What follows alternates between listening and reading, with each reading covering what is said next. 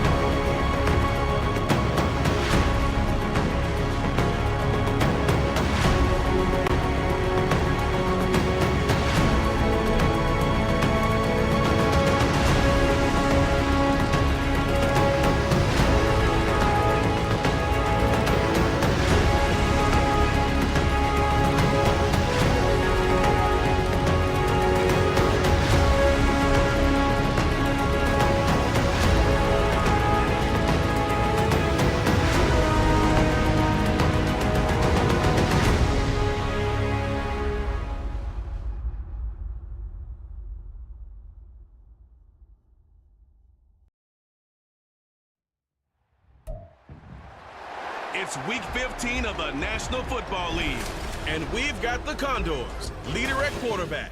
After his last game, he's now almost 3,000 yards for the season. Like poop through a diarrhea-infected goose. Ben goes through everyone. EA Sports coverage of the National Football League brings us to the South American country of Argentina and its capital city, Buenos Aires. Today on to Week 15 in the NFL, and we've got a good matchup in store, as it'll be the Dragons of Tokyo taking on the Condors of Buenos Aires. With Charles Davis, I'm Brandon Gaudin. And Charles, you look at this Buenos Aires club as they interplay here. They were winners last time out, so they'll be looking, Charles, to make it 2 in a row. And what I enjoyed when I watched their game tape and their victory last week is they put it together in every phase. Good offense, good defense, and some key plays on special teams. Let's see if they can get that 2nd win in a row. Meanwhile, for this visiting Tokyo club, they come in off another victory a weekend ago. That ran their win streak up to 7 now. And I think that win last week established them as Super Bowl frontrunners. They're playing with confidence and swagger, and you need that to go a long way.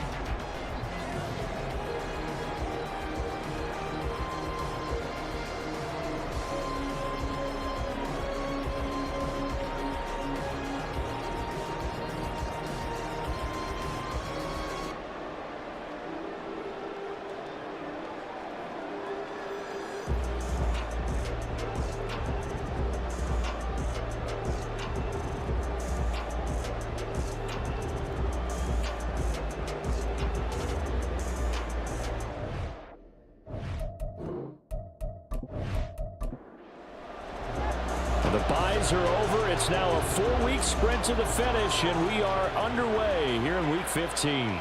On the return, Deontay Hardy. And out a little across the 25 to the 27. So out comes this offense to take over for the first time. They'll be led out by a man who nearly broke the single-season rushing record for quarterbacks last season. A true dual threat out of Ohio State, Justin Fields. And for how good he is throwing the ball, it's his running that makes him so dangerous. He had a couple of touchdowns on the ground in last week's game, so we'll see what they dial up for him for this one. They run on first down as they're able to get this forward for about 4. So, Charles, this defense, they definitely know that they've got their hands full here going up against a group that has won 7 straight. What's the key for them in this ball game? Well, we asked their defensive coordinator that very question, and the response was, we have the mindset that they actually have to react to us, not the other way around. So it sounds to me like the plan is to do the attacking and not wait to see what they present to them. Throwing on third down, Fields. And he'll be tackled right on the chalk of the 45. Fields, we know he has the good mobility. He flashes it there as he scrambles for the first down. No surprise to see him running again here. Is something he's done throughout this season. And that run puts him over 500 yards on the ground for the year. He's got to be thinking to himself, if I'm already at 500, what's to stop me from going for 1,000? Fields on first down. And that's going to be too high. Out of bounds and incomplete. Amari Cooper, the intended target. And it's second down. When you look at this defense, they were very strong in that victory from a week ago. And all defensive teams that I know talk about creating turnovers. Takeaways, they call it. And anytime you can get 2 or more in a game, you've had a really, really good performance. They exceeded that number in a big way. Trying to cover Cooper there a little too closely. And he's such a tough cover because he runs his routes so well. Hard to stay with him and hard to figure out exactly where the break points are. And in this case, he created another pass interference call. They follow up that gigantic gain with the tiniest of pickups, 1 yard. Now 2nd and 9. To throw is Fields. And he's got it. 50 catches for him now on the year, and he's got a first down. First drive of the game. We did see this in practice, didn't we? Because they allowed us to stay and watch and see what their opening script would be, even though we don't know the exact play calls. That looks a lot like what we saw them execute. And it's caught. Touchdown. David Njoku. His 2nd touchdown on the season. And the Dragons are on the board first here this afternoon. Well, that's just how they drew it up, CD. His first read was there, got it to him quickly, and into the end zone. Absolutely excellent execution by all involved. And the coordinator, got to give him credit, found the perfect play call. Quarterback let it fly as soon as the target came free, and his guy made a nice catch. Just how you draw it up in practice and then execute it in the game.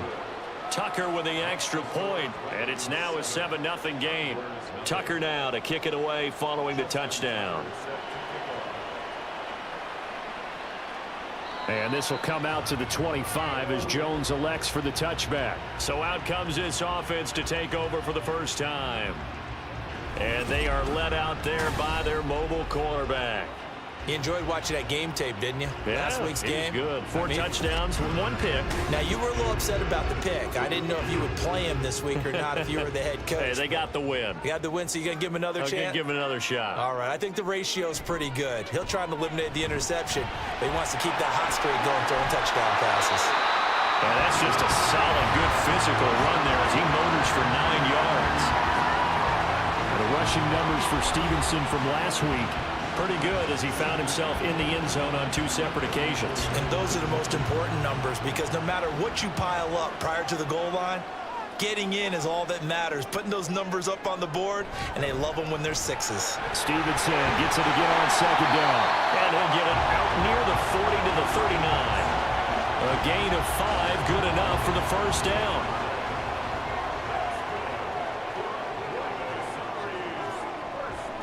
Looking to throw. And he whips that one incomplete there. Cooper Kupp was his intended target. And that'll bring up 2nd down. When you look at this defense, they're a tough unit to throw against. Currently 4th toughest in the NFL. And I'm struggling a little bit trying to really categorize this crew. They're top 10 in the league against the pass, but the bottom half of the league in sacking the quarterback. That doesn't make sense. Imagine if this group ever put pressure on the QB, they'd easily move into the top 5. Here's third and a few inches. They'll try and run for the first with Stevenson. And he'll be brought down at the 48-yard line. A third down gain of 3 yards, and that'll be enough. We all love to have a home run hitter in the backfield. Guy can take it the distance. But a short yardage, trying to pick up first downs, that big guy, always a nice luxury to have, isn't it? Now here's a pass on first down that's knocked away and incomplete. Oh, I like the calmness of how he played the ball here. No panic in his eyes as that throw arrived. Tracked it from the moment it left the quarterback's hand, and that's just where he needed to be to knock it away. They set up the screen for Stevenson. 5 yards, now it's 3rd and 5. Well, this defense, Charles, really played well in that win a week ago. Yeah, and what stood out to me on tape, the way they were flying to the football. So that tells me that they've got all their assignments down, and they're playing with extreme confidence. Eluding the pressure right. And he can't get rid of it. He's taken down.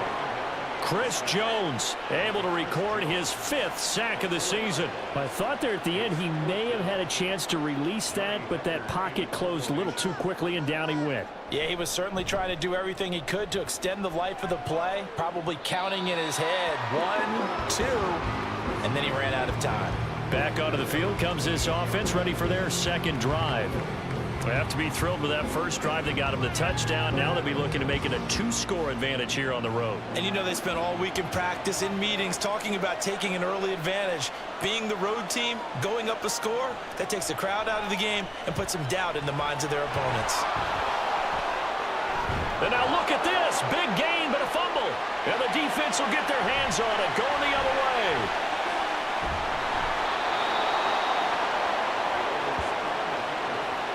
Had some good yardage there, too, before he fumbled that football, Charles. Yeah, just think about it this way. Running backs, as a general rule, they kind of know when the end of a run is near, and you notice how they cover up, right? They protect the football. Sometimes quarterbacks forget that out in the open field. After a while, you start to wonder, does the running back coach visit the quarterback coach and say, hey, I can help you with this. We can protect this and make sure we keep the ball. They go play action here on first down. That'll be caught. It's caught. Touchdown. Cooper Kupp, 30 yards. And the Condors are an extra point away from evening this one out.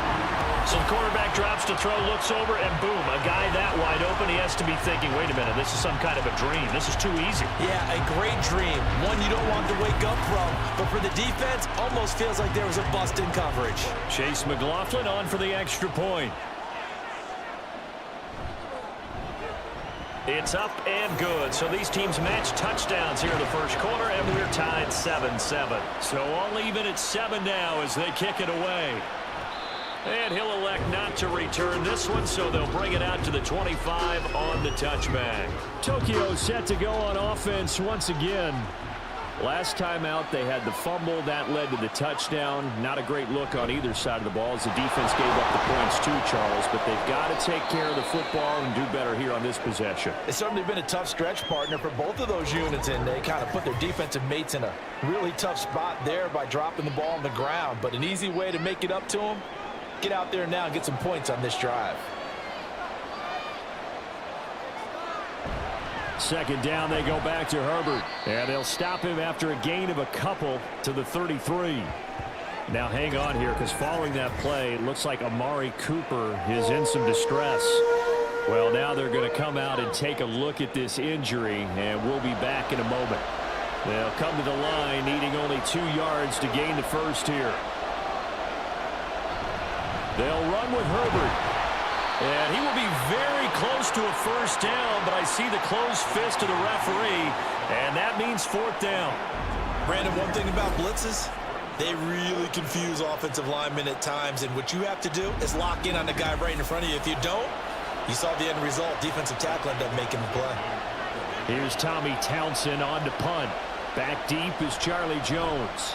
They only punted twice in the win last week as he gets this one away. And shedding through the tackle. Nice punt, but good work on the return to get back 11 yards. And they will take over 1st and 10. The Buenos Aires offense back out now. Well, partner, coaches always say that every play is designed to score a touchdown. Sometimes that's not really true, but last drive, that was the case. One play to get into the end zone, and now they'll try to duplicate that success here. And it's rare for those moments to happen. Incredible when they do. And you saw the celebration. Pure, unbridled joy after that one. From the 29, here's the 2nd down and 4. In motion left here, one of their tight ends.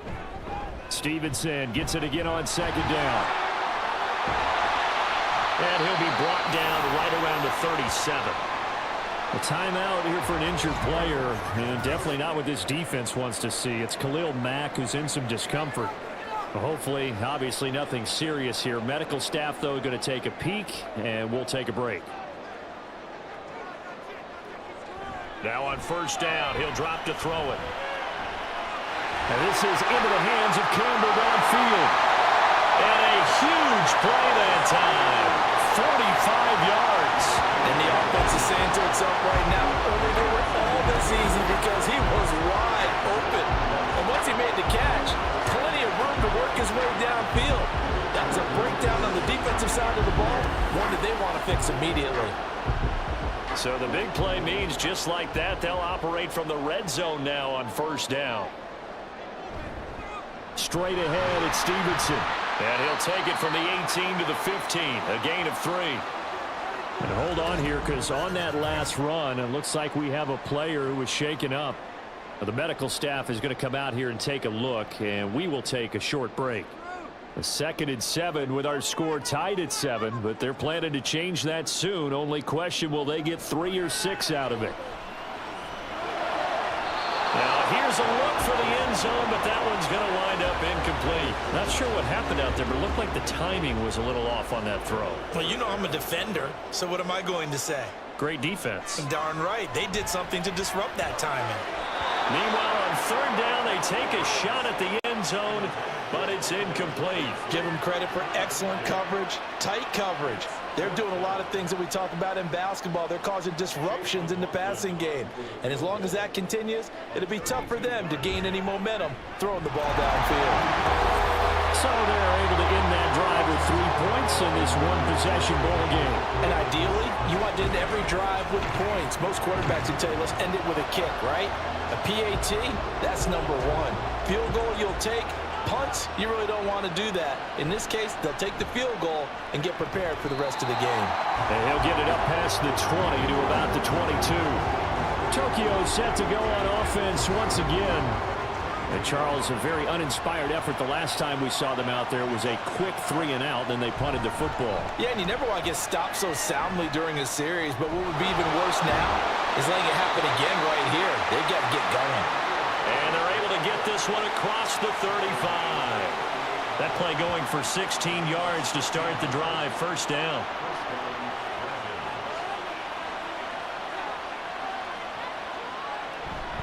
Herbert once more.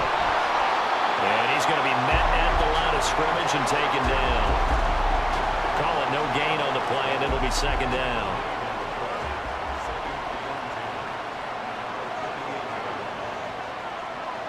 Now it's Fields. They'll set up the screen for Herbert. They'll take this to the other side of midfield before going out of bounds. A gain of 13. It's a 1st down.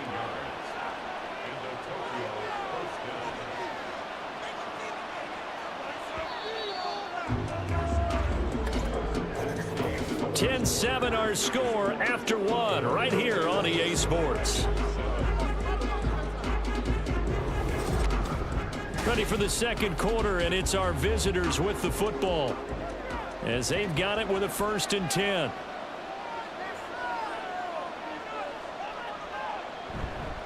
Herbert powering up the middle.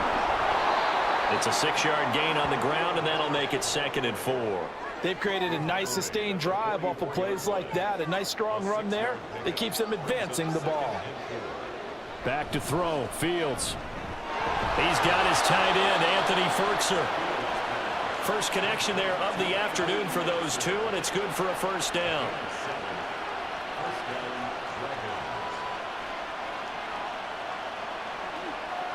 Here's Fields.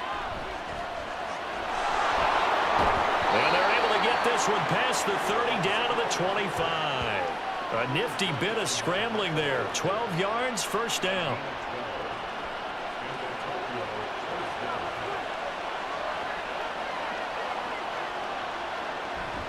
On play action, Fields. And he's got his receiver, Cooper. And he will be brought down at about the 6-yard line. A good gain again. That's now 31 yards combined on those last two plays. Just picking up yardage in bunches here these last few plays. They have moved right down the field, and just like that, they're going to be set up with a 1st and goal.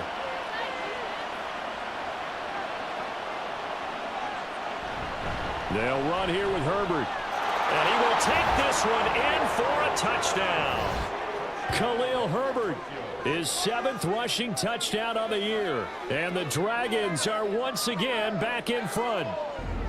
That almost looked too easy, and I think thanks goes to the offensive line for making it look easy. Yeah, I agree with you totally on that one.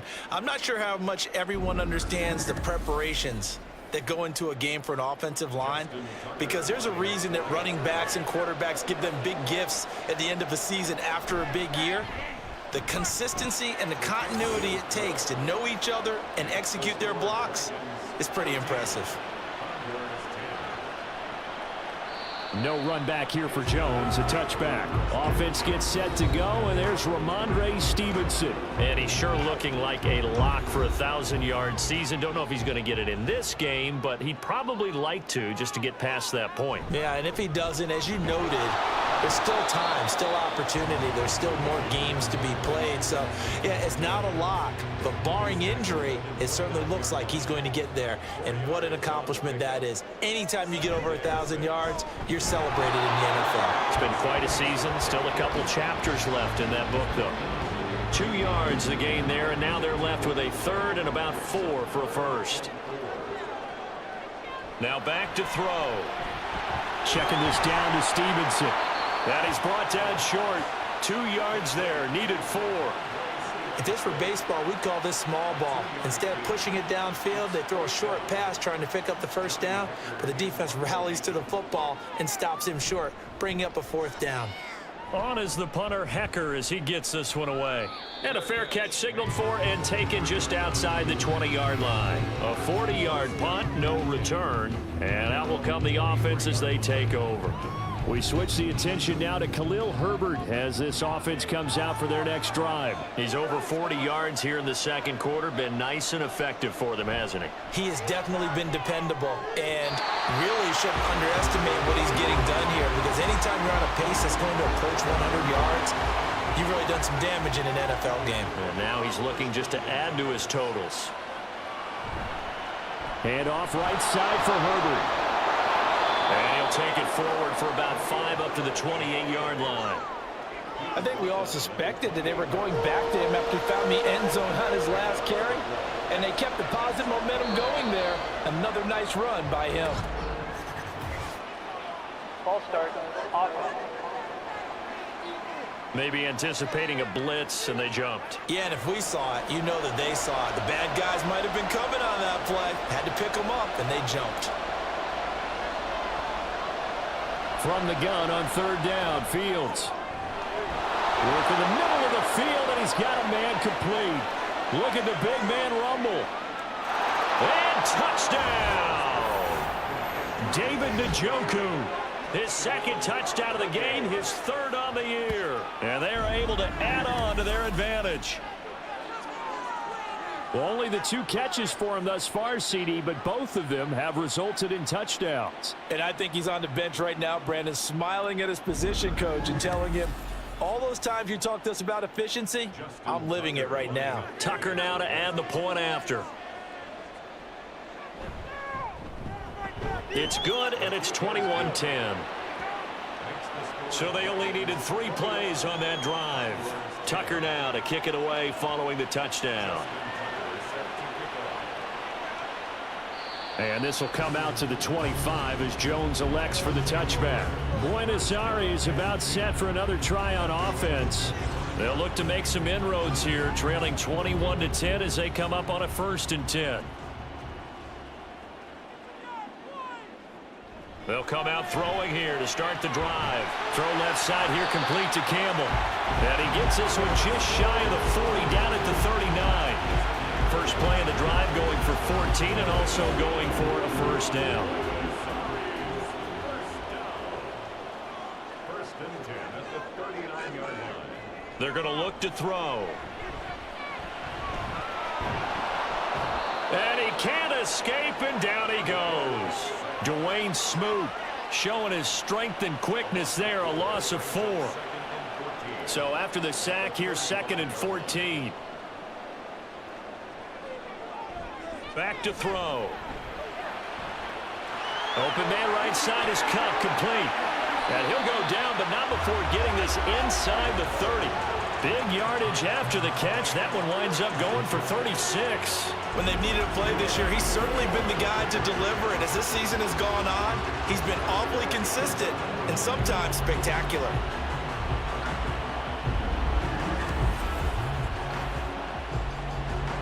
So now then, the big play has him all the way inside the 30 now, 1st and 10. Here's a play fake as they set up to throw. That's complete to the tight end, Saubert. Got to give credit where it's due. Really nice defense on that play. The pitch and catch was successful, but not any run after it. Brings up 2nd and 8. Here's 2nd and 8. And he's got his man on the out route. And he'll go out of bounds inside the 15-yard line. Back-to-back receptions for him, and it's another first down.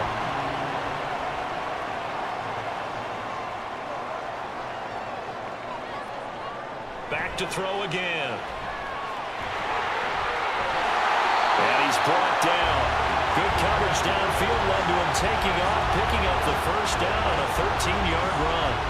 Brandon, you know more about quarterbacks protecting themselves, but I have to admit it. I liked what I just saw there. That rookie wasn't afraid of absorbing a big hit. Now, you don't want to see him taking a... And he is into the end zone for a touchdown. Ramondre Stevenson. It's a 1-yard touchdown run, and the Condors are back within a score. Sometimes offenses can get too cute down near the goal line, but there's nothing fancy about this one. As Coach Lombardi would say, we get a seal here, and we get a seal here, and we run this play in the alley. And that's good work to hit the hole hard and finish in the end zone. The extra point by McLaughlin is up and good. And now we're going to get a timeout here called by the defense. So as they talk it over, we step aside. And he returns this to the 22. Tokyo set to go on offense once again. And right now we've got a little bit of an offensive masterpiece going on both sides, moving the football, scoring points. It's almost like somebody put the defense on rookie mode in this one. I mean, we haven't even left the first half, Charles, and we're certainly on pace for a shootout. An excellent start for both. And got his man complete. A big play there. 41 yards. Big plays are starting to become the trend here in this first half, and everything that they've tried has worked. And there's another example right there.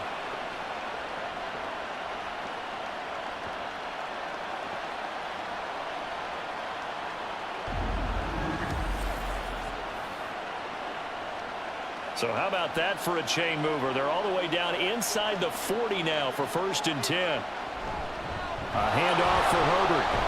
And he'll get it inside the 35. Oh, that's a real nice job there by the defensive front. They just engaged and held their ground. But how about the guy who made the play? We often talk about whether they take a good first step or not. Many times you just don't take any step. Just get your feet moving, get your body going, and then once he made the read, he was able to make the play. Now Fields. That's complete to his running back, Herbert. They'll wind up getting 7 on the play, and that will bring up 3rd and 1. So they just need 1 yard here to pick up the first down. Fields to throw on 3rd and 1. That is caught, and he'll be taken down, but he does have first down yardage. 5 yards is the pickup there as that extends this drive.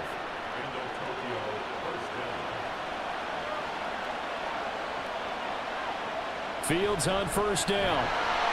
And they're going to get him. He's sacked back around the 28. Max Crosby, the outside linebacker, dropping him for a loss of 6. Now the offense going to use the first of their timeouts as they get the stoppage with a little over 50 seconds to go in the first half. Protection certainly going to need to be a bit better here on 2nd and 16. Out of the gun, Fields. Throwing the out route, incomplete. It's Reed. And he'll go out of bounds inside the 15-yard line. Trying to keep the drive going here. This is play number 7 on 3rd and 2. Fields now to throw. And he's going to have to eat this one as down he goes. Now the defense going to use the first of their timeouts as the clock will stop with 45 seconds to go in the first half. Tucker's kick is good, and they will open their lead up to a touchdown at 24-17. So a nice kick there as they add 3 to the lead. And from what I've seen so far, Brandon, I think they've been the better of the two teams here in the first half. So even though you want the touchdown, I think that's a nice job there to put 3 points on the board. And beyond the 20, but not by much. In fact, just a yard pass there to the 21. Back out comes this offense now late in this first half. With this slim deficit closing in on the end of the first half, we'll see if they can move this at least into field goal range and try to get 3 out of this drive. They'll run with Stevenson to begin the drive. An anxious moment or two there, but they do get him down. Now another timeout called for by the offense. So that means they're down to 1 remaining here as we head toward halftime. Gonna let one fly for Robinson. He's got it at the 15. And he will go out of bounds down at the 15-yard line. A big play there just before halftime. 52 yards. Excellent execution, and now they're set up nicely. Are they ever? Red zone? I wonder what the next play call is going to be, because after a big play like that, a lot of teams like to use the momentum to launch another one. I believe they buzzed down. They're going to take another look at this play with all reviews coming from the replay official here in the final 2 minutes of the half. Did he keep those feet in bounds? That's the question they've got to decide. And I got to say, watching it in real time, it was awfully close. Yeah, it certainly looked like a heck of a catch because he didn't appear to bobble it, which could complicate things. But even with the benefit of replay, that's pretty tight. Well, here's the call. Back to throw now on 2nd and 10. And he'll be taken down, but not before they work it across midfield. Now the offense will burn their 3rd and final timeout. Now on 1st down, he'll drop to throw it as they stop it with 16 seconds to go in half number 1. And he'll go out of bounds right around the 40. They'll come up on a 2nd and 4 now from the 40-yard line. Back to throw here. And he's just going to get rid of this thing to no one here. He throws it away, and now it's 3rd. So on 3rd down, the field goal unit will come out as he'll try to get 3 before half. They'll spot it at the 47, so call it a 57-yard attempt. And that is no good. And this will stay at a 7-point game. Well, Brandon, anything beyond 50, you start rolling the dice a bit. And once you get up around 57, 58 yards, the chances of making it go down dramatically. And sure enough, this one winds up no good. And that is incomplete, but a penalty flag is down. This could possibly be a push-off.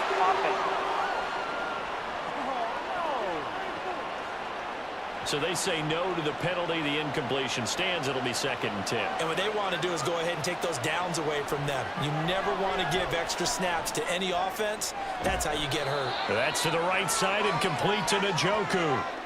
So we have reached halftime with a touchdown. That's the difference on the scoreboard. As we are off to Orlando now to check in with Jonathan Coachman and our EA Sports Halftime Report. Coach? Okay, Brandon, time for a sprint to the finish, as it's time to get you caught up with what's happening around the NFL here in a pivotal Week 15.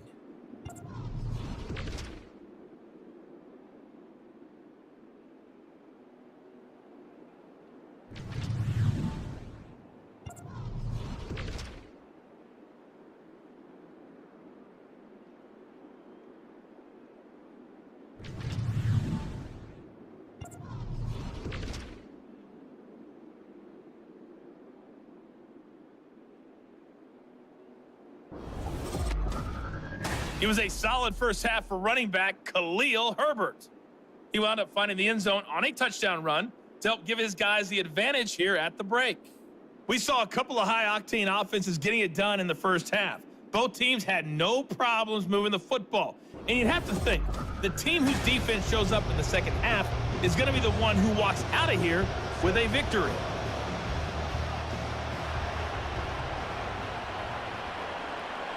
No run back here for Jones, a touchback. This offense ready to go to begin this third quarter. Well, Charles, in that first half, we saw a fair amount of offense on both sides of the football, and now the team trailing here will start with it in the third quarter. And we both know this coach pretty darn well, don't we? Because his game planning is always on point. And now that he's getting the ball to start the second half, how about all the offense that you already referenced in the first half? He'll put that all together and come out with something really strong, I believe, to get things going here in the third quarter. Stevenson gets it again on second down. And he got blown up on that play. Back at the 20. 3rd and 15 coming up after that loss of 2. With his size, he's a tough man to bring down, but they do a nice job there stopping his progress and not allowing him to get back to the line of scrimmage. Now on 3rd and long, they'll look to throw. Gonna let one fly for Robinson. That's caught inside the 20. Touchdown! Rondale Robinson, an 80-yard touchdown. And the Condors are an extra point away now from tying this ball game. He put quite a bit of air underneath that touchdown pass. Of course, we knew that he had the strong arm. That part was easy. You could see that throughout his college career. But what you want to know about a rookie is when the pressure's on, can you throw with touch? He just did right there. And, boy, it was pretty. Extra point by McLaughlin is up and good. And that will tie us at 24. And from the end zone, Deontay Hardy will bring it out. And that decision to bring it out ends up not being a good one. Costs him about 5 yards as he's tackled at the 20. Now we take a glance at the offense as they work their way back out for their first possession of the second half. After that last touchdown we just saw, Charles, we got ourselves a brand new ball game, all tied here in the third as they have their first possession of this second half. And Brandon, this drive is all about one word to me, and that's the word answer, because they're trying to answer the momentum the other offense picked up in tying the game, because not only if they score and they feel better about themselves, they'll retake the lead and maybe set the tone for the rest of the half, keeping them in the driver's seat. A second down pass play there, but it's incomplete. Now, you got a young quarterback. Maybe that's just an example of growing pain for him. I think you're right about that, because when the game starts to move fast and it moves quickly on him, a lot of times they'll fall back on what they know best. Nowhere for Fields to turn, and down he goes. Max Crosby able to get in there for his second sack of the afternoon. And on now is the punter. As the drive goes backwards, so he's on to punt it away.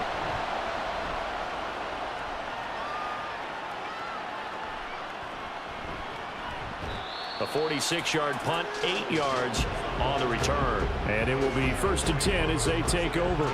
The Buenos Aires offense back out now.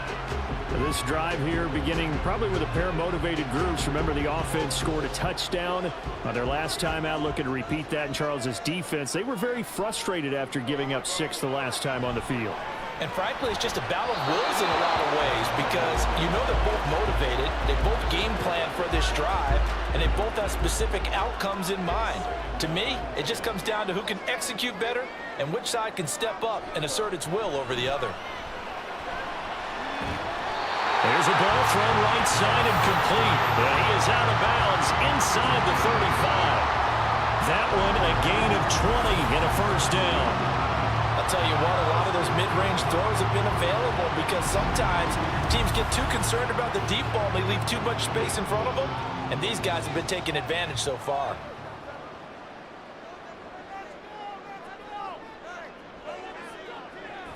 Stevenson now on 1st and 10. This will be stopped about 2 yards shy of the marker. 8-yard gain, 2nd and 2. That play wasn't quite as big as the play that preceded it, but still, gotta like the way they're moving the football, partner. Absolutely. Pretty good room to run on that last play. Yeah, they didn't get a first down, but still, you'll take runs like that each and every time, won't you? Oh, and this one may need to go back to the drawing board. He's going to be swallowed up right away. This now a 3rd and 4. It's a loss of 2. Brings up 3rd and 4. He'll look to throw. He's got his target. That's complete. And down inside the 15, shy of the 10. That'll put him at 95 receiving yards now as he's got a first down.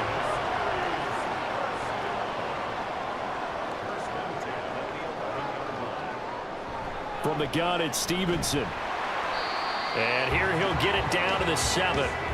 And give him 4 yards there. It'll be 2nd and 6.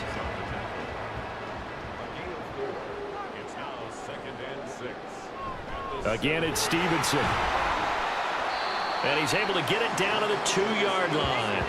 It's a 5-yard gain, but they'll still be a yard short here with 3rd down now looming. That's a gain of 5. Brings up 3rd and 1. Up the middle, here's Stevenson. Well, they hit him in the backfield, and he will not escape. And that is not going to get it done. Tough sledding. They lose a yard there on 3rd. That's a really alert defense there because they saw the heavy look come in from the offense, countered it with extra linebackers who brought a little bit of speed and heft, and able to really make a big-time play for their defense.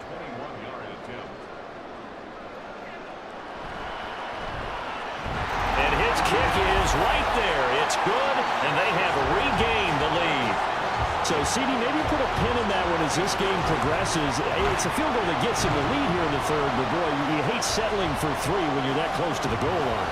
Well, it certainly pains me to say it, but I do think it was the right call. Now, if they lose, you and I both know that'd be one of the things that gets second-guessed. Why didn't you go for it on 4th and goal? But I know the mindset was take the points, get the lead. And by the way, if they went for it and got stuffed, they'd second-guess that too.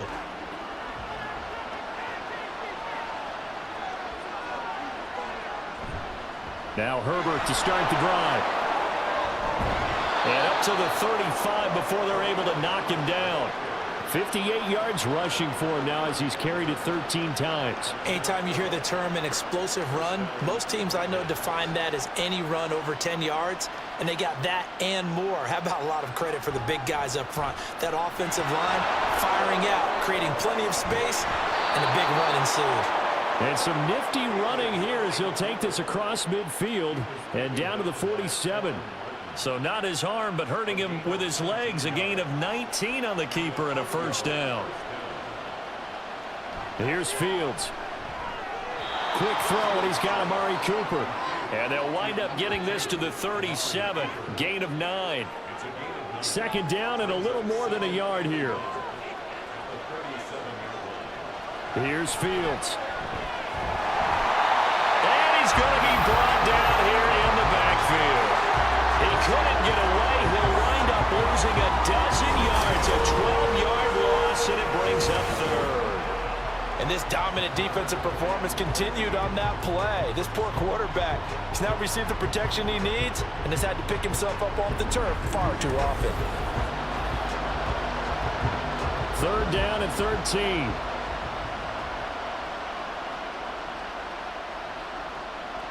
To throw is Fields. That is caught by Herbert. And he'll get it down to the 47 here. That's going to bring up 4th down. Only a gain of 2 there. We can make this one pretty simple. Locked up all of his progressions downfield, forced to get it to his running back. But how about the way they ran to the football and knocked him down to force a 4th down? And this is good. It was running out of gas there at the end, but he winds up getting just enough on it. But for almost 8 years, 64 stood as the NFL record for the longest field goal. That has since been eclipsed. It's now 66, but still 64-yarder. Pretty impressive, CD. Absolutely agree with that, because if you drill a 60-yarder in an NFL game, you've got a lot to be proud of, record or no record. And only a handful of guys can even attempt it. Excellent job there, putting that one through the pipes.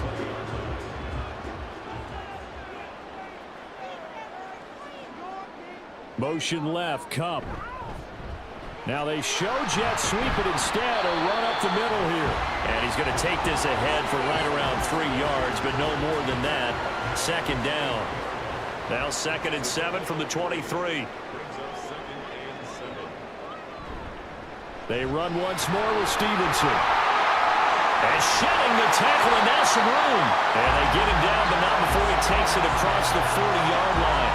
That good for 19 and a first down. It may sound cliche, but those are the types of yards he can get you. He's such a bruising back. He is, and typically with that type of a back, if he has any type of stamina, it shows up. And he will not make it back to the line of scrimmage as he's going to be taken down. 2nd and 11 at the 41.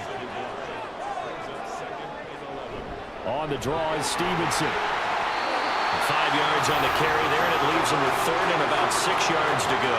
On a 2nd and long, it's really nice to see an offense that has enough confidence to run the football in that situation. I think that goes back to their practice and game planning. They've seen things that they've seen on tape and in previous games that led them to believe that even in a long-distance situation, they can still run the football and gain enough yardage to put themselves in a good spot on 3rd down. Back now here on EA Sports. All even as we get ready to start the 4th. On 3rd down, he'll drop to throw. Pressure comes, and down he goes. Chris Jones picks up his 2nd sack of the afternoon. We've seen him escape similar situations earlier in the game and get away from pretty good yardage. At that time, they get him down. Yeah, they've had enough evidence that he can get away and run for good yardage, haven't they?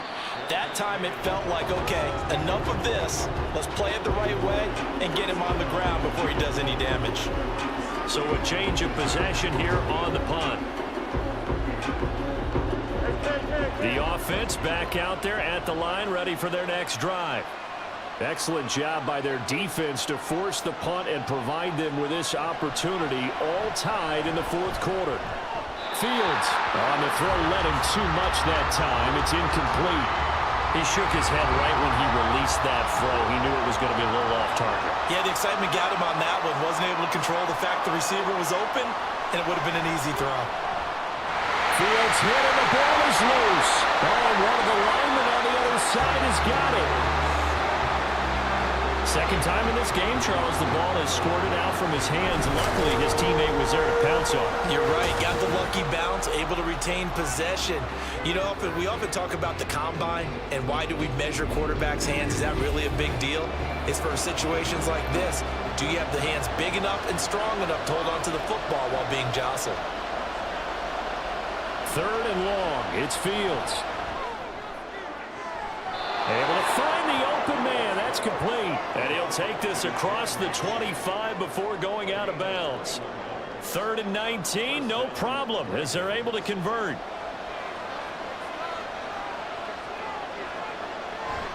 On 1st and 10, it's Herbert. And he can only manage to get a couple. 2nd and 8 coming up. Holding offense.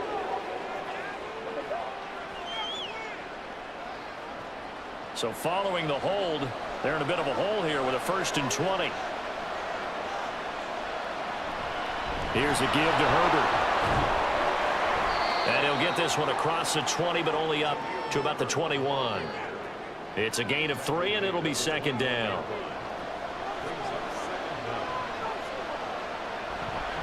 They'll go again with Herbert. And he's able to get out to the 32, brought down there. The 71 yards rushing for him now to this point. The offense on 3rd down, they're at 50%, 4 for 8. This is 3rd and 7. Fields. Caught on the right side, Reed. And past the 40 before he's out of bounds. 12 yards there as they keep this drive rolling. It's another 1st down. And Charles, with that completion, I'm told that puts him over 3,000 yards passing now on the campaign. And Brandon, nowadays your leader's usually closer to 5,000 yards on the year, but still 3,000 yards, a good season. A couple of 1st downs has the football positioned at the 43 as they come up 1st and 10. And he stopped immediately there. No gain on the play. It'll be 2nd down.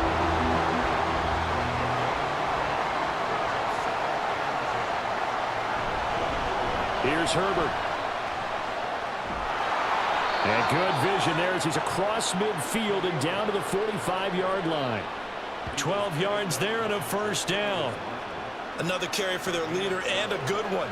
It's crunch time. They'll need him to continue to be productive in both the run and passing game in order for them to try and snatch a victory. On first down, right back to Herbert. And this time they were ready for him as they'll stop him right at the line of scrimmage.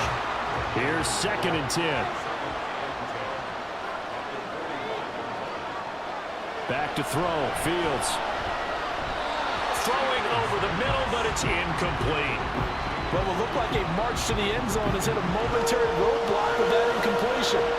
No need to panic. They just got to come up with a high percentage play call and see if they can get their offense back on track.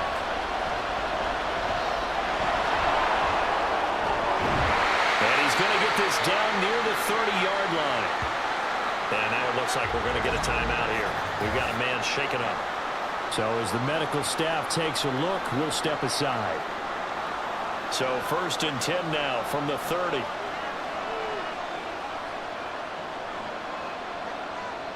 They'll send Reed in motion left. And they're going to give it to him on the jet sweep. Oh, and this one, that may need to go back to the drawing board. He's going to be swallowed up right away. 2 yards the loss, 2nd and 12.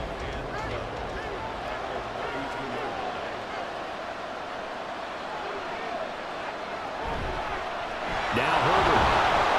He winds up getting only a couple there, down to the 29. Defensively, we always know that he is tough in run support, and I think the way that he gets there is he understands what an offense is going to do before the ball's even snapped. A great job of scouting prior to the game, then reading, reacting, and taking the right path to the ball carrier. And he will not make it to that imaginary yellow line as they get him to the ground at about the 23. So here comes Justin Tucker in a big spot. This to break our 4th quarter tie. Tucker's kick is good, and they have taken the lead here in the 4th quarter. So the drive here ends with a field goal. It does give them the lead, but this one's still certainly a long ways from over. It definitely puts a lot of pressure on your defense to hold the lead, right? They're happy to have it and happy to be out there trying to do so. But I know as a former player, in the back of their mind, they're thinking, why don't you score the touchdown and seal this thing? And he'll be brought down shy of the 20, so the decision to bring it out of the end zone, not a good one. The Buenos Aires offense back out now. And now they find themselves trailing following the field goal. Still a good amount of time in this 4th quarter, but this drive very well could determine the outcome of this ball game. Now here's a pass on first down that's knocked away and incomplete. 2nd and 10. He'll drop to throw. Throwing over the middle, and it's incomplete. Trying to get that one to his tight end, and they've been trying to get the ball to him, but as of yet, unable to successfully complete one. But you know there's usually a nice comfort zone in throwing to the tight end. Great sight lines, usually right in the middle of the field. Now yet another incompletion here as they fail to connect on 3rd. Has to be a little bit of frustration there. Back-to-back incompletions. Receivers blanketed on both attempts, this time on 3rd down. Here's Johnny Hacker now, standing right on his own 5-yard line. Here's Hardy set to return. 39-yard punt, 6 yards on the return. Tokyo set to go on offense once again. A little less than 4 minutes remaining, and the margin for error is small with this slim lead. Operate within your 4-minute offense here, Charles? Definitely. Remember, the 4-minute offense doesn't always correspond to what's up on the clock. What they need to do is play a little bit of keep away right now. Run the clock down. Make sure their opponent doesn't get the ball back. Their dream scenario, get enough first downs and make them eat up their timeouts so the game ends when you're kneeling down with the football. Clock continuing to run. They'll probably wind this all the way before snapping it on 2nd down. Herbert powering up the middle. And he's got room. And he'll go down, but not before getting this inside the 30. 112 yards rushing for him now as he has been tremendous all day long. At carries like that, that's how they're going to continue to salt this thing away here, Charles, in the 4th quarter. Yeah, how about that? A new set of downs. Clock continues to move. No better way to close out a game than to tap those mastodons you have up front and say, guys, Keep pounding them. Let's keep the ball, keep their offense on the sidelines, and let's close this one out. Cooper, the man in motion right. Herbert once more. And for one of the few times here today, this run's not going to go anywhere. They've called his number a lot this afternoon. You wonder how much tread is left on those tires. We certainly do, but I always think back to one of my favorite coaches in the NFL. And he used to have a meeting with his running backs every year in the offseason and say, look, as many times as you're going to carry the ball, you should be able to carry it one more time, so make sure you get in shape.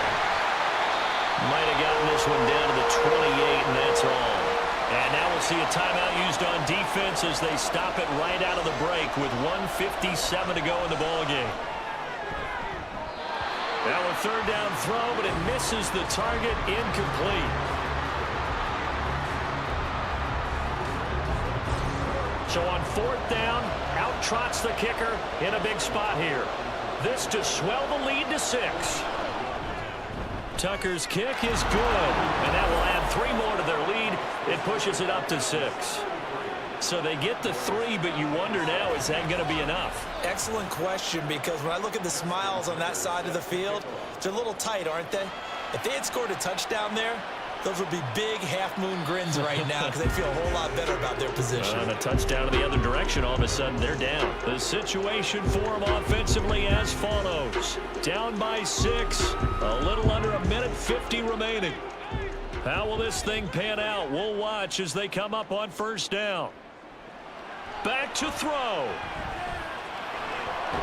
Over the middle, complete. That's Stevenson. And from the 25, they work this to the 29, a gain of 4. 2nd and 6 coming up. They'll look to throw. Open man right side is cut, complete. And he's going to get out of bounds with the first down. So that's going to double their pleasure for sure. They get the first and save a timeout. He's back to throw. That's complete to the tight end, Saubert. Here comes 2nd down. Back to throw. And that one complete downfield to Cup. And he'll go down, but not before getting this inside the 30. Now another timeout called for by the offense, as the clock will stop with 55 seconds remaining in the football game. Final minute, 1 timeout remaining. 1st and 10. He'll look to throw. Got his man complete over the middle. It's Stevenson. And he was able to shed 1 tackle but could not get away from there. A look at the clock, 35 seconds to play. This is 2nd down. Firing quickly here, and that's complete. Well, hang on now. We're going to pause here. We've got an injured player. While they come out and take a look at him, we will step aside for just a moment. Well, just a gigantic play here, both sides. This is 3rd and inches. They'll stick with the passing game as he looks to throw. And that is caught. Touchdown. And they're an extra point away from taking the lead here in the final minute. They got the dramatic score to tie the game here late 4th quarter. Now all eyes resting on the foot of one man. Yeah, no doubt about it. And your brother called me before the game. That's his guy in fantasy. He needs this one badly. So they're not home yet. Still a critical extra point here to break the tie. And they have got the lead. So the drive winds up going 75 yards in 7 plays.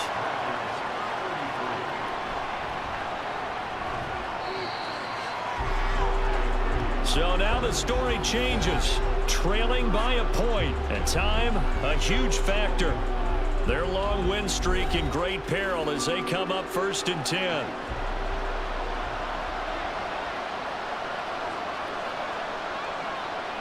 Now Fields. That'll be incomplete as the clock will stop with 14 seconds remaining. Another try, 2nd and 10 now. back to throw. Fields. And that'll be incomplete with 11 seconds remaining now. Probably time for 2 more shots, and ideally, they'd like to get to midfield or so they have a chance at a Hail Mary on the final play. Here's Fields. Under pressure, and down he goes. They've got to burn the timeout, and they do, but a costly sack. And now maybe just time for one final play. This ball intercepted. Picked up by Christian Gonzalez. And they have possession, and they have it at the 38-yard line. When you talk about making winning plays, that is a winning play at this stage of the game. To come up with that interception, huge. I like how you identified that, because most people think winning plays are the offense trying to get it done. In this case, nursing a lead, they found a way to make a play on that side of the ball and maybe finish things off. Down to a knee here. The defense still with a couple of timeouts. We'll see if they want to use them. And now we'll get a timeout here. They're able to stop it with 1 second to go in this game. So plenty of smiles for the folks here as they head for the exits. It's a victory for their hometown guys. And we talk so much about the turnover battle, determining who wins, who loses. This game, no exception. Error-free football, no turnovers at all, and they win it. So this is one you don't have to convince your team that what you're saying is accurate. And you know what I'm talking about. Head coach always stands up in front of the team and says, guys, if we do this, this, and this, we'll win. And usually they say if we win the turnover battle, we'll win. Well, here's the proof right there. Win the turnover battle, go on to victory. Now the guys believe. You move on to the next lesson where you have to convince them. This one is now planted. So for Buenos Aires, they get back to 500 now as the win moves them to 7-7. And they will hit the road next week. Meanwhile, for Tokyo, their playoff hopes take a hit as they drop to 7-7. And they will try to get back in the swing of things next week on the road. And for Charles Davis and our entire crew, I'm Brandon Gaudin. You've been watching the NFL on EA Sports.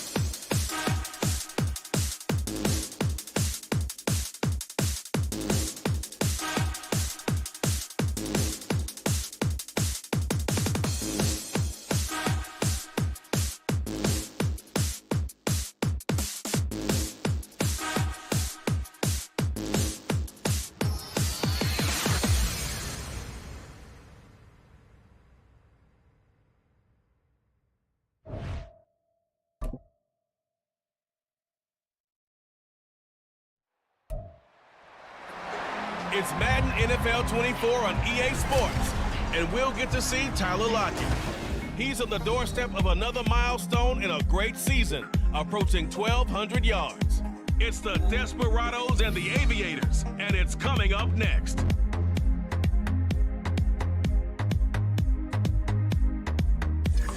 Now from the birthplace of the game itself, EA Sports so proud to join you from the Hall of Fame city of Canton, Ohio.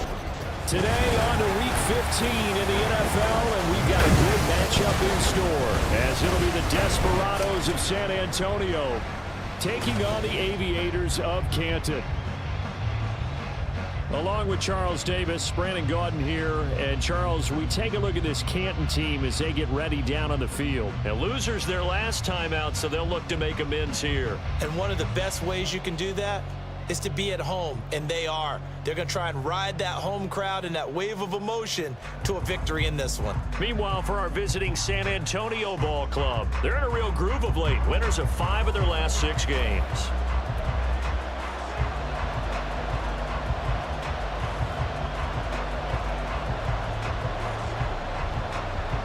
The byes are over. It's now a 4-week sprint to the finish, and we are underway here in Week 15. And he's up past the 20 to the 22-yard line. So out comes this offense to take over for the first time. They're led out by the second-year pro out of Pitt, looking for a big jump in year 2, Kenny Pickett. And I thought it was a really nice performance last week by him. 3 touchdown passes. I think that signifies exactly what he was getting done. He did have the one.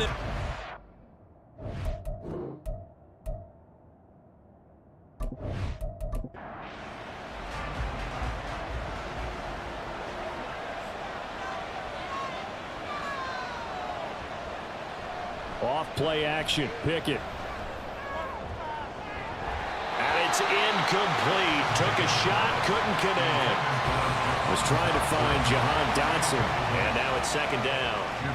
When you look at this defense, they sit at number 20 in the NFL right now against the run. And stopping the run, that's been an issue for them all season long.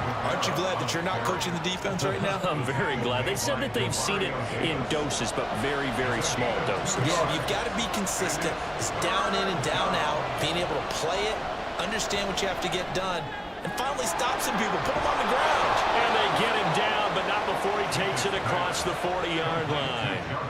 That good for 19 yards as they pick up the conversion on 3rd. So he turned to a trusted, familiar face in that 3rd down situation. It paid off. Yeah, you go to your veteran receiver in that spot, so you can't underestimate him when he's on the field defensively. Make sure you know where he is because he understands how to get open in key situations. Now a first down carry. It's Kamara. And this one not going anywhere. They get him at the 44 for a gain of just a yard. The numbers there for Kamara from a week ago. 22 carries, 111 yards. And the way they ran the ball last week has to bring a smile to the faces of the entire coaching staff because not only are they seeing a back pile up yardage, they're seeing an offensive line in sync, and that bodes well this late in the season. And good vision there as he's across midfield and down to the 45-yard line. 11 yards there, first down. And that's a run that'll energize an offensive line. They'll take that one all day long. Fundamental breakdown by the defense. You've got to be able to make plays on the edge. To the air on first down with Pickett. And this throw a bit late as he couldn't reach back for it. Offense is moving it a little bit, had them back on their heels, but they earn a brief pause by forcing the incompletion. That gives them a quick chance to regroup and try and mount a stand before they're backed up even further. Pickett's throw complete to Dotson. And he works it past the 30, almost to the 25. That one good for a first down pickup of 18 yards. We got to like what you're seeing from this offense here on the first drive. A nice sustained series to begin the game, and it will continue after picking up another first there. Would you say the word methodical comes to mind? I love the execution. I love what they're doing on this drive. They're controlling the ball, controlling the game, controlling the clock. Throwing on first down, but this one lines up to be incomplete. It certainly looks like they still have some fight in them on this series because it seemed like things were headed for the red zone. But if this defense gets 2 more stops, they can keep them out of that area. This pass hauled in by Dotson. And he'll go down right on the edge of the red zone following a pickup of about 7 or 8. So play number 10 now coming. It's been a long opening drive, but this is 3rd down.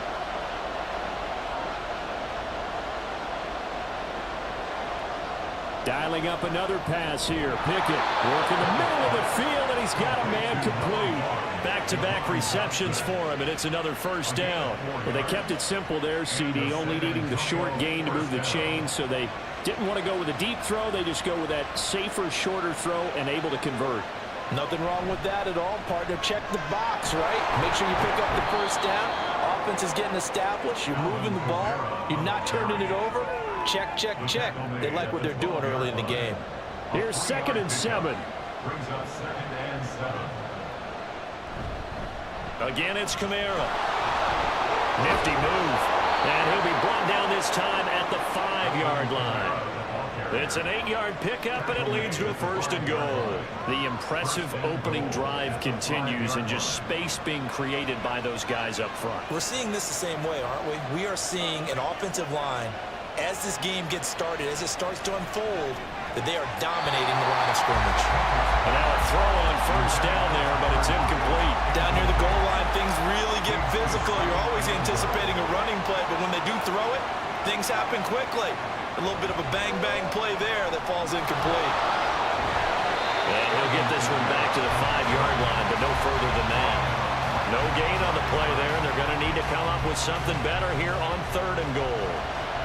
This has been a long drive. You got to figure a field goal would be a letdown. Can they convert now on 3rd and goal? And it's caught. Touchdown.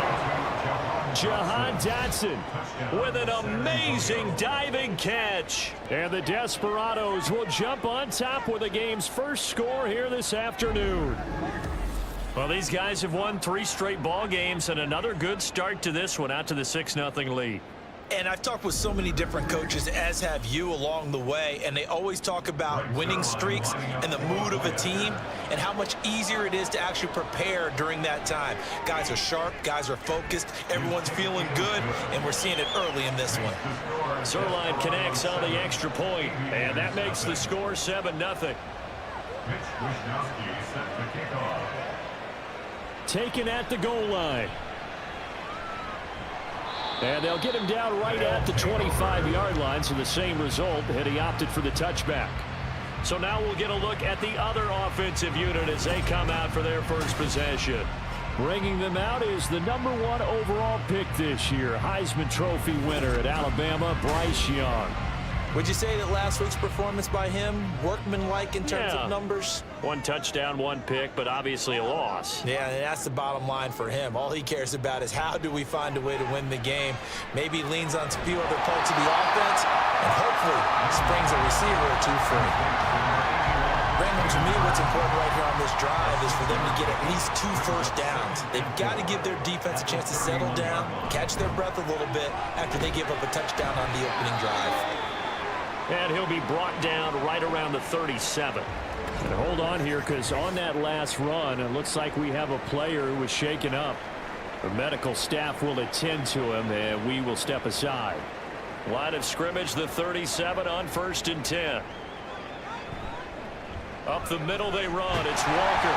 And a 6-yard gain gets him right around the 43. The numbers for Walker last week: 17 carries, 76 yards. And as we discovered in talking with the coaching staff prior to the game, going up against a team that struggled against the run has only emboldened them to run the football more. I expect 40 to 50 carries in this game.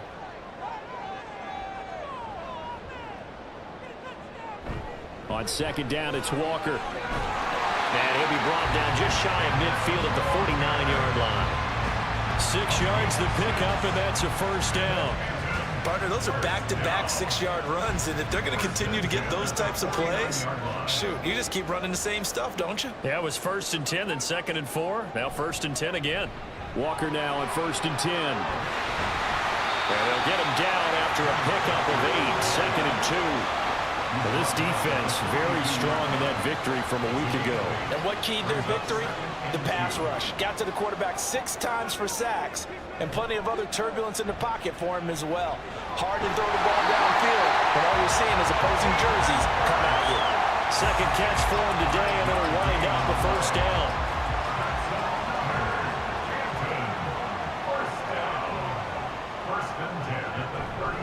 Trying the left side with Walker. And he's got this down almost to the 20 before he's dropped. 42 yards rushing so far, and this is just their first possession. They've got a new set of downs here.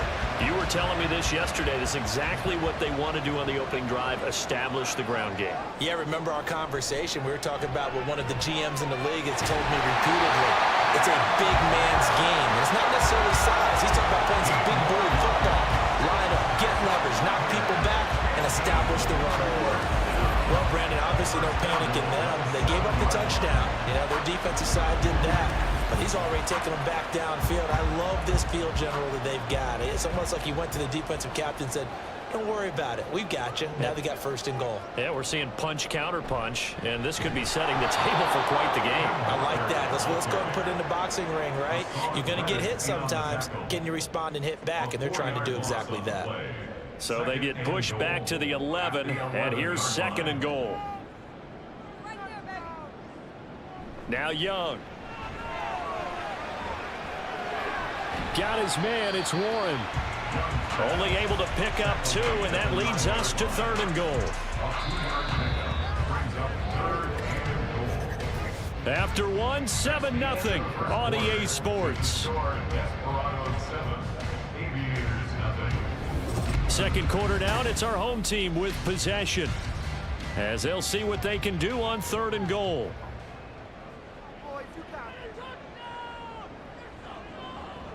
Out of the gun, it's Young. Toward the end zone, but that's going to wind up incomplete. Well, so a drive that spans all that time, and yet you may only come away with 3 points here. Well, your defense, all right, they actually like these long drives. They get to rest over on the sidelines for a while. But when you're not finishing with points in terms of touchdowns, that's frustrating. They've got to figure out how to close out these long drives and get 6s instead of 3s.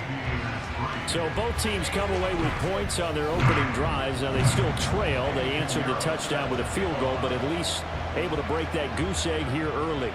And that is what's important, right? Because they didn't let that initial touchdown go unanswered. Took the ball themselves, moved it downfield, and put it through the post for 3 points. Game on. Jahan Dotson getting set for this next drive. Last drive, the touchdown, 4 catches, really good. He was. They were not good on the other side trying to stop him. What do they need to do? Well, this is where the entire staff has to get involved, because we always focus on the defensive coordinator. But he needs help from other people with their eyes and their expertise, and he needs to listen to them. And sometimes you just can't afford to wait on a drive and say, okay, let's get to the sidelines and start over. You need to find a way in the middle of that drive to start taking away what's hurting you. Yeah, in-series adjustments, and how do you do that? Well, what you do is you listen to what everyone else is telling you, what they're seeing, the patterns that are developing, and maybe you just start running extra bodies to take away that particular player. Able to find the open man. That's complete. And able to get this one across the 45 before he's brought down. Second catch for him today, and it'll wind up a first down. That's a play that will likely be forgotten when you talk about big moments in this game. But plays like this are critical to keep drives going. And if points result, we'll call this play significant. Kamara up the middle. And he takes it across midfield to the 45. A solid run on first down. Gain of 7 leaves him with a 2nd and 3. It's a gain of 7. Brings up 2nd and 3 at the 45-yard line. Back to throw. Pickett. Pass incomplete. Those are the ones you dream of as defenders. I think if he gets eyes on the ball a little bit earlier, he might come away with it. Instead, it's going to wind up as just an incomplete pass. Trying with Pickett here on third down. Oh, and that is incomplete. So on fourth down, here's the Australian native Mitch Wishnowsky to punt this one away. Jabril Peppers deep to receive. Out of bounds as he appeared to be looking for the corner. He got it. They're going to mark this at the 4-yard line. Back onto the field comes this offense, ready for their second drive. And last time they got 3 points, but it was a chip shot field goal. And when you go to the sideline after a chip shot field goal, maybe the offense not too happy. It's a balancing act, isn't it? Because you're exactly right. They're none too pleased that they didn't punch it in for 6 points. But you also have to remember they did put points on the board. 3 points is 3 points. And in this league, you take points when you can get them. Not easily done. Here is Young. And that'll fall incomplete. He was hit just as he let that go. And now it's 3rd down. They'll be in search of 8 yards here as they hope to convert the 1st down. Young on 3rd down. And he's caught on the sideline, but he's not going to have a 1st down. They say he was out of bounds. So a big call there that brings up 4th. And they bring their punter out there now. And no room for error here as his first punt comes from deep in his own end zone. And he punted 3 times in the loss last week as he sends this one away. So possession goes over here on the punt. And this offense, they're going to have excellent field position. They take over with a 1st and 10 on the short side of the field.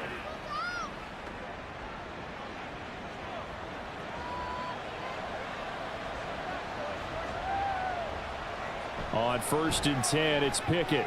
That's caught by the big tight end, Dallas Goedert. So the completion good for 6 yards, and it'll be 2nd down. A 6-yard pickup brings up 2nd and 4 at the 37-yard line. Looking to throw, Pickett. And that is incomplete. I didn't like the look of that play right from the beginning. I thought he should have seen the coverage that was there, tried to force it in. That one, he's fortunate, just fell incomplete. Pickett. That is caught and brought down, but not before they're inside the 25. That'll put him at an even 50 receiving yards now in this first half. And it's a 1st down. 3rd and 4 is always a tough call. Maybe a little too long to run for it, but not too long to hit him on the quick slant. And that was well executed. Found the window and zipped it right in there.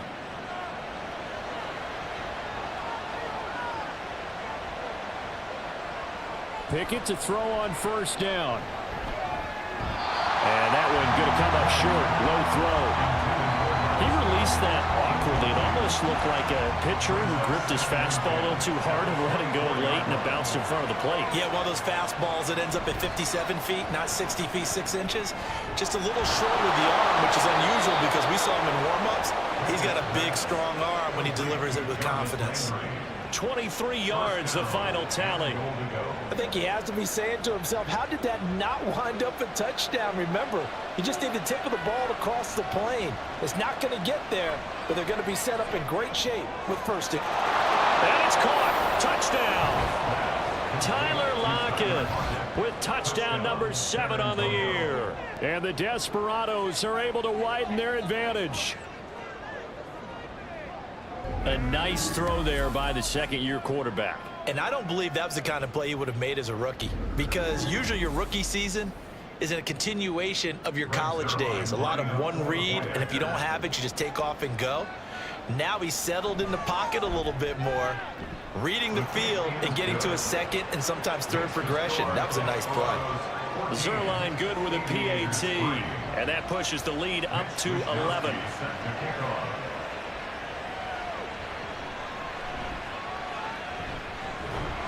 And he brings us out past the 20 to the 24. Here comes the Canton offense to set up shop. They trail now 14-3, an 11-point deficit as they start things out with a 1st and 10.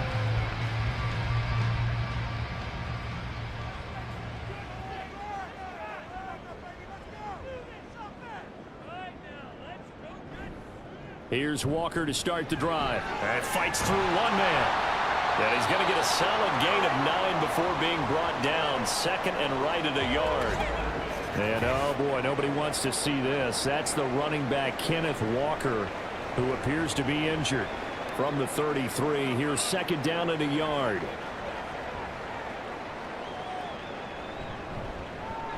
On the give, here's Charbonnet. And he's able to take this one up to the 35-yard line. 2 yards on the pickup, and that's all they needed to move the sticks.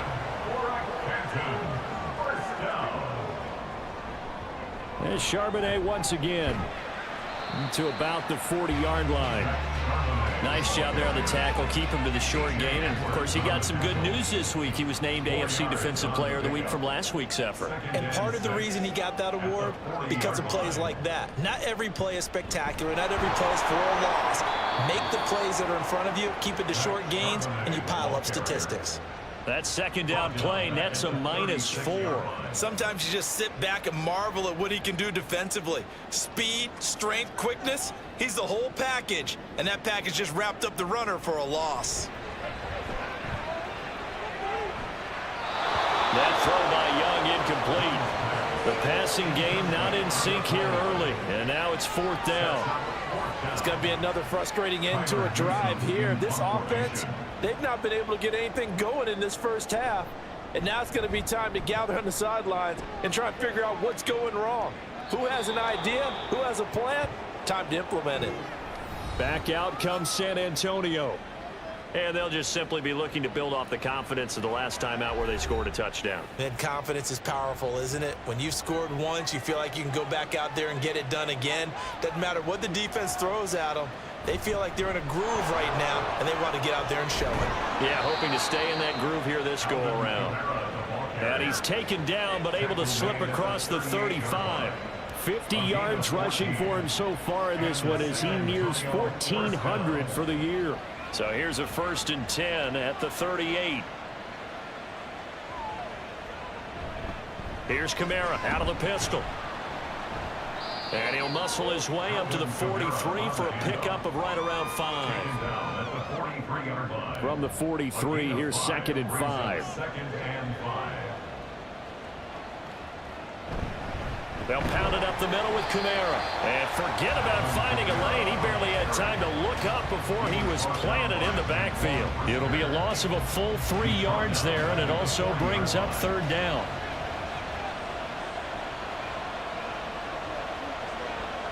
Pickett back to throw. He's got his target. That's complete. And he's going to be out of bounds right at midfield. 50 catches for him now on the year, and he's got a 1st down. Well, things are definitely going right for them here in the first half. Pick it down, any down, even 3rd down, no problem. They get a connection there and pick up a fresh set of downs, continuing to move the ball. We've got a 14-3 ball game with 2 minutes left in the opening half. Coming up at halftime, I'll go from one personality, that's you, Charles Davis, to another one in Orlando, the coach. He'll have stats and scores from around the NFL. You and Jonathan Coachman both larger than life. No doubt about it. But you're stuck with me in this booth, Yes, and he's miles away and smiling. And happy. And when you have success throwing the football, the old cliche becomes true. The playbook opens up wide, and these screen passes, they become even more difficult to stop. Meanwhile, Pickett's throw here taken in as he's able to find Goddard. Only a gain of a yard, but that's all they needed. 1st down, Desperados. Pickett, he's going to throw it again. Over the middle and into the hands of his receiver, Landry. And he will have a 1st down here as they get into field goal range, down just shy of the 20. That catch, by the way, kind of noteworthy. It's number 764 in his career. Ties him with Hall of Famer James Lofton. And he's done it just as James Lofton did in his career. Smooth.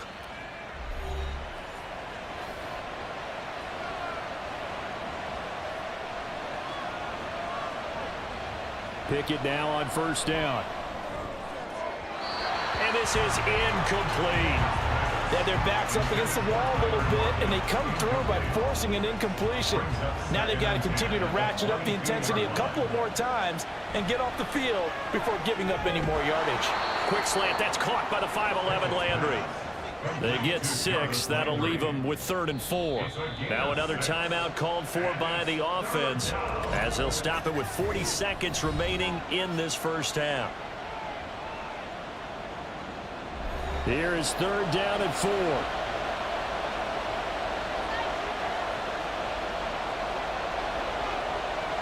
Pickett right back to the air again. And he will slide to a stop. He does have the first down.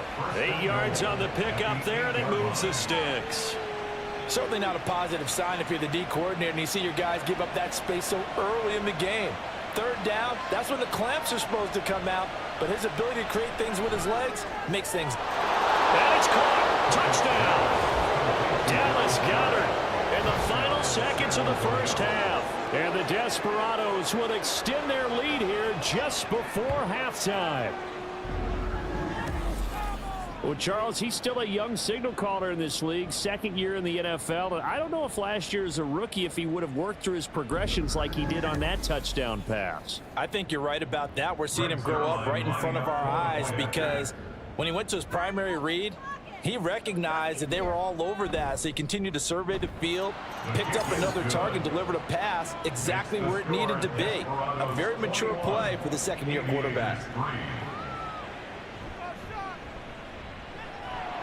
And up to about the 26-yard line, just across the 25. First down and 10. At their own 26. And with time running short here, they'll simply take a knee, and that should do it for half number one. So we reach halftime in what's been a fairly one-sided game so far. As we send you to Orlando to check in with Jonathan Coachman at our EA Sports Halftime Report. Coach? Okay, Brandon, time for a sprint to the finish, as it's time to get you caught up with what's happening around the NFL here in a pivotal Week 15.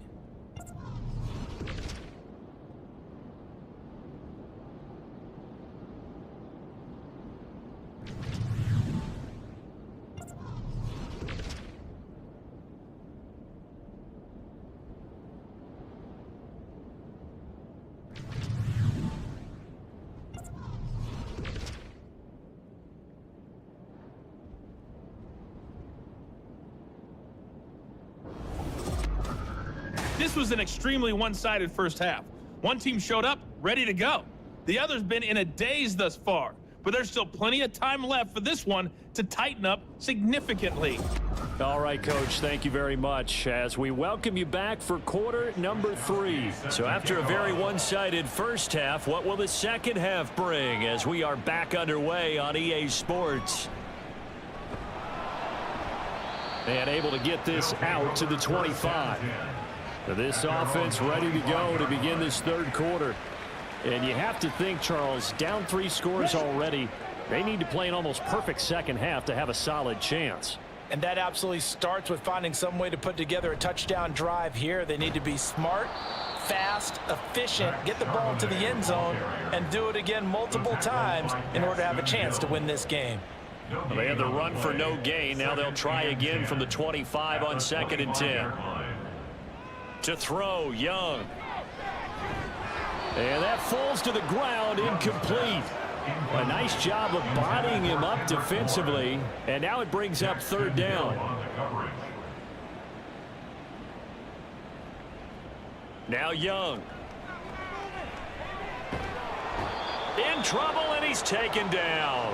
Perrion Winfrey in there to get him for a loss of 9 yards, and that also leads to 4th down. I think we've seen this before. If someone's down 3 scores, that situation there, it's just going to add to their growing frustrations, don't you think? Yeah, a bad number 3 right now. 3-score game, third quarter, 3 and out, not what they wanted. And you can tell on the sideline, those faces are getting a little bit longer as this one goes. And they'll send out their punter now, standing just outside his own goal line. Fair catch taken just inside the 40-yard line. A 41-yard punt there with no return. Now we take a glance at the offense as they work their way back out for their first possession of the second half. 1st and 10, here's Pickett. Going to be caught downfield by Dotson. And they'll get this well past midfield before being stopped just before the 35. A really nice gain of 25 yards.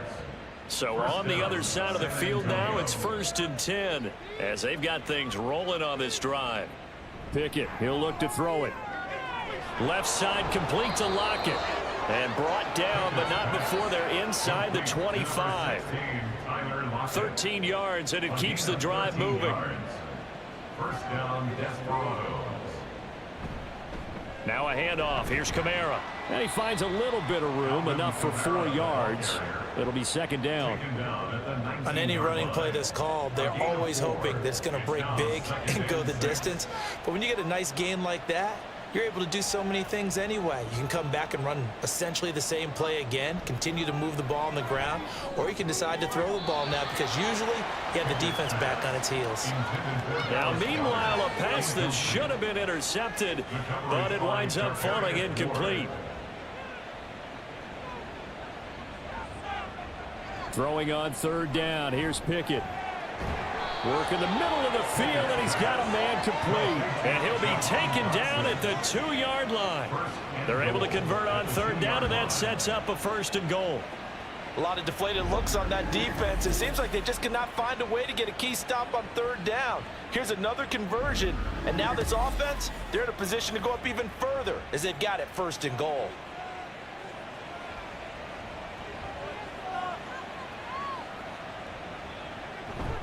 Kamara trying to get to the goal line, but he's going to be stopped just short at the 1. Only a yard on the pickup there. 2nd and goal.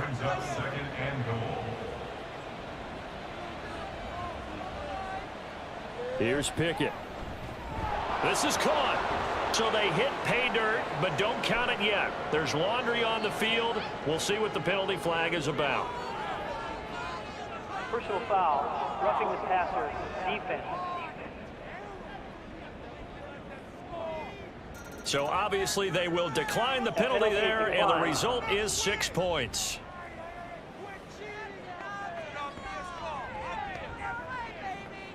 Zerline now for the PAT.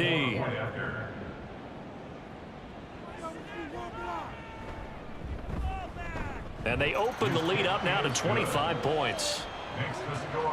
So that winds up a 7-play drive all told. And the drive was all finished off on the touchdown catch by Dallas Goedert. And not much happening on the return as he'll get this to about the 23. And as this offense makes their way back out, it's AFC playoff race time as we give you a look.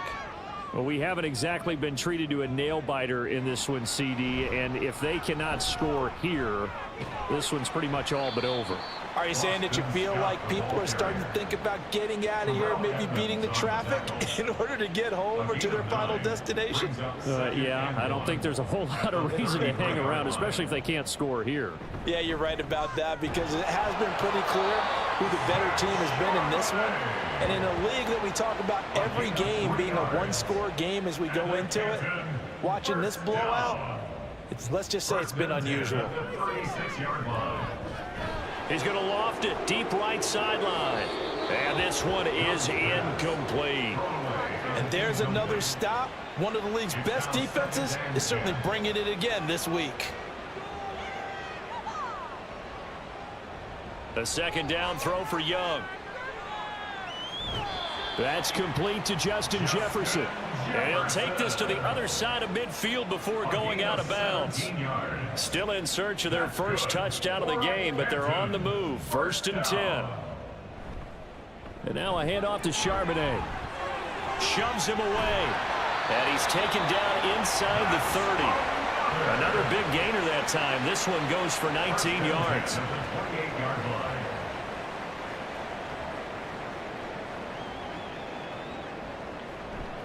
On 1st and 10, it's Charbonnet. And he'll manage to pick up about 4. It's 2nd down. Not too many offenses want to turn down long drives, but when you're down what they are, they've got to pay it off with some points. Young off the play fake. Pressure applied, and he's going to be taken down. They sack him back at the 33-yard line. It was Myles Garrett that time who got in there and brought him down. And that sack certainly just strengthening his candidacy for Defensive Player of the Year. You think he's got that one in the bag yet? I'm not willing to vote quite yet just because I want to wait until the season's over, but he is really tracking towards it. Just look at all the great plays we've seen from him throughout the season. Strength plays that you referenced there, as well as agility plays. Yeah. They just have not found a way to block him consistently. And Young's throw there incomplete. So another incompletion there. He's hitting on fewer than half his pass attempts in this one, and that is not a winning formula. Yeah, so let's make sure we give a little bit of credit to the defense here. They've given him a lot to think about, a lot of different looks, and he seems a little bit confused trying to complete passes. Well, maybe a little bit of an anxious moment there as that ball got closer and closer, but it does curl in. Yeah, actually did a little bit of a slow dance there with the left upright, didn't it? But had just enough space, as you said, for it to curl in.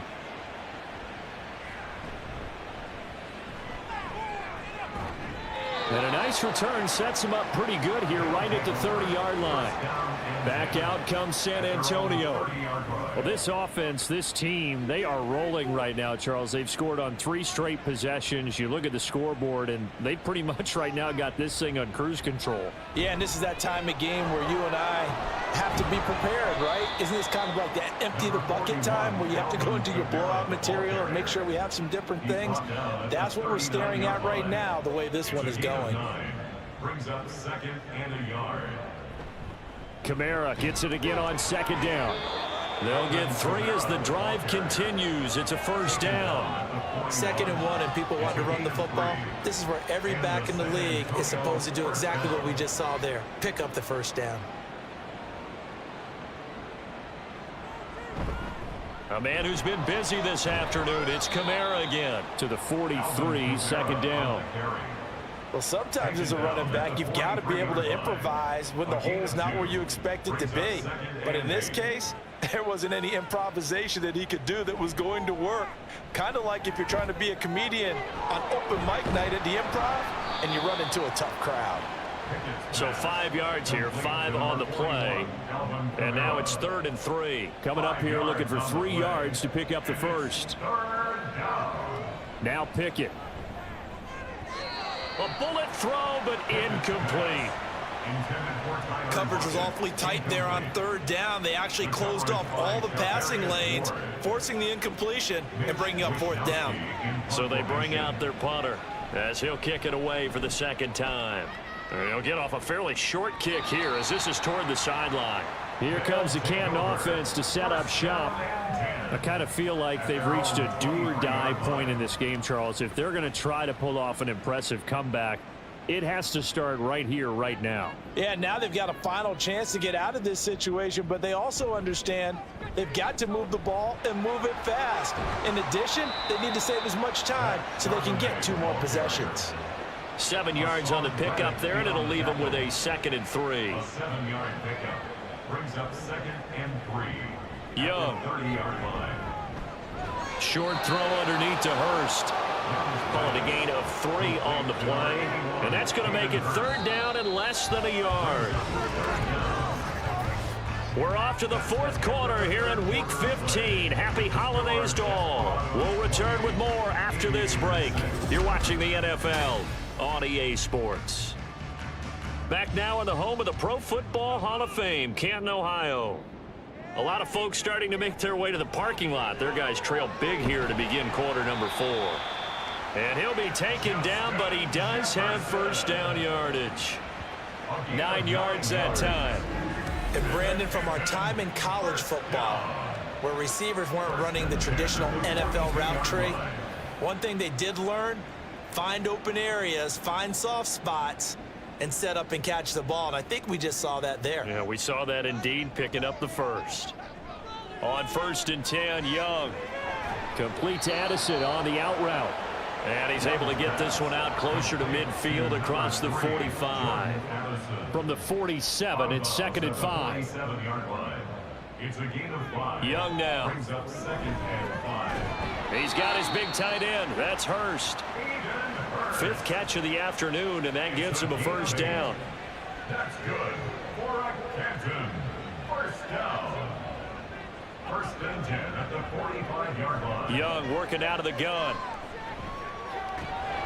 Oh, he dropped it. And that's pretty indicative of the way this one's gone.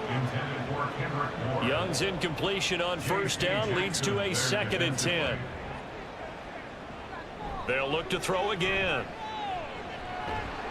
And he cannot get away, and Young will go down. dropped for a loss of 7 by multiple defenders. And you hate to say it with a rookie quarterback. He's done some good things, but overall, looked a little bit overwhelmed back there, hasn't he? He certainly has. But in his defense, he hasn't had a lot of time to throw the football. You like the way I said that? In his defense. In his defense. I got it. You see what I did there? Yeah, he needs better protection, that's for sure.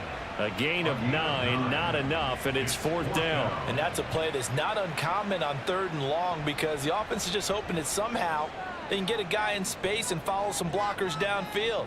Does a pretty nice job there getting a few yards, but he ends up getting stopped before he can get the first down. And all the way inside the 15 before they drop him.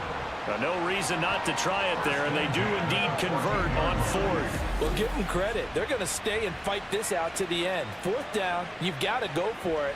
And they not only convert, but pick up some good yardage as well.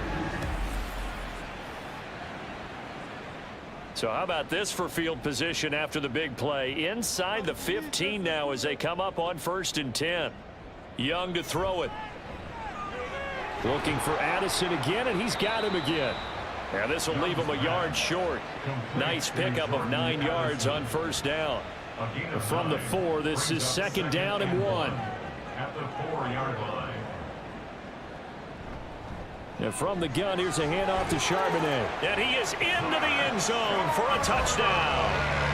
Zach Charbonnet, his 3rd rushing touchdown on the year. And the Aviators are finally into the end zone here in this 4th quarter.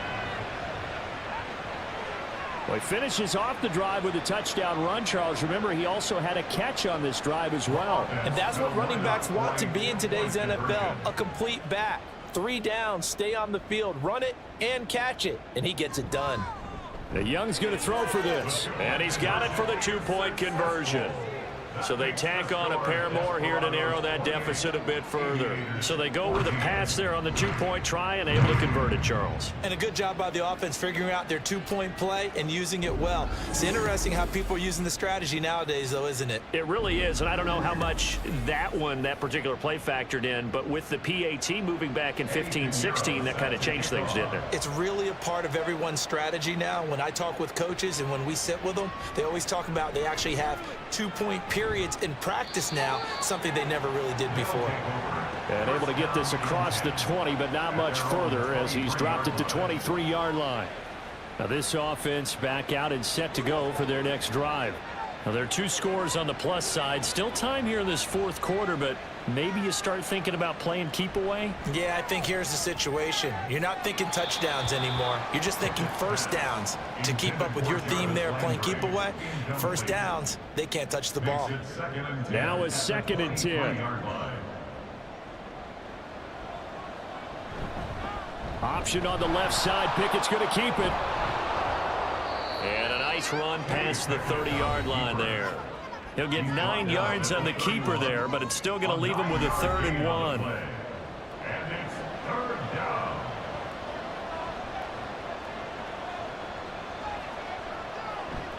Off the play fake, here's Pickett.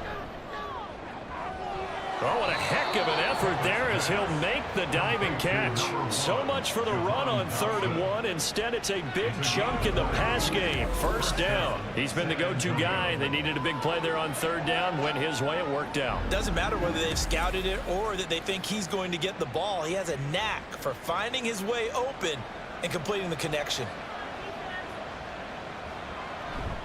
A give. This is Kamara. And nothing doing. He's immediately taken down at the line of scrimmage. And the tackle there by Chris Barnes. So after the run for no gain, here's 2nd and 10. At the 48-yard line. Looking to throw, Pickett. That is caught. It's the tight end Goddard. And he's going to get this inside the 30. He's been big. 2 touchdowns earlier. Now he's got a 1st down here. 1st down, Desperado.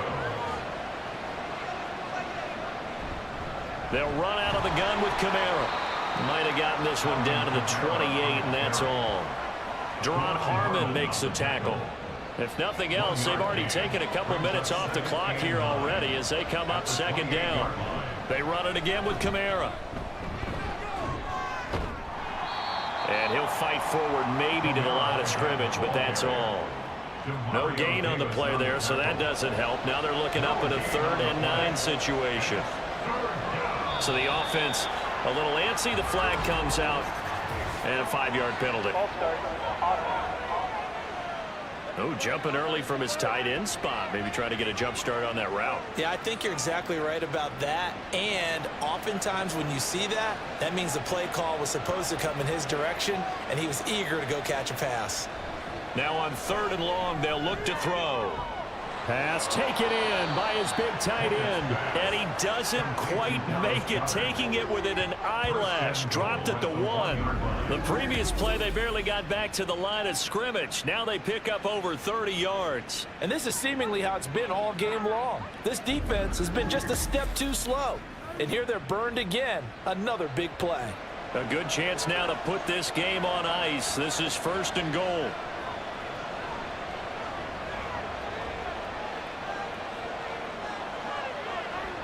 Now they'll put a receiver in motion left. Try to pound it in, Kamara. And he will fight his way into the end zone for a touchdown. Alvin Kamara punching it in from a yard away. And the Desperados are about to make it 4 straight as they add to this 4th quarter advantage. And that right there is the definition of a statement drive. You're in the 4th quarter, trying to get to the finish line, and here they were able to hold the ball for a long time and move it down the field. And how about them finishing it off with the touchdown run? Winning football 101, check that box. Zerline connects on the extra point, and the lead now to 3 touchdowns at 21. Here is Wisnowski to boot it away following the touchdown.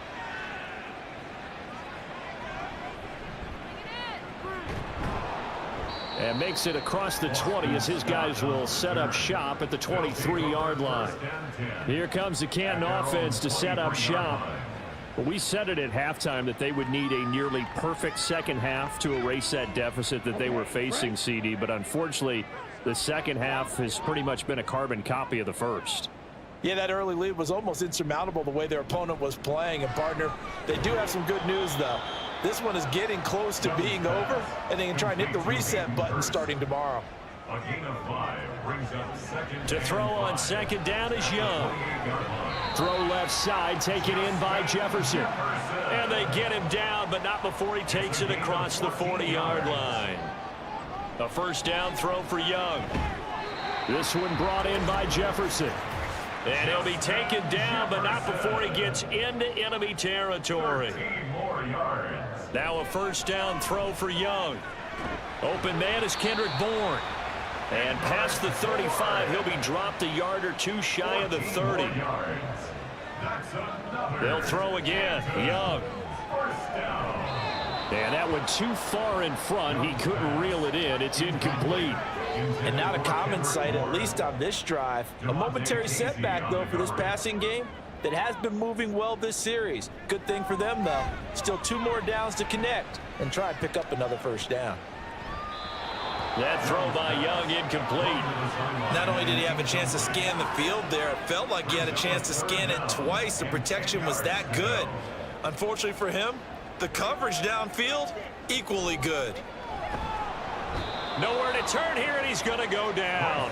Back at about the 37-yard line. A loss of 5. It's desperation time. Young on 4th down. That is caught. And all the way in for the touchdown.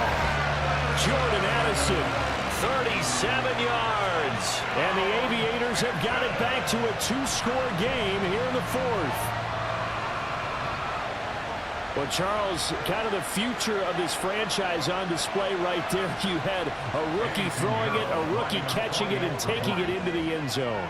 Could you imagine if we were in the owner's box right now and we could look at the front office and see the grins on their faces, to see the present making plays and knowing what the future will bring with these youngsters going out and making big-time moments happen for this team. And it looks like this one won't work out. Ham's team able to secure the football. They knew they needed a miracle. They had to have that onside kick. They didn't get it. Well, as we knew, even before they put the toe to the leather on that one, their chances of getting that done, slim and none. And I do believe we saw Slim just leave the door, didn't we? We did indeed. I think we're down to none. Back out comes San Antonio. And a few kneel downs should just about do it. Now, defensively, they do have all 3 timeouts, but very little reason to use them at this point. We've got to have 2 hands on the football here as they run on first down. He'll be hit down at the 33, 5 yards on the play.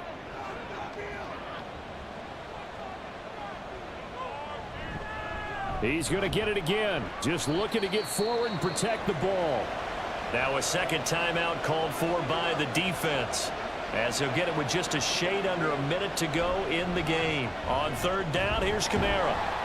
And he is going to have a first down here, and that should be the one that seals a victory. And they take a knee.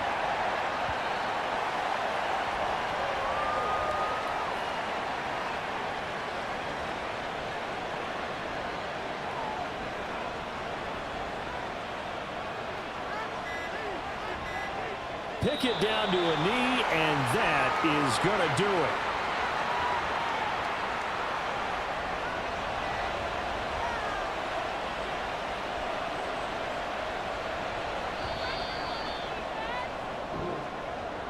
So no shortage of offense in this game, but a very clean game too, Charles. Each side got its points, but they did so without committing a single turnover.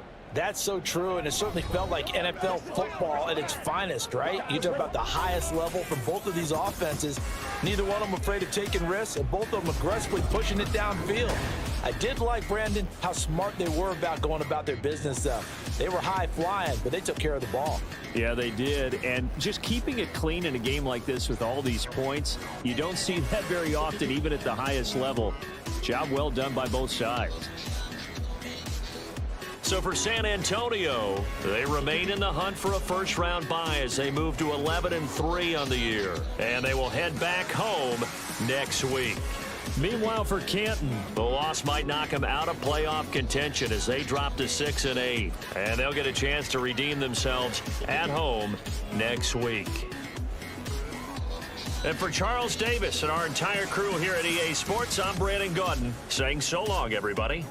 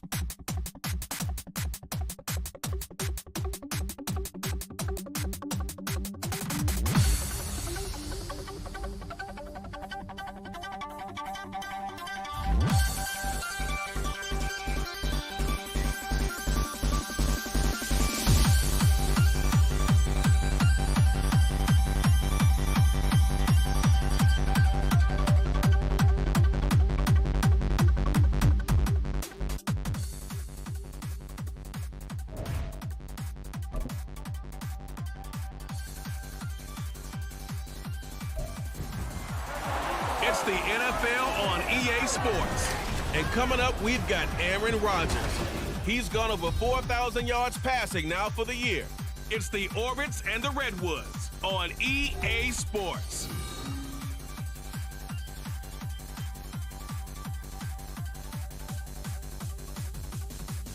EA Sports coverage of the National Football League takes us to the state of New Mexico and the high desert city of Albuquerque. Today on to Week 15 in the NFL, and we've got a good matchup in store, as it'll be the Redwoods of Vancouver taking on the Orbits of Albuquerque. Hello again, everybody. Brandon Gaud and Charles Davis with you. And, Charles, let's do some breaking down of this Albuquerque club as they enter play. They come in off the extended break from the bye. I think it was much needed as well. You play 2.5 months, you're ready for some time off to get set for the home stretch. Meanwhile, for the visiting Vancouver club, They were losers their last time out. They're going to try to get back in the win column, but obviously they're going to have to do that in a hostile environment. And sometimes it actually works to your advantage.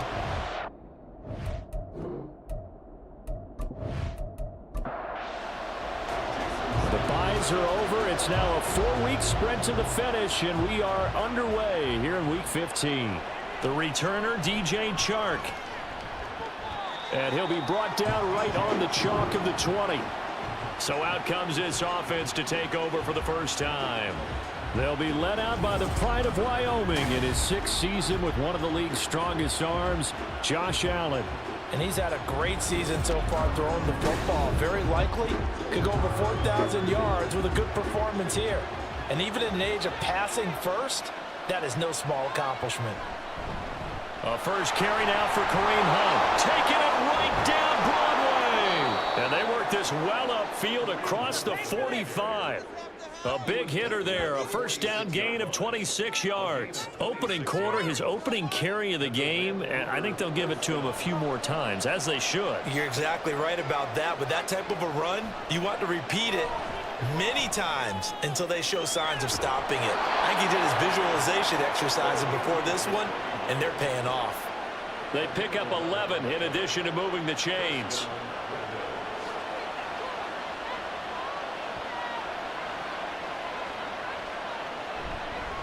On the ground, this is Derrick Henry. And he'll power ahead, but only for about 3 yards. Second down coming up. Ball on the 40 now. Here's a 2nd and 7. This is Hunt on the draw play. And little room to maneuver there. He gets it down to about the 39. A 1-yard gain there following the 3-yard pickup on first down. The line to gain is the 33 on third down. Now Allen. Work in the middle of the field, and he's got a man complete. And he'll be taken down, but he does have first down yardage. It's an 8-yard pickup and leads to a new set of downs. Solid opening drive so far, Charles. They've moved this football into field goal range, but you know that they want to cap this off with 6 and not 3. Absolutely. As one of the better coaches in the league always tells me, on offense, I want their body blows all game long and finish it with uppercuts. Well, here are the body blows right now. He's hoping in one uppercut will take care of the end of this drive. And inside the 20 before he's brought down. Give him 11 yards that time and a new set of downs. So here's a 1st and 10 now, down inside the 20.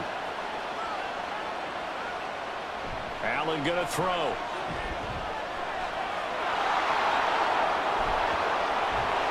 And they corral him just a couple yards shy of the end zone. A nice job there on the escape and scramble. A first down, a 16-yard gain.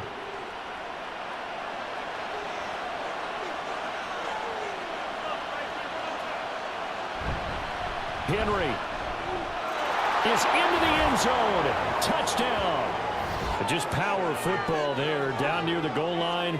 Give it to him. He's able to push his way across. Yeah, they went heavy there. Sometimes you have those big offensive linemen come in, have to report like they're eligible, but all they're doing is getting a good stance, blocking, and getting their runner across the goal line.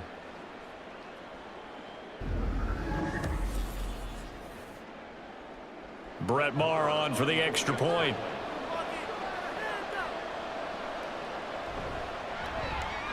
He hasn't missed an extra point all season, and he won't miss this one either, and it's 7-0. The kickoff team on the field now as they will send this one away. And here comes a return from just beyond the goal line. And he'll get it up past the 20 to about the 22. So out comes this offense to take over for the first time.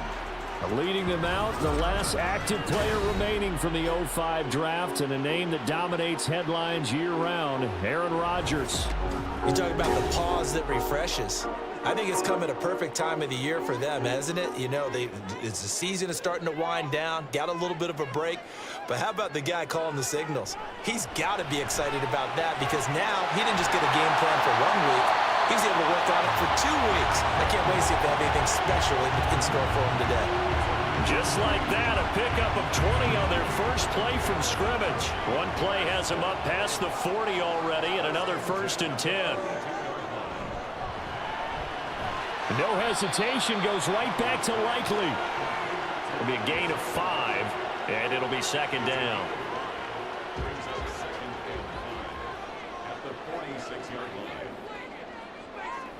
Now it's Rodgers. He'll get this into the hands of Nico Collins. And he's brought down. 11 yards there, 1st down.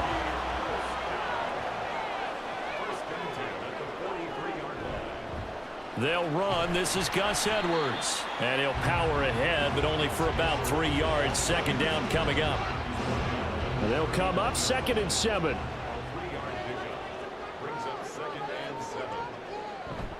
They fake the give. Now Rodgers. And that one off the mark behind him. Incomplete. Just a little beyond the reach there of his receiver. That's probably one he wishes he had back. He wishes it had been 7-on-7 in practice, or maybe even routes versus air, because that's a completion he makes, 9.9 times out of 10? Just missed that one. And now the 3rd down throw incomplete as well. Well, how about the coverage we just saw him break out on 3rd down? Dime defense, blanketed the field with extra defensive backs and speed, unable to find an open hole to complete that pass. Back onto the field comes this offense, ready for their 2nd drive. And they'll be looking to make this a 2-score advantage. Had the touchdown on their first drive, Charles.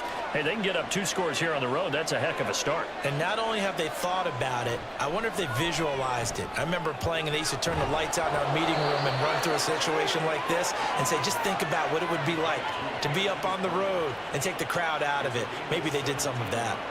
Well, as a coach, you absolutely love seeing your offense find their rhythm early, and that's exactly what we've seen so far. They had a touchdown on their opening drive, and now they connect here for another nice gain for a 1st down. This offense is moving the ball well, exactly as he drew it up in practice. Allen now on 1st down. And he fires one incomplete. Derrick Henry, the intended receiver, out of the backfield. And that'll bring up 2nd down. When you look at this defense, against the pass, they're toward the middle of the league, number 15 in the NFL. So I'm prepping for this game. I kept asking myself the question, what's keeping this group from being top 10 in the league against the pass? And too many mistakes, especially little mistakes. And those add up into big mistakes. Big mistakes add up into points against you. That's out to Hill, right side complete. And this won't do it. He needed 6. He only got halfway there. Well, we hear so often how tackling has become almost a lost art in the NFL game. But it's so important to tackle well on these receivers, especially in a play like this one. 3rd down, they gave him the underneath stuff. You got to go up and make the tackle right away. That one sails out of bounds. The side judge will walk it off. And he says it went out of bounds at the 9-yard line. Nice punt. The offense now at the line, ready for their next drive. And they were winners the last time they took the field, which was 2 weeks ago. They had the open week last week, so this is a squad that should be really refreshed and ready to roll.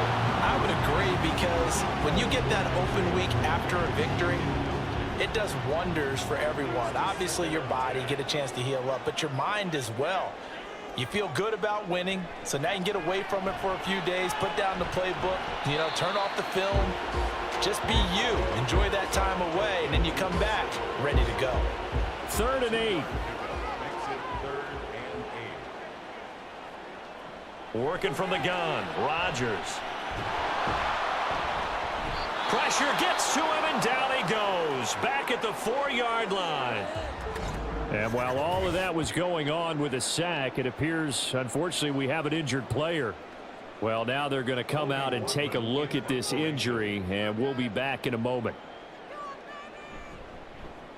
So from their own end zone here, this kicks away. Watch out for Hill on the return.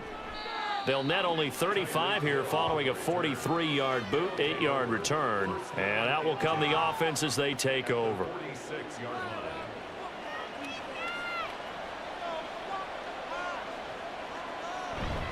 A first down carry for Henry. He can't get him down. And hold on here, because on that last run, it looks like we have a player who was shaken up. Hopefully, obviously nothing serious here. Medical staff, though, going to take a peek, and we'll take a break. They'll come up on a 2nd and 4 now from the 40-yard line. Play action. Now it's Allen. This is caught. It's Brown. And he's going to get this down near the 20-yard line. Second catch for him today, and it'll wind up a first down.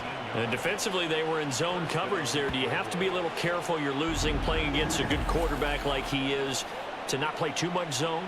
Yeah, you have to be careful about how much time you're giving up. I think it's a good point you just brought up. So maybe if you still want to play zone, you go to a zone blitz scheme, and you can drop anyone out of your defensive front. Defensive end, defensive... And it's caught. Touchdown. Tyreek Hill. His 11th touchdown of the year. And the Redwoods have taken a 13-0 first quarter lead.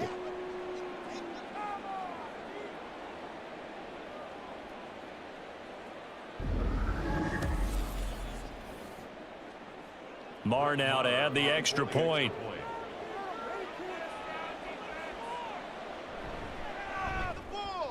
And it's good, and they have jumped out here to a quick 14-0 first quarter lead. Scoring summary, 3-play drive. And it ends with a touchdown pass to Tyreek Hill. And this will not be returned. It'll come out to the 25. The Albuquerque offense ready to take over once again. They find themselves in a good-sized hole here, and a good-sized hole early on in this game as they come up on first down. The drive starts with a carry by Edwards.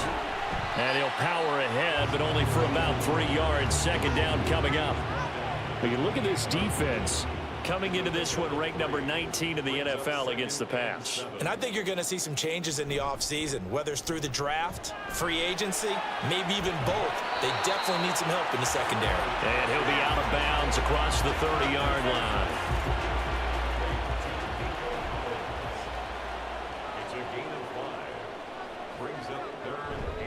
They'll try and run for the first with Edwards. And he'll get it out near the 40 to the 39. A nice first down pickup on a gain of 6.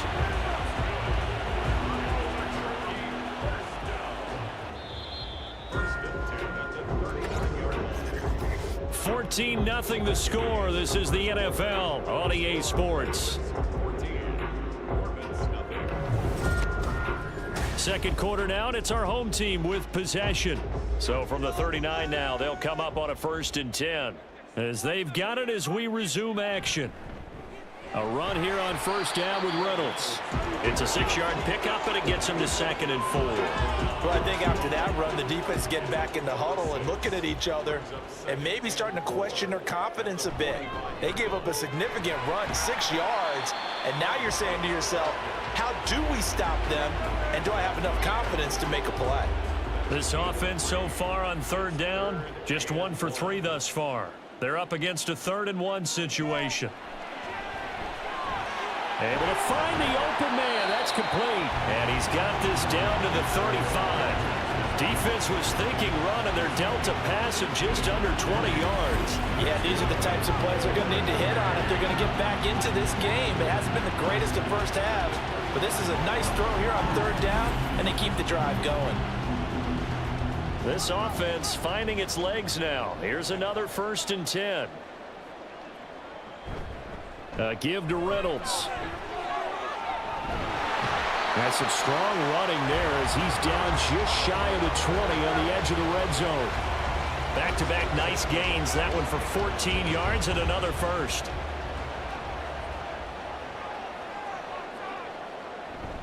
Up the middle, here's Edwards. And he'll take this ahead for about 4. Second down coming up. Can we just take that run and turn it into a kind of a clip and save? Because that tells you everything you need to know about this drive. They've been moving the ball awfully well. Thompson to throw on second down. Under pressure, and he'll go down. Back at the 26-yard line. Buried behind the line by Shaquille Griffin on the corner blitz. I think you saw the same thing that I did there, partner. Remember, he's their backup quarterback, so the last thing they need is to lose another one right here on the sack. Looks like he's going to be okay, though. Yeah, he looked like he was favoring something in the left leg. Appears to be fine now, but you're right. That O-line, they got to protect him. This offense, 2 for 2 on third downs on this drive. They're in for a tough test here, though. Third and long. Throwing there, but this pass is going to wind up incomplete. So 2 third down conversions on this drive, but not able to get a third, and now they deal with fourth down. Jason Sanders on for the field goal. A 43-yard attempt. Sanders' kick is good. And they will get themselves on the board here at 14-3. So, Charles, they are on the board after that kick. So 3 drives, 3 points. Obviously not the start that you were hoping for, but they're able to erase that 0 off the scoreboard. Yeah, I guess what you're saying is a point of drive is not what offenses are striving for by any stretch. They're happy they've got 3 now. They hope that that unlocks their offense for bigger points down the road. Well, the Vancouver offense ready for their next drive.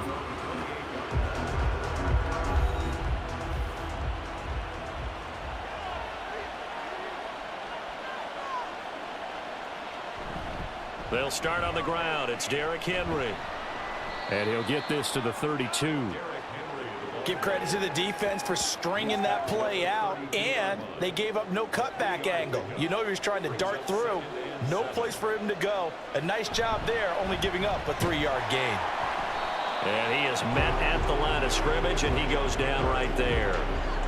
No gain on the play there, so they're left with a 3rd down and 6. To throw, it's Allen. So no sack. He gets back to the line of scrimmage, but it'll still bring up a 4th down. Like it's been this negatively as he just got back to the line of scrimmage. But when you really analyze it, he took away a big play for the defense, made it an uneventful run because he avoided a sack and didn't lose yardage. Blake Gillikin on the punt now on 4th down.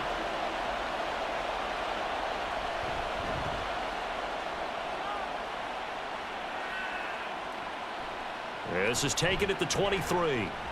That'll go as a punt of 42, 7 on the return.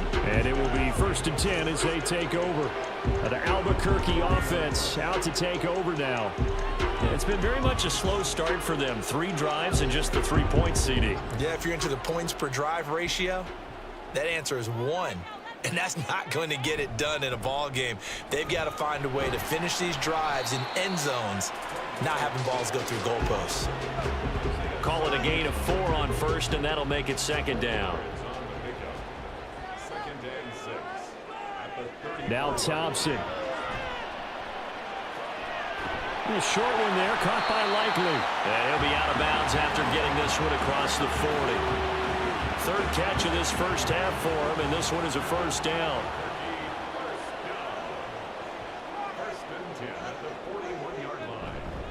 They'll hand off to Reynolds. And some pretty strong running there as he'll take this across the 50 and down to the 44.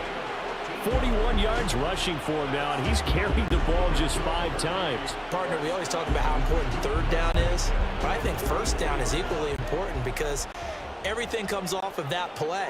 If the defense wins the down, they are able to attack. If the offense wins the down, they might go faster, do other things, and change things up. That big play right there allows this offense to really get in gear. It's a pickup of 4, and it'll bring up 2nd down. It's now 2nd and 6 at the 40-yard line. Thompson now. A short one there, caught by Likely. Catch number 4 for him on the afternoon, and it'll give him a first down.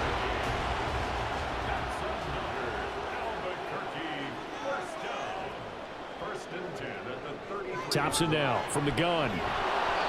And that is incomplete. Oh, the coverage a little too good there, and it's second down.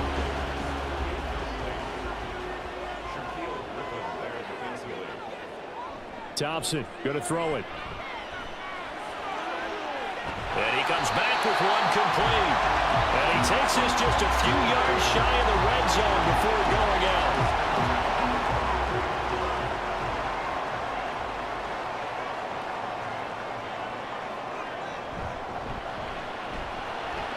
Throw going to be caught left side here by Granson. And he'll go out of bounds inside the 15-yard line. A good position to be in here, 2nd and inches. Thompson looking to throw. Flush to his right. So not quite a 1st and goal. It's 1st and 10 from the 10. Here's Thompson. Wide open receiver complete. And that's good for a pickup of 10 yards. And that'll leave him with a 2nd and just a few inches left. At the 1-yard line.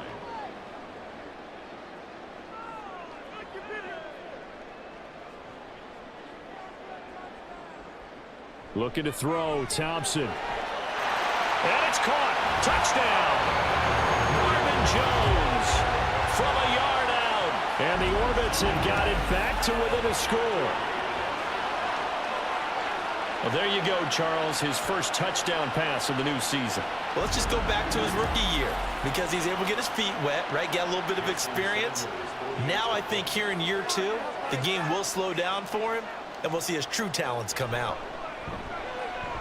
Extra point up and good by Sanders, and that makes it a 14-10 ball game. Now after the touchdown, ready to kick it away is Sanders. From a yard or 2 deep, here comes a return. And a good return as he'll be stopped just shy of the 30-yard line.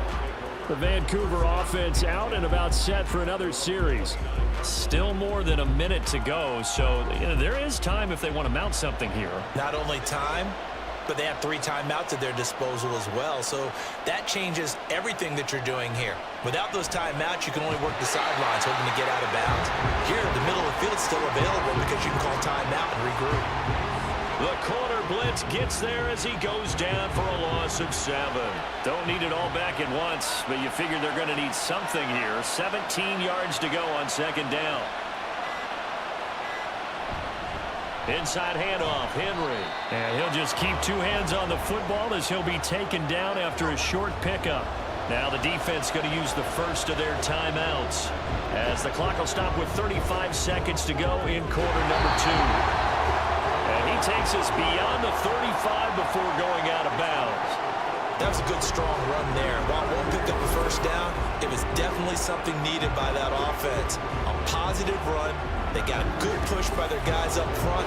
Maybe something they can build on as this game continues. Blake Gillikin on to punt here as he'll send this one away.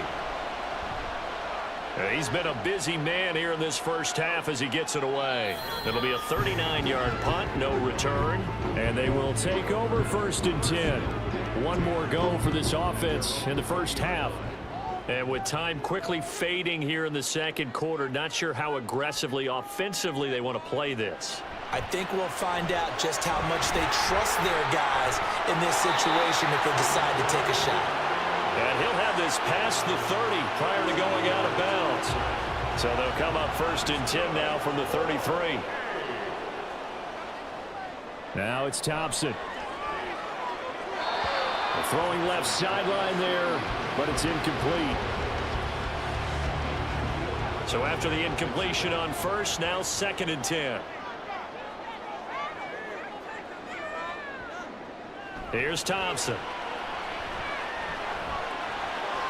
Man open, here is Jones. Now another timeout called for by the offense as they stop it with 11 seconds remaining in this first half.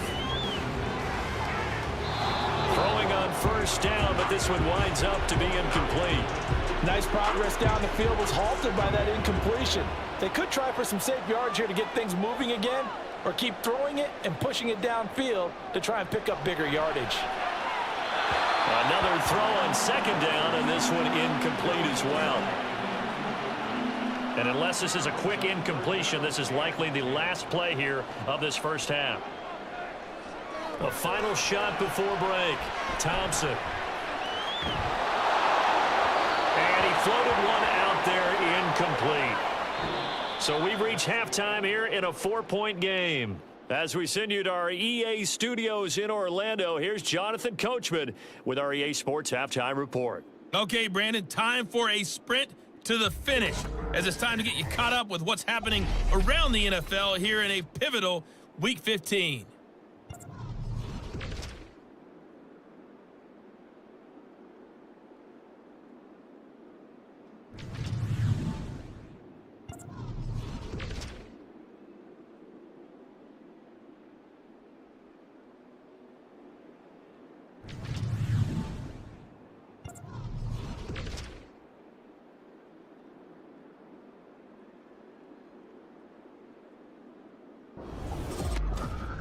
It was Derrick Henry, as he normally does, making his impact felt in that first half. He had a touchdown run that helped get his guys this halftime lead. All right, Coach, thanks. Yeah, both teams likely to make some changes in what's been a closely fought battle to this point.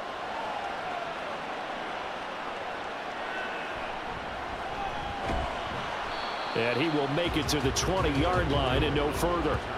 For this offense ready to go to begin this third quarter. And they do trail, but they have a chance to possess the football first to try and do something about it. And that certainly makes it something of an important drive for them, because is it going to win the game? No, but you have to do something to bring some life to your sideline. They'll come up 2nd and 6 now from the 24. Thompson. Oh, he's got a man wide open, complete. And they rattle off a big one. 45 yards. I know we love our jobs, and pretty much any play we see, we're pretty, excited about. But big plays, let's face it, that's what we absolutely live for. How about that one? That was great. And what our camera missed was the fist pump from the sideline after that catch. They're fired out. That's a big gain. So the big play changes the complexion of things. Here's 1st and 10 just outside the 30. A give for Edwards running right. And he's got it down to the 28. I feel like I could see what he was thinking on that carry. Wanted to follow that big tackle through the hole. Ended up only getting 4 yards on the carry. I think he had designs on that one being bigger. Crossing right, and he hits his man. It's Jones.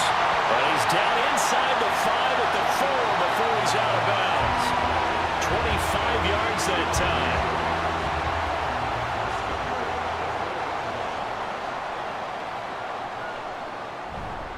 Play action here, Thompson. And he is going to go down. Back at the 11-yard line. Getting in there and finishing the play off was J. Sanders. So they get pushed back to the 11, and here's 2nd and goal. Up the middle, it's Edwards. A nice display of power, but it only takes him to the 7. He's dropped there. It'll be a gain of 4, but it'll bring us now to a 3rd and goal. Now Thompson. Oh, he had him. He was open, but he couldn't get it to him. It's incomplete. You get the sense that they're saying we're not playing up to what we're capable of, and we're deep enough into the game that the early jitters are long gone, that they should now have some sense of continuity and be able to make some of these plays that they have not been doing so far. So they were facing the deficit coming out of the locker room at intermission, and at least they're able to get the field goal to cut into that deficit. Yeah, now your offense feels pretty good about itself, right? A little bit more up to speed coming out of the break. You turn to your defense now and say, hey, we got 3 there. We're chipping into the lead. Can you help us out? Hold them. Let's get the ball back for us. Now we take a glance at the offense as they work their way back out for their first possession of the second half.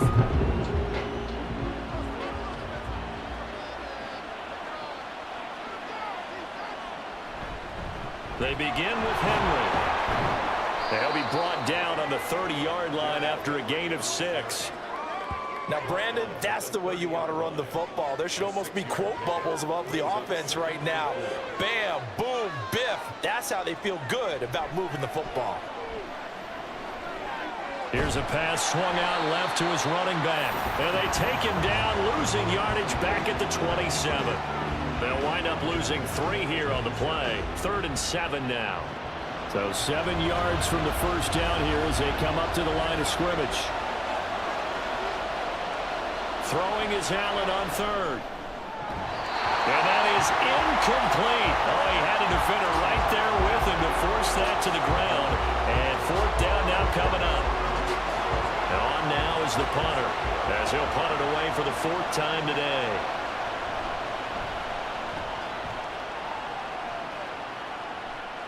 The call for a fair catch, and it's made at about the 23-yard line. So a change of possession here on the punt. The Albuquerque offense ready to take over once again. Their drive last time, it stalled out. They were forced to take the short field goal. And the key phrase, you nailed it. Forced to, because you know coaches are going to be... And oh, he coughed it up! So they escape, so to speak, maintaining the football. Defensively, though, opportunity miss. It definitely was, because that's all defenses talk about. Getting the football and either advancing it the other way or just getting possession and turning it over to their offense. That can be a little bit deflating. You're exactly right. A lost opportunity. Throwing again on 2nd down, but this time it's incomplete. They come up to the line now facing a 3rd and 10 after the incompletion. Thompson out of the shotgun here. Can't get away, and he's taken down. Multiple defenders getting to him there for a huge loss. Okay, I'm not sure you could actually draw a better pass rush than that one right there. Nowhere to go outside. He had to keep backing up and backing up and backing up. Eventually dropped for a huge loss. They bring their punter out there now as the drive goes backwards, so he's on to punt it away. And now a fair catch called for and taken just outside the 40-yard line. So possession goes over here on the punt. Well, the Vancouver offense ready for their next drive. The crowd may be losing just a little bit of the edge after back-to-back punts. They want some big plays. They want to see some offense. They want to see somebody break away, whether it's through the air or on the ground. Now it'll be interesting to see where the patience is on both sides. Each head coach, can you hang in there and not try and force something that could put your team in some jeopardy? They'll run with Hunt on 2nd down. And the play goes nowhere. Losing yardage back near the 40 at the 39. 2 yards the loss, and now 3rd and 12. That was a terrific play, causing a loss. As a middle linebacker, simple. You can either fill holes or you can attack them, as he did there. On 3rd down, here's Hunt. And to the 46 he goes and no further, so he is well short of the 1st down marker. A good pickup there, 7 yards, but it brings up 4th down. Well, the guys who are paid to make the tackles deserve some kudos there, but I think they deserve even bigger ones because in that situation, they had to be thinking pass. Loosened up defense, going to pass coverage. Instead, maybe they surprised them a little bit running the ball, yet they rallied to it and stopped them well short of a 1st down. No returning this one. It sails out of bounds, and they'll spot it right at the 20. The Albuquerque offense out to take over now. And our game's hit a little bit of a lull here, a little bit of a snag. Punts on back-to-back drives. And old-school coaches don't necessarily mind that. Didn't turn it over, right? Didn't create a big play for the other team. Right now what you're looking for is can you gain an advantage in field position? And that's what both teams are seeking right now. Yeah, they'll be seeking to gain that advantage here on this drive. That is the exact right play call against that defense. So a hat tip to the offensive play caller because he won that part of the chess match. But give credit to his players as well. They won the execution part of it. 1st down. Here's Thompson. No hesitation. Goes right back to Likely. And he's taken down inside the 30. It's another first down as they look his way again, this time 19 yards.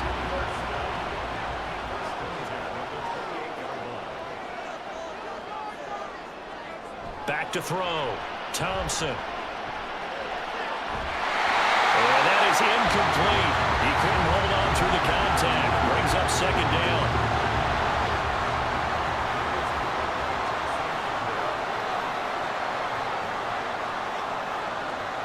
Again, he'll drop to throw. Complete to Likely. And he'll be out of bounds as he gets this down about the 21 or 22. Here's 3rd and 3. Back to throw again. And that is incomplete. How about this defense? They came up with a couple of big plays in this sequence, and none better than the one right there, forcing the incompletion and bringing up 4th down.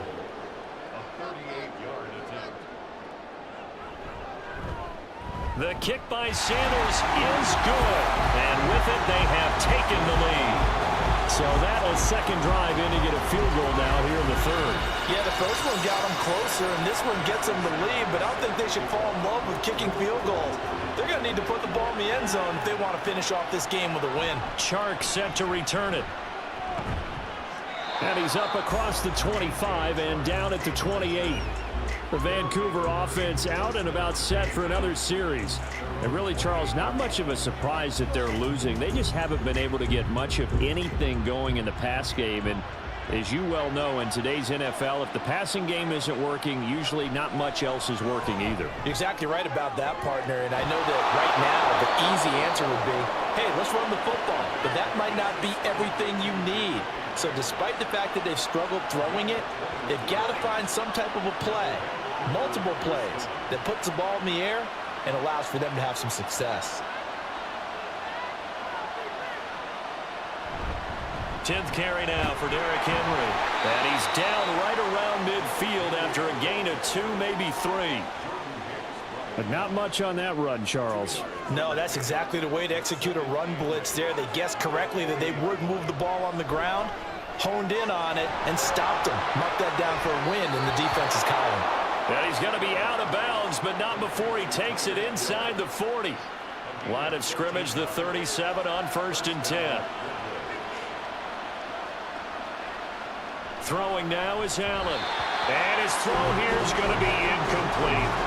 And those two just haven't been in sync thus far. They've done a nice job against him, but still, with his talent, you would expect them to have more completions to him in this game. On 2nd down, here's Allen. That one complete to Hill. 4 yards the gain, and it'll bring up a 3rd down.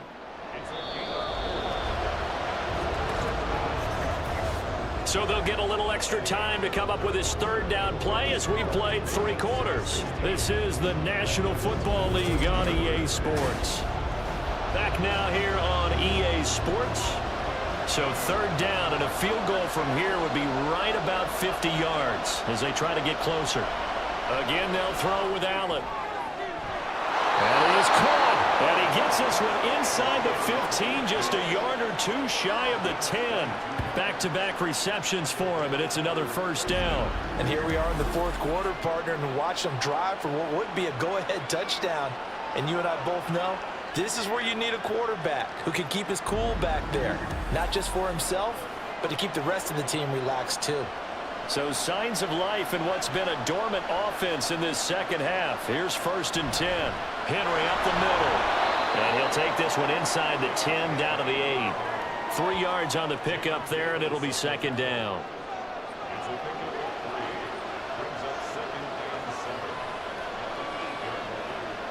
Here's Allen to throw it. A check down here for Henry. And they'll be driven back here, losing yardage to the 9. They'll wind up losing a yard on the play, and that's going to set up a tough 3rd and 9. They'll come to the line here needing 9 yards to pick up the 1st. To the air, Allen. And it's caught. Touchdown. Jacoby Myers. A 9-yard touchdown grab. And the Redwoods have moved out in front here in the 4th quarter.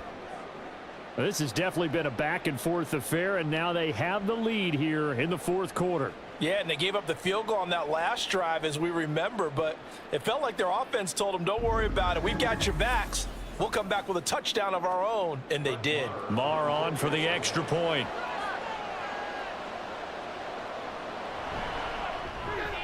He's got it, and it's now a 21-16 lead. That time, a 9-play drive. And it was all capped off by Jacoby Myers on the touchdown reception. Set now to kick this one away, and off it goes. From a couple yards deep, he'll bring it out of the end zone.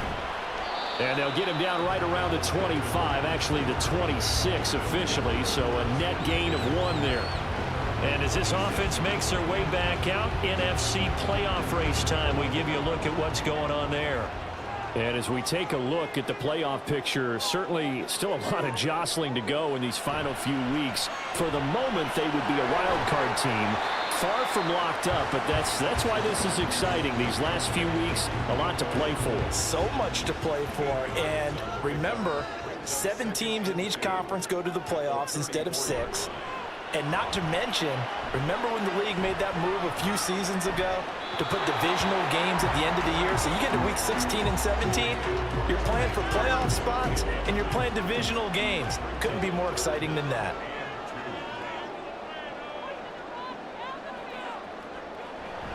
Off the play fake, it's Thompson. And he can't escape, and down he goes. Will Anderson, he's the one to get him, and that is sack number 7 for him on the year. And they'll send out their punter now, as he'll come on to kick this one away.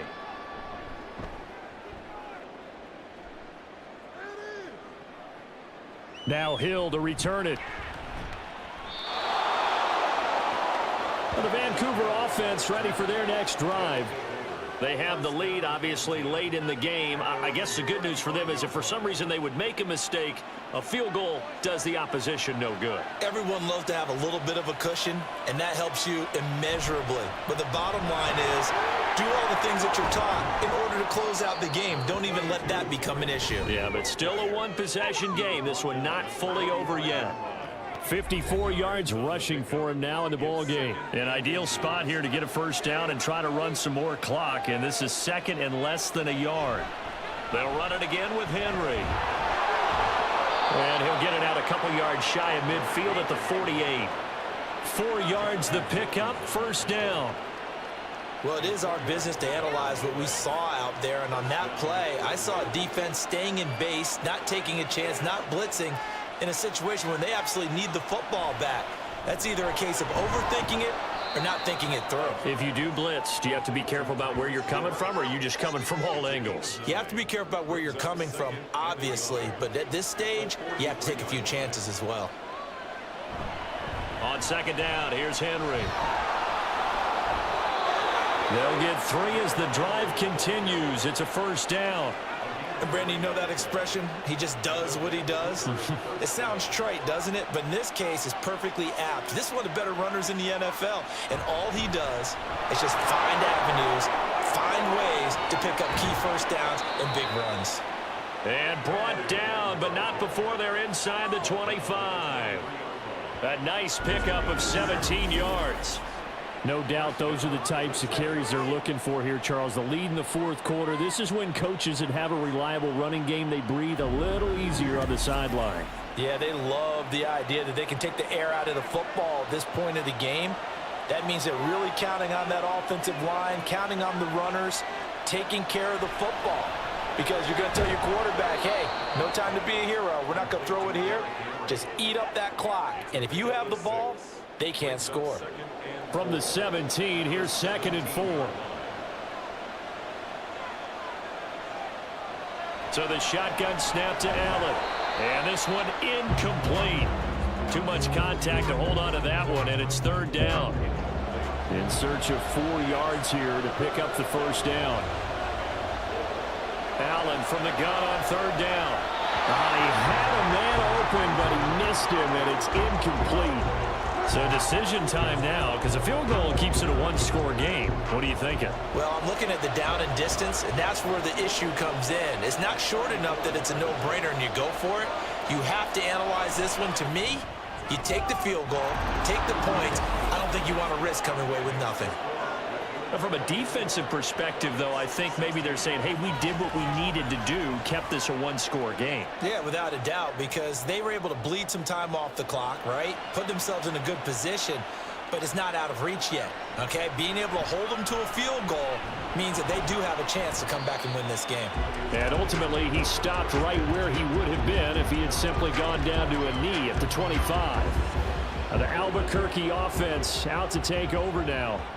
And remember, despite giving up the field goal, this is still a one-score game. They're in need of the touchdown and a two-point conversion. A field goal on this drive likely doesn't do them much good. And he'll be out of bounds across the 30-yard line.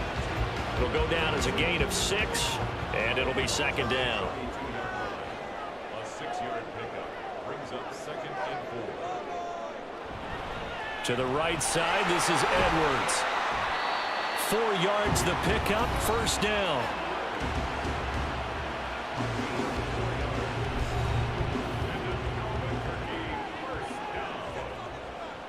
First and 10 at the 36-yard line. Again, it's Edwards. And they're going to stop him right at the line of scrimmage. Just no cutback lane to be found whatsoever. 2nd and 10. They're backed up here with a 1st and 20 now after the holding penalty. From the gun, it's Thompson. Over the middle, he gets it to Collins. So give him 5 yards there on the pitch and catch, and that's going to bring up second down. Brings up 2nd down at the 31-yard line. Now it's Thompson. Now they set up the screen. That's complete. And past the 40 before he's out of bounds. They get 11 back on that one. It leads to third down. And this offense on third down today, just a 20% success rate at 2 of 10. This is 3rd and 4. Now Thompson. And that will be incomplete. Well, the other day they told us when we've got 3rd and 5 or less, we have to be able to convert. And I guess every team would say that, Charles, but an opportunity missed there. What they were trying to tell us is they believe it's a matchup game at that point, and they liked some matchups that they had, thought they could exploit them, unable to do so on that play. Well, the Vancouver offense ready for their next drive. Their defense got the stop, forced the punt, and now you really start to monitor the clock as they nurse this slim lead. They'll try and choose some clock with Henry. Brought down around the 16 or 17. Showed some tough running, but couldn't free much space. Here's a 2nd and 8. Brings up 2nd and 8 at the 17-yard line. Allen now looks to throw. That'll be caught by Hill. And he'll wind up getting about 6 out of that, as that's going to lead us to the 2-minute warning. Henry will get it. He's been busy today. Well, they needed 2. They could only get 1. 4th down. And now right out of the 2-minute break, we'll get a timeout used defensively with 1:56 to go. That's pulled in at the 32. So Aaron Rodgers and his offense down by 8. 1:47 on the clock. A possible crippling loss to their playoff status in the balance, barring a late score. Here's Thompson. That's into the hands of Reynolds. All defenses worry that whenever anyone catches the ball and has a head of steam coming out of the backfield, it can turn into a big play with missed tackles or he runs through people. But they were right there waiting, and they stopped him for a minimal gain. Now Thompson. Oh, and that's going to sabotage their comeback plans. It is intercepted. Picked off by Garrett Williams. CD, I know it's just his 2nd year in the league as a quarterback, but that's going to be one when he flips on the tape. He's like, I shouldn't have thrown that ball. No doubt about it, and his coaching staff will be emphatic about he shouldn't have thrown that ball. But remember, 2nd year, as you noted, on-the-job training, so he's got to take this feedback that he's getting, negative or otherwise, and turn it into positives moving forward. So good starting field position for him here as they come up 1st and 10 right at the 50-yard line. Running from the gun with Henry. And a 6-yard gain gets him right around the 43. Now a second timeout called for by the defense, as they'll get it with just over 90 seconds to go in the ball game. And he's going to have to protect the football and take his lumps here at this stage of the game as they stop him behind the line. And now it looks like we're going to get a timeout here. We've got a man shaken up. The medical staff is going to come out here and take a look, and we will take a short break. Here is 3rd and 5. A shotgun handoff to Henry. And he is going to have a first down here, and that should be the one that seals a victory. And they'll indeed take a knee.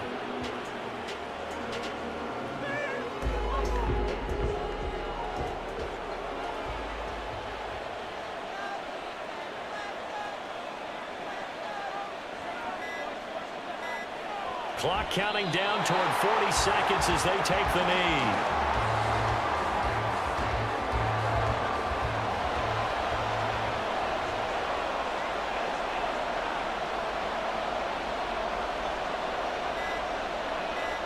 Allen down to a knee, and that should just about do it.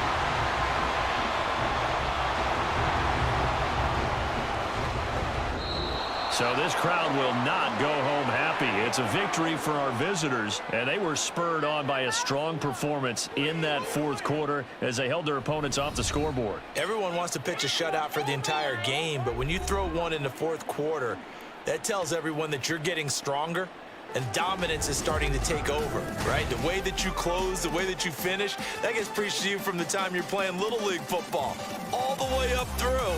And they closed them out with a big-time performance down the stretch. So for Vancouver, they're not going to go quietly here as the win moves them now to 8-6 on the year. And they will head back home next week. Meanwhile, for Albuquerque, they fall to 8-6 with the loss. And they will try to get back in the swing of things next week on the road. I'm Brandon Gaudin. Certainly have to thank Charles Davis, my broadcast partner, and our entire crew. We'll catch you next time right here. It's the NFL on EA Sports.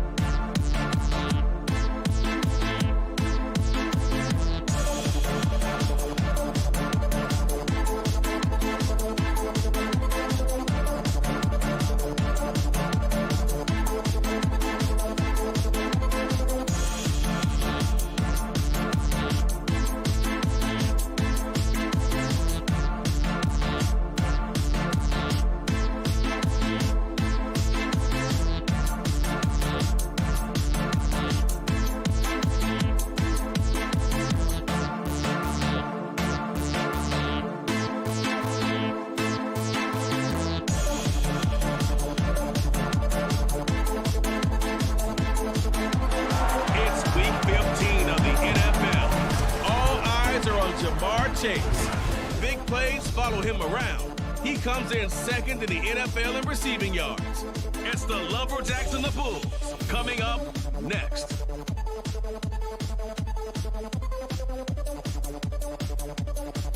EA Sports coverage of the National Football League brings us to the Pacific Northwest and the bustling city of Portland, Oregon. Today on to Week 15 in the NFL, and we've got a good matchup in store, as it'll be the Bulls of Virginia Beach and the Portland Lumberjacks. Along with Charles Davis, I'm Brandon Gaudin. And Charles, we look at this Portland team entering play. They come in playing pretty good football. Winners of 4 of their last 6 games. And last week's win was indicative of how good this team can be. It was a complete performance. Meanwhile, for visiting Virginia Beach, they come in after a win last week, and it had been some time since we said that. That broke a 9-game skid. So I'm not sure if that was happiness or relief in their locker room.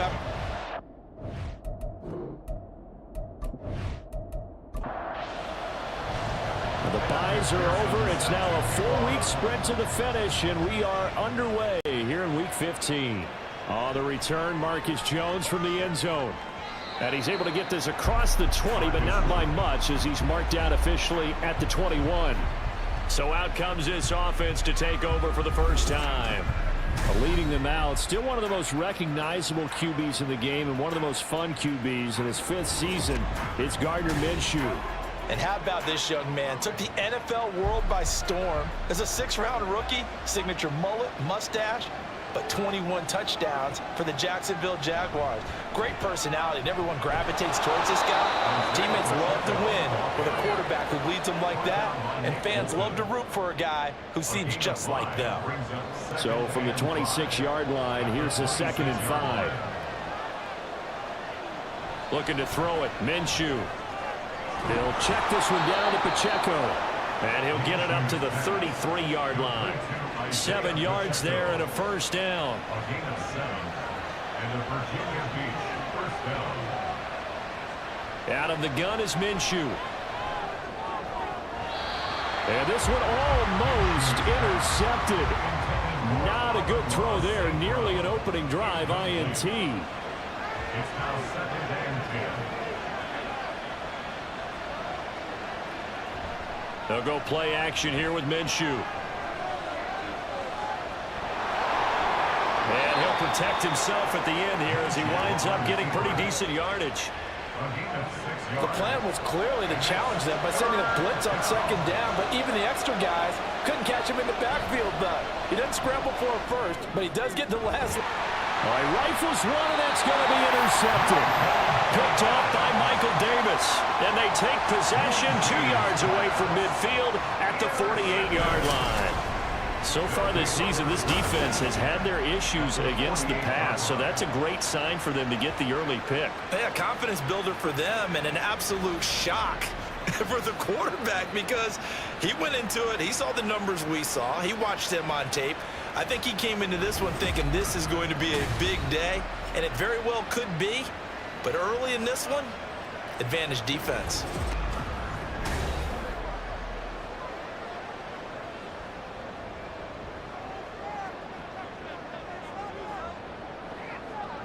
On 1st and 10, it's Hurts. On the move past the 40. And he'll get this down to the 39-yard line. Well, this defense, Charles, really played well in that win a week ago.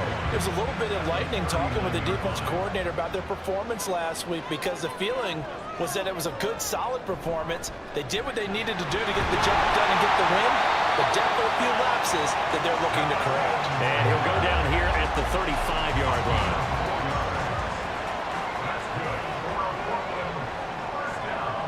They'll throw on 1st down with Hurts. There's a short one to the tight end, Johnson. Call it a gain of a yard, and it's 2nd down. But you look at this defense. There are 32 teams in the NFL, and they're just better than 50% of them at defending the pass, number 16 in the league. I think if you talk to their head coach, you'll get a nice answer about how much he likes his team and what they're doing. But at the end of it, he would admit there's definitely room to improve. A gain of 13. It's a first down. First and 10 on the 21-yard line. Hurts.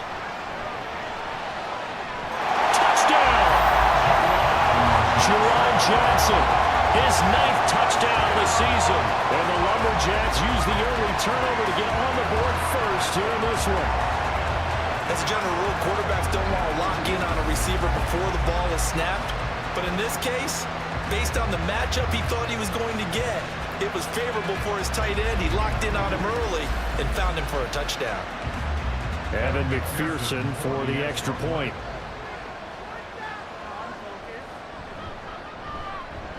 And it's good to make it 7-0. 5 plays there on that drive. After the touchdown, McPherson on to kick this one away. On the return is Jones from the end zone. And tackled at the 21-yard line, so a net negative there of 4 yards. Back onto the field comes this offense, ready for their second drive. They threw an interception the first time they had the football, wound up leading to a touchdown the other way. How do you approach drive number 2? Going back to your game plan coming in, everyone has matchups that they like better than others, where they think they have an advantage. Dial up some of those plays. Try and go to those spots and get your offense moving. Pacheco gets it again on second down. And he'll get only a couple up to the 22. When we talk about defenders, specifically linebackers, keeping their eyes in the right spot. He had that eye down the entire time. And you know that's not easily done because they throw a lot of misdirection at you. They try and fool you and get your eyes in the wrong place. But you're right about that one. He correctly figured that one out and made a really nice play.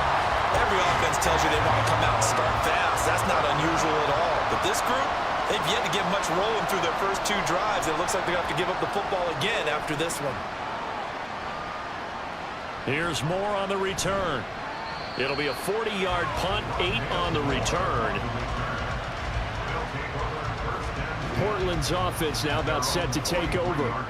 And for the moment, they're sitting pretty in possession of that number 2 seed. But as we know and often happens, this is all still subject to change. You're so right about that. But even though the math isn't there yet, I think it's going to take new math for them not to make the playoffs. They're almost certainly going to be in the tournament and certainly going to be a dangerous team if you have to play against them. Throwing from the gun, it's Hurts. Here's Johnson with a reception. And they'll get this well past midfield before being stopped just before the 35. A first down there on a pickup at 25. But it's almost as if they didn't leave the field after their first drive. They picked right up where they left off. Another good throw there. And this offense humming here in the early going. So on the other side of the field now, it's 1st and 10 as they've got things rolling on this drive. Finding Johnson on the out route. That's complete. This duo locked in, 14 yards there, and a first down. And a good quarterback facing zone coverage. If he has just a little bit of time to survey the scene, that's what's going to happen. No doubt about it. If there's no pressure, he's going to continue to pick them apart because he'll have all that time to find someone open downfield. He can only cover for so long. So maybe they want to go to a zone blitz scheme, get a little bit more pressure. Remember when Carolina did that against Denver? They lost the game ultimately. They dropped the defensive end out, and he ended up with an interception in that game in Super Bowl 50. Maybe some sort of scheme like that to try and get more pressure at the passer. And he'll find his way down inside the 10 to the 9-yard line. 2 yards on the pickup there. It'll be 2nd and 8. 2 yards on the pickup. It's 2nd and 8. Here's Hurts to throw. And the stop will come inside the 5 at the 4. That's an early scramble to be viewed positively by either side. From the offensive point of view, it begins to establish him as a possibility to keep it on certain plays. And defensively, and he's going to go down just outside of the 5, right around the 6-yard line. Von Miller in there to get him, and on the season now, that is 9 sacks for him. McPherson on for the field goal. A 23-yard attempt. McPherson's kick is good. So another scoring drive there, Charles, and an early 2-score lead. You'd like the 6 there, partner, but you'll take the 3, and I think they have to be happy by the way they moved the ball in these first 2 drives. They have to feel good about their opportunities the rest of the game. Here's Jones to bring it out of the end zone. And they'll get him down right at the 25-yard line, so the same result, and he opted for the touchback. Well, the Virginia Beach offense set to take over. And partner, let me make a quick pivot here. Season winding down. They're number 32 in offense this year. The last in the league. Where do they go? Anywhere and everywhere, but they have to do it with a plan. And I think about Atlanta a bunch of years ago. They decided they wanted to get what they thought was going to be a franchise quarterback, and indeed he is, Matt Ryan. But they had to supplement it. They went free agency, got a running back, came back and traded back into the first round in the same draft to get a left tackle to protect him. Really supplemented that pick, complemented that pick, and went to the playoffs the very next year. Well, maybe they can use that and carbon copy it. From the gun, Minshew to throw. He's got his running back out of the backfield. And they get him down, but not before he takes it across the 40-yard line. 12 yards there as they move the chains. You can almost hear the sigh of relief coming from their sideline and from their point on the field, because this has been a tough start for them thus far. A much-needed first down there. They needed something good to happen. Plays like that will continue to help them dig out of this hole. Minshew's throw complete there to St. Brown. So the completion good for 7 there, and it's second down. It's a gain of 7. Brings up 2nd and 3 at their 48-yard line. 10-0 the score after 1 on EA Sports. Ready for the second quarter, and it's our visitors with the football. From the 48-yard line, here's 2nd and 3. It'll be Minshew again. He finds the rookie, Zay Flowers. His first catch, good for 9 and a first down. A gain of 9 yards. And the Virginia Beach first down. Here's Minshew. That's caught by the big tight end, T.J. Hockenson. Give him a gain of 5 on the completion, and that will bring up second down. Brings up 2nd and 5 at the 38-yard line. Minshew sets to throw. And that is incomplete here. Really solid coverage from the current NFC Defensive Player of the Week. Also had an interception in that game a week ago. And it was fun to watch him in practice this week, wasn't it? To see how he understands spacing, and when the ball's arriving, which hand to put out in front to try and knock it away. And he just exhibited it on that play. They'll give him 4 yards there, and it'll be 4th down. Again, Minshew looking to throw. Pass taken in by his big tight end. Touchdown! T.J. Hockenson, 34 yards. And the Bulls' decision to go for it pays off with 6 points.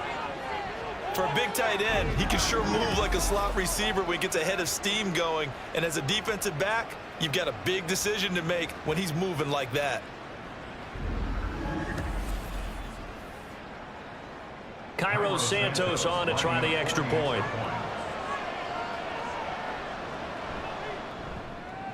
And they're back within a field goal. It's 10-7 now. So a nice drive put together there. They go 75 yards in 9 plays. And it was T.J. Hockenson who finished the drive with a touchdown reception. And not much happening on the return as he'll get this to about the 23. Portland's offense now about set to take over.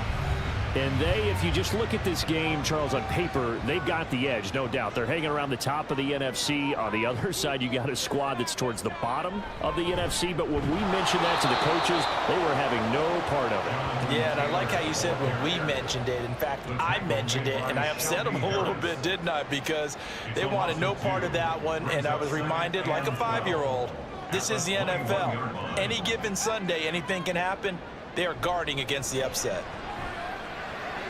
Hurts throw taken in here by Chase. So the completion results there in 9 yards. And this will wind up being a 3rd and 3. Brings up 3rd and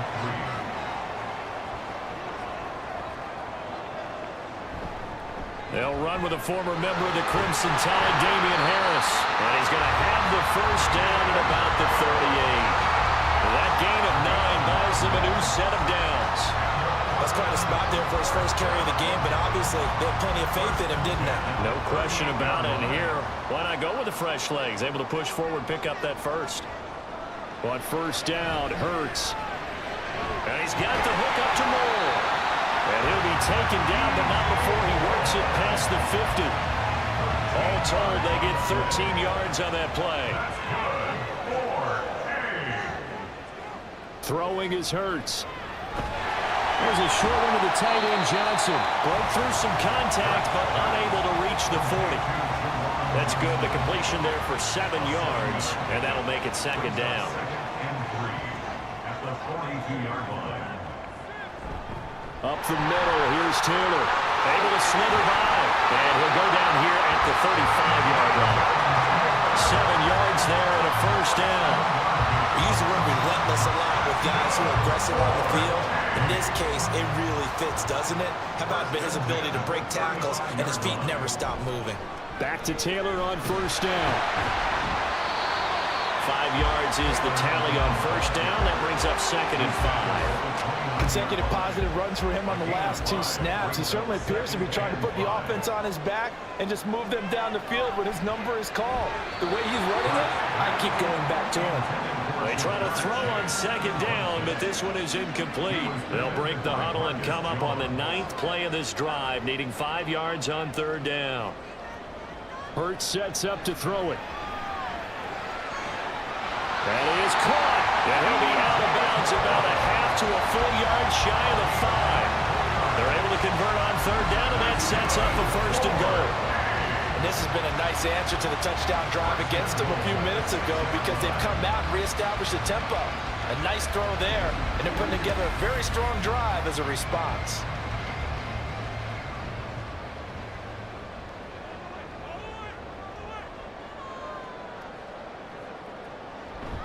Now a first down carry for Harris. And he gets halfway there from the 6 to the 3 on a gain of 3. Some of the most unselfish players on any football team, defensive tackles, because we ask them to just eat up blocks and allow other people to make tackles. But when he can make the play himself, as we just saw there, that's a big day. And the second wave of tacklers is going to get him as they stop him behind the line.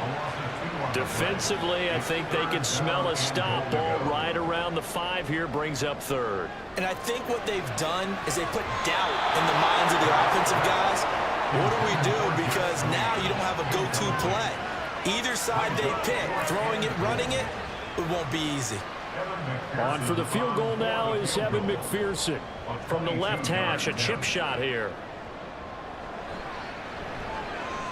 McPherson's kick is good. So a long drive gets him down inside the 5, but ultimately they settle for just the field goal. And I have to think that if maybe they were a yard closer, that would have made their decision tougher, and I think they likely would have gone for it. But in this situation, they just decided to take the 3, and I think it was a smart move. And they'll get him down right around the 25, actually the 26 officially, so a net gain of 1 there. Well, the Virginia Beach offense set to take over.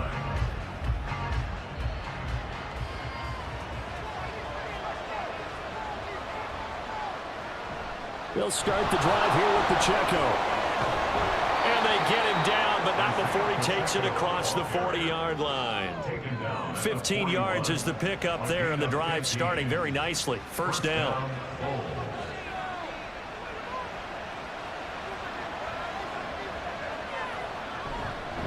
Here's Pacheco once again. He'll get this up to about the 44. They went right back to him, but he pretty much had nowhere to go on that play. Yeah, the previous carry looked pretty good. That one, maybe he was a little tired. I don't know. Yeah, maybe he should have tapped out and had a second back come in and maybe make that run. Who knows? Yeah, he'll only get a yard, maybe 2, up to the 46.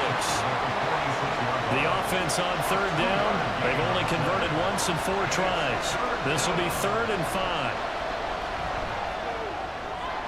Work in the middle of the field, and he's got a man complete. And he's going to get this all the way down inside the 35. Minshew, 1st and 10. They'll set up the screen to Pacheco. And he's got this down almost to the 20 before he's dropped. Another nice gain, 13 yards that time, and another first down.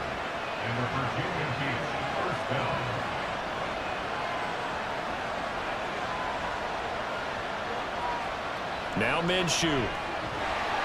Nowhere to turn this time, and he goes down. Sack back at the 29. The sack there by Roquan Smith. But defensively on the previous play, they gave up a pretty good chunk of yardage, but right there, they got a good portion of it right back. And if we just flip it around from the offensive perspective, took a nice step forward, and how about a couple of leaps backwards after that play? They've got to figure out a big call coming up here to try and gain that yardage back. Looking to throw it, Minshew. Throw caught by Flowers. And he'll go down right on the edge of the red zone following a pickup of about 7 or 8. You can see the time and effort and thought that they've put into their passing game because it was evident right there. It looks like a simple pitch and catch, but you and I both know that they have planned for this and worked hard to make it happen. And this is going to be incomplete. He was out there waving his arm saying throw it here, dropped it, not a good look. Well, all I can do is just look at him with contempt on that one. As a defensive back, I'm saying, not as an announcer. Just like, really? A little bit of a diva look, isn't it? Yeah, very much so, because I think what happens is he just had too much time to think. He's wide open now. Here comes the ball, and he doesn't concentrate and drops it. Well, a close game like this, obviously you want the touchdown, but certainly they will take the 3. And they'll be okay with that, but let's throw a little credit to the defense as well. And I'm just glad this doesn't come down to a debate, right? Which side won, partner? Because the defense, hey, we didn't give up a touchdown. The offense, hey, we put 3 on the board. Either way you look at it, I think both sides gained something out of that drive. This offense back to work now late in this first half. And they may just be content to take this 3-point lead and head into the locker room.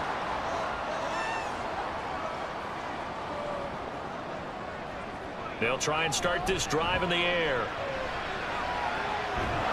And he can't find a receiver, and he's brought down. Von Miller, that is now 2 sacks for him here in this first half. So, Charles, no turnovers yet for this offense, but those sacks now, they're starting to pile up. And one thing usually leads to another because they've got to figure out how the offensive line and everyone else involved in protection can keep their quarterback upright and allow him a chance to throw the ball downfield. So we've hit halftime, just a field goal separating these two teams at the break. As we'll send you back over to Orlando with our EA Sports Halftime Report, here's Jonathan Coachman. Okay, Brandon, time for a sprint to the finish, as it's time to get you caught up with what's happening around the NFL here in a pivotal Week 15.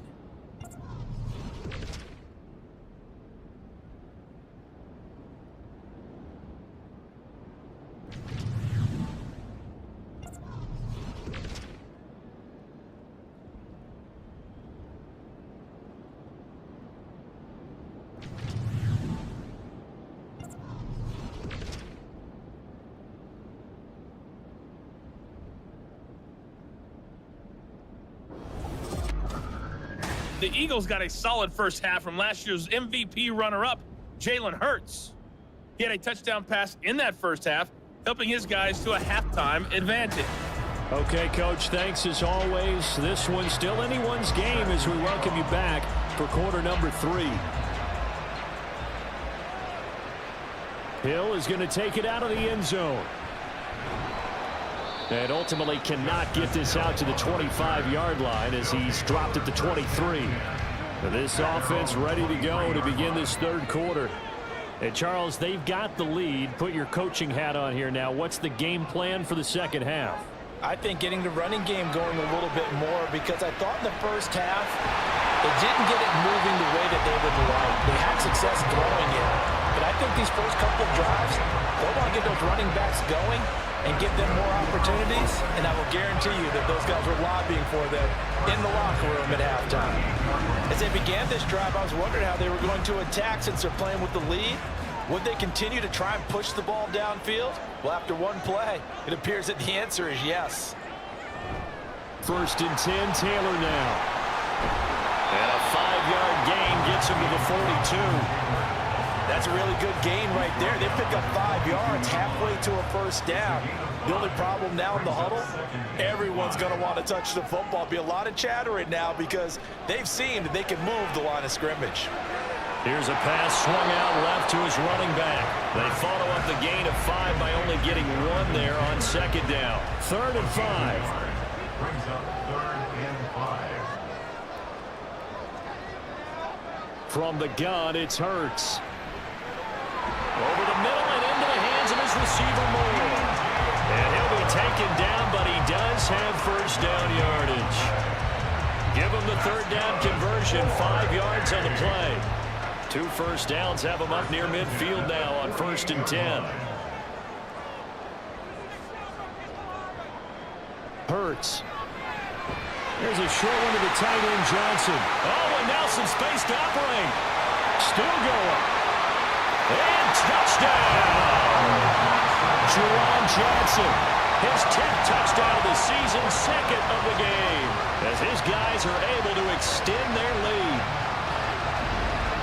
Well, that's pretty impressive, Charles. It's one thing to be an elite speed wide receiver and have all that yards after the catch into the end zone, but from your tight end? Yeah, you don't get that very often. What you're describing is more like a Tyreek Hill, a Devontae Adams, and Antonio Brown. You're not talking about a guy that lines up or can line up in line and look like an extra tackle on running plays. He took that bad boy downfield just like he was a scat back. Before the game, he told me, I'm going to have a zinger or 2 today. And I was like, oh, a zinger or 2? I guess that's a zinger, right? That's a zinger. And he'll get it up across the 20 to the 21-yard line. Now we take a glance at the offense as they work their way back out for their first possession of the second half. And their deficit a little wider than it was at halftime. Does that touchdown a minute ago change the thinking here at all? I think it does, at least a little bit, because now urgency has to start setting in. You can't go out there and go 3 and out and run the risk of falling behind substantially, but you have to do it without pressing, because pressing, that'll lead you into bigger errors. That's a good way to start the drive, 17 yards and a first down. They'll set up a throw. And a little floater there is incomplete. A lot of times it's that first read that you have. Maybe you get it in pre-snap. He locked in on his target, but he was covered quite well, and that one's incomplete. A run by Pacheco on second down. And he's going to be stopped up quickly here. Just a yard up to the 39. This offense in desperate need of a conversion as they come up on 3rd down. Out of the gun is Minshew. Able to find the open man. That's complete. And taking it across midfield and inside the 45. Catch number 40 for him on the year. It's a first down. And that's one of the better plays we've seen this offense put together so far. They haven't been able to get on track much at all. But listen, they're only down a couple of scores with the rest of this quarter and the entire 4th remaining. So, stranger things have happened.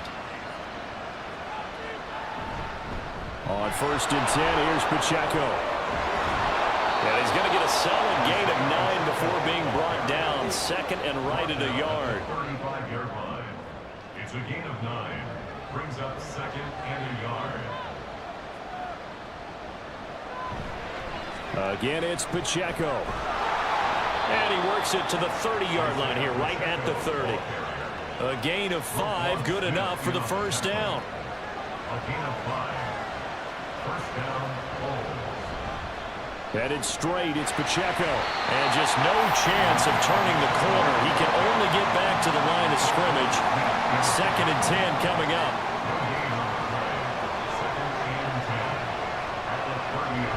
Pacheco gets it up the gun. A short gain here, maybe a yard to the 29. Well done to sniff that out defensively. He had it diagnosed pretty quickly. I love that description because diagnosed is perfect on that one. Read his keys, made the play, and he couldn't even get... Pressure applied, and he's going to be taken down. They sack him back at the 33-yard line. Credit the sack there to Harold Landry.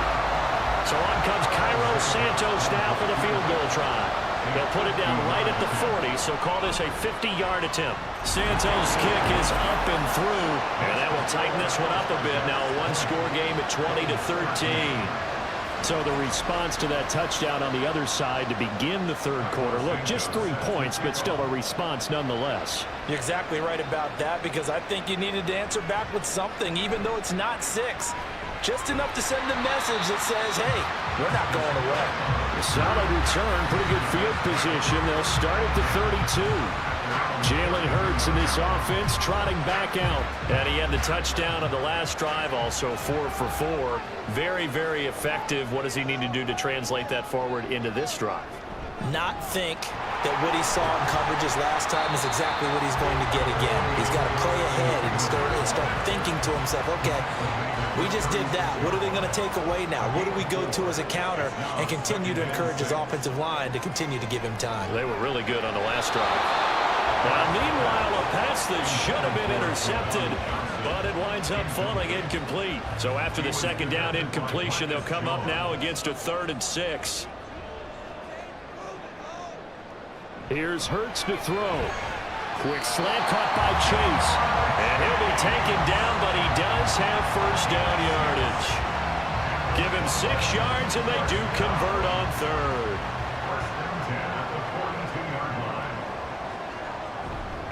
On the counter, it's Taylor. And if there was a lane there, it closed up quickly as he stopped for no gain. 2nd down. 2nd and 10.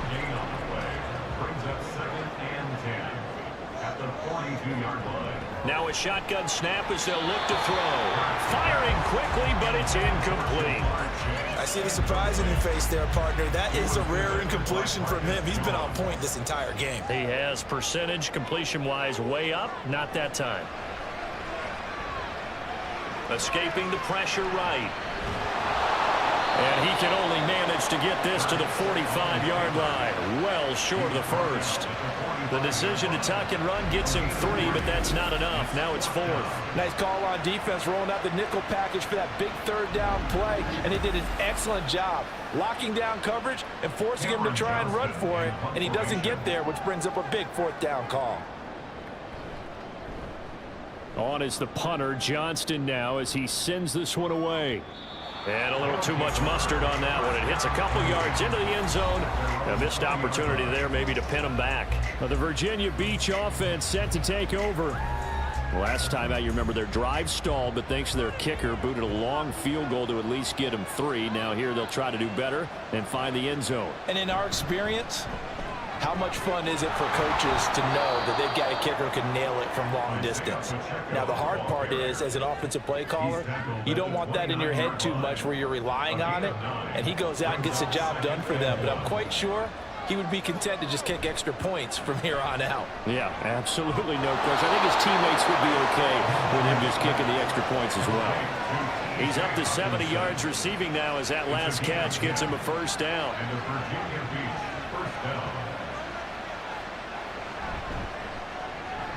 Now that'll be caught by St. Brown. As a defense, you're more balanced when you're in zone coverage because you're able to keep your eyes on the quarterback and see the play develop in front of you. They're able to keep the quick pass in front of them and stop it right at the line of scrimmage.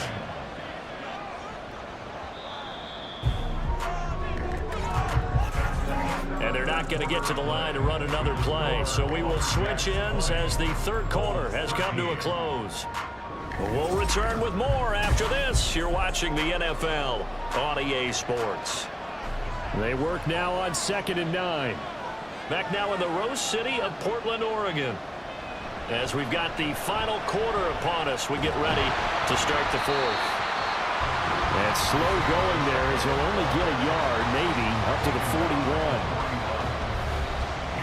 This offense so far on 3rd down, they've converted 3 times and 8 chances. This is 3rd and 8. Here's Minshew. He's going to float this one deep right side. That's going to be knocked away and incomplete. Just because you got the lead in the 4th, it doesn't mean you have to play it safe. I like the aggressive play call there to push it downfield. That time, it didn't work out. So they're forced to punt on 4th as this one's away. Returning it is Moore. Called out a 41-yard punt, 6 yards on the return. And out will come the offense as they take over. Portland's offense now about set to take over. Now, the previous drive they punted, but that was just the first time they've had to do so in this game. And when they turn on the game film, the coaches will rant about this, right? They'll say, oh, God, we got to move the ball, guys. We can't punt the ball away. But they have to keep smiles off their faces because that's the first time in the game they've had to do so. They've moved it quite well. They'll overall be happy with what they've seen. I guess he was saving his best for last, so to speak. Longest run of the day coming here in the fourth quarter right there. And that type of run makes for a better night for him and his teammates, doesn't it? To be able to produce this late in the game can lead to some big smiles and satisfaction in the locker room after this one's over. They go to the ground again with Taylor. Oh, that's just not fair, and now room to run. Touchdown! Jonathan Taylor, halfway to 100 now with career touchdown number 50. And the Lumberjacks are about to make it 4 straight as they add to this fourth quarter advantage. We know it's primarily a passing league now, but anytime a runner breaks one like that, you've got to have a secondary that can find a way to him and find a way to get him on the ground. Absent of that, he's going to find the end zone every time. McPherson on for the point after.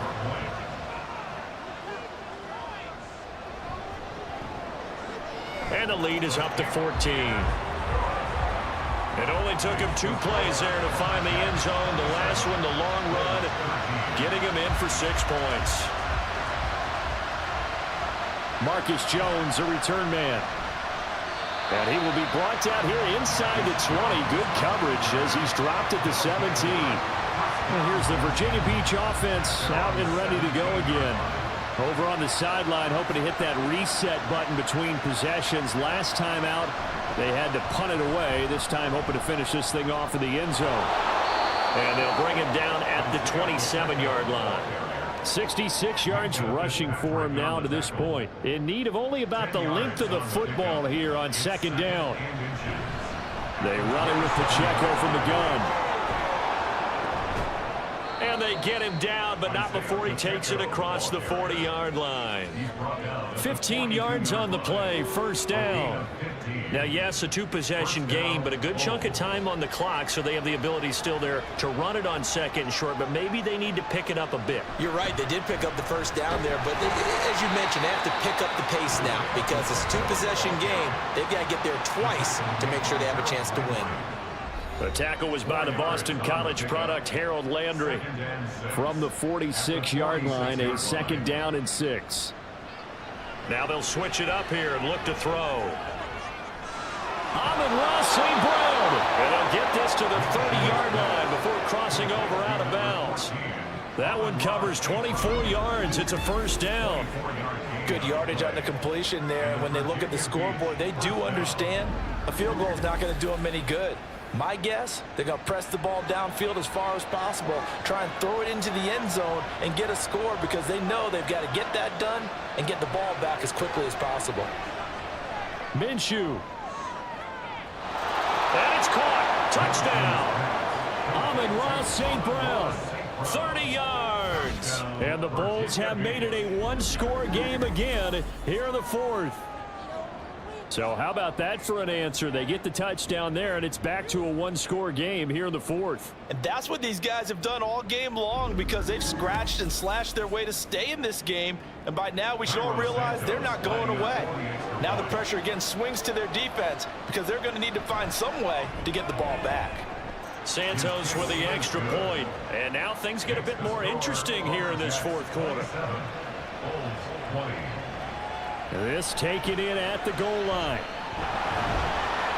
And he'll be stopped up at the 25. Here comes Jonathan Taylor and his teammates. He's been a good workhorse. I know we use the word workhorse a lot, but he's been a good workhorse for him in this one. No doubt about it, and there's nothing wrong with that. That's what you're looking for if you're a back, because that means everything's come together for you. Big guys up front have created space. You've run through it. You've probably got some help even from the wide receivers who want to catch passes as opposed to block, but they're helping out too. Yeah, everyone's pitching in. He's had a good game. Maybe a good spot to take a shot. Here's 2nd and a yard from the 34. Running straight ahead, Taylor. A solid stiff arm. And getting this just shy of midfield. They'll spot it at the 49. 15 yards on the play, first down.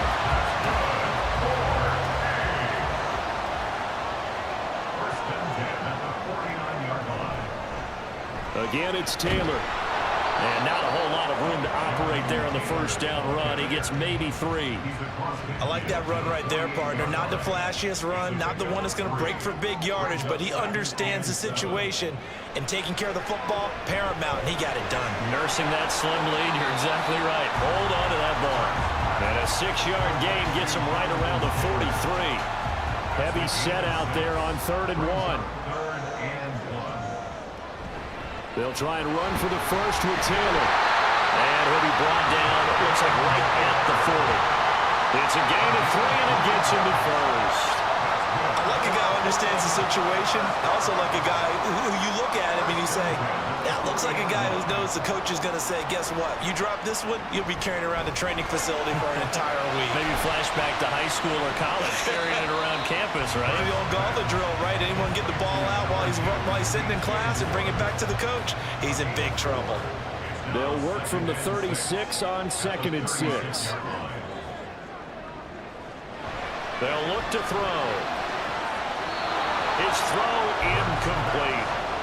Basically, you're not going to outwork 2 guys very often. Double coverage. I thought he was going to go somewhere else with the football. I get it. That's a stud wide receiver. You want to try to get him the football. Yeah, sometimes you rely on him a bit too much. You forget the other options that are out there. And he takes this just a few yards shy of the red zone before going out. They give him 13 yards there on the play and a fresh set of downs. For as many sacks as this defense has, you can understand their willingness to try and get upfield and get another. So what a really smart play call here to use their aggression against them, go with the screen, and they're able to get the first down.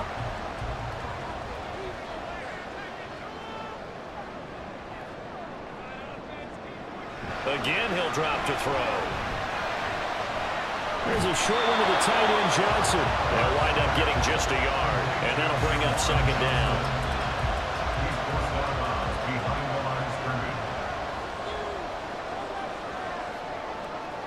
They'll stick with the passing game as he looks to throw. And that'll be incomplete. The coverage keyed in on him since that last completion his way. He earned a little more attention on that route, and that made it a lot tougher to get a clean throw his way. Throwing from the gun, it's Hurts. And that's to the left sideline and incomplete. So 2 third-down conversions on this drive, but not able to get a third, and now they deal with 4th down. So a pressure spot here for Evan McPherson. This to make it a 2-score game. McPherson's kick is good, and that will extend their lead even further. So that CD, an important one here in the 4th quarter. And that importance cannot be overstated. All eyes on both sidelines were staring that one down all the way. The significance is that they made it a 2-score game. Still lots of time left to go, but likely that was their goal at the start of the drive. Get 3 points, make it a 2-score game, and they were able to get it done. Well, the Virginia Beach offense set to take over. And the complexion of this one has changed a fair amount. That last field goal made it a 2-score game, so they need to get points out of this drive relatively quickly. Throwing on first down is Minshew. Looking left side, he's got it, complete. And he's tackled a yard short of the marker. Good gain of 9 on first down. Minshew sets to throw. And he will slide to a stop. He does have the first down. And the offense moving quickly to the line. Now Minshew on 1st and 10. Open man, he's got him, the tight end Hockenson. And he'll be taken down, but not before he gets into enemy territory. From the gun, Minshew to throw. And he slides and covers up at the end as he's going to be able to pick up decent yardage. 2 minutes left to play in this football game here on EA Sports. So it's our visitors with a football as we get you reset. And let's see what they've come up with offensively after having time to talk it over. Throwing again on 2nd down, but this time it's incomplete. And now the focus is really clear. They need to get that first down and either get out of bounds or maybe use one of those timeouts. Now Minshew. It's taken in by its big tight end. And he's going to get this inside the 30. Minshew. Over the middle, he gets it to Barrios. And they'll work it inside the 15-yard line before it's all said and done. Here's Minshew. He'll be hit and taken down at the 21. They'll come up now. This is 2nd and long. Now Minshew.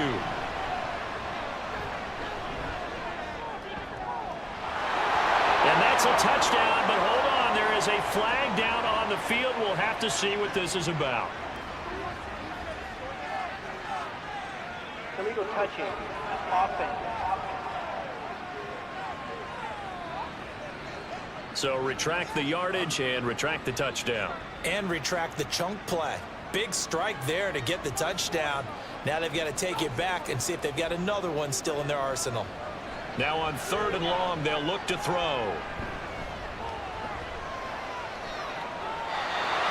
And that is incomplete. That means it's just one last chance left, and this has to be a first down or a touchdown, or this game's over. So on 4th down, out trots the kicker in a big spot here. Santos' kick is up and through, and this is back down to a 7-point game. So he remains perfect, 3 for 3 in the field goal department. And it's so important for any offense to have an ace like him up their sleeve, isn't it? Because now you know what his range is, and as soon as your offense gets there, you're pretty much counting on 3 points going up on the board. Well, 4th quarter, it felt like they needed the football back. Unfortunately, they couldn't get it. And I know we've brought analytics into the game, and someone has said here that the data says that when a team's expecting an onside kick, 80% of the time, the team expecting it, they do actually recover the ball, which is what we saw here. I just wonder if that number is much more of a anecdotal type of a number. Kind of like when the coaches tell us, well, when you score on special teams, 93% of the time you win the game. I'm still waiting to see that number is empirical. We got to have 2 hands on the football here as they run on 1st down. They're going to snuff this play out behind the line. We have not seen that much today. Another run on 2nd down, trying to cover up. And he is going to have a 1st down here, and that should be the one that seals a victory. And they will take a knee here. Now the defense will burn their 3rd and final timeout as they'll stop it with 25 ticks remaining on the clock. And they take a knee. Listen, anytime you take a knee to end a game, that means you've won it. So it doesn't matter whether it's home or on the road, but there's something a little extra special about doing it in front of your home crowd, isn't there? And the home crowd applauding. They're happy with what they've seen. Chalk this one up in the left-hand column for a win. Yeah, that's right. Head to the locker room, throw the wristbands in the crowd for the kids, your gloves, your towels. Get to share it with the home team. What a ball game this was. What an atmosphere this was. And the home team getting the late touchdown, getting the victory, and now everybody in this building can file away with smiles on their faces. And what do real estate people tell us all the time? It's location, location, location. So being at home, that can be a big deal because remember, they were down to their final chance to retake the lead. That home field advantage, I think it helped fuel all of what happened for them down the stretch. A huge win. So for Portland, it's a 10th win of the year now as they move to 10-4. And they'll get to stay home again next week. Meanwhile, for Virginia Beach, the season is really nosediving now as they fall to 2-12. And they will try to get back in the swing of things next week on the road. So for Charles Davis and our entire crew, I'm Brandon Gaud. Next game, guess what? Charles and I will be here again. It's the NFL on EA Sports.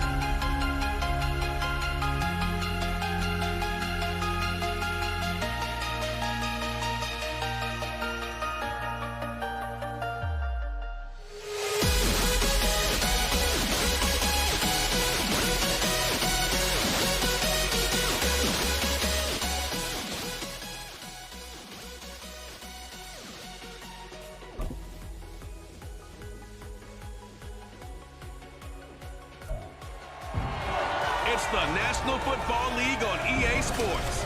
And coming up next, we'll see Corey Davis.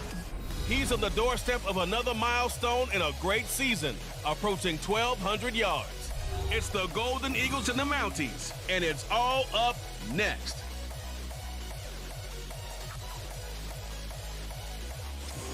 EA Sports coverage of the NFL brings us north of the border in the historic French-Canadian city of Montreal, Quebec. Today on to Week 15 in the NFL, and we've got a good matchup in store between the Mexico City Golden Eagles taking on the Mounties of Montreal. Along with Charles Davis, I'm Brandon Gaudin. And Charles, we look at this Montreal club. They come in playing some decent football, 5-3 in their last 8 games. Meanwhile, for Mexico City, our visitors, it's late in the year. We all know it. We've seen the calendar for these guys. Their bodies could probably use a break, but they have to push on. And they're really not as worried about that as maybe we think. They know they've got the entire offseason to rest. All they care about is the game in front of them.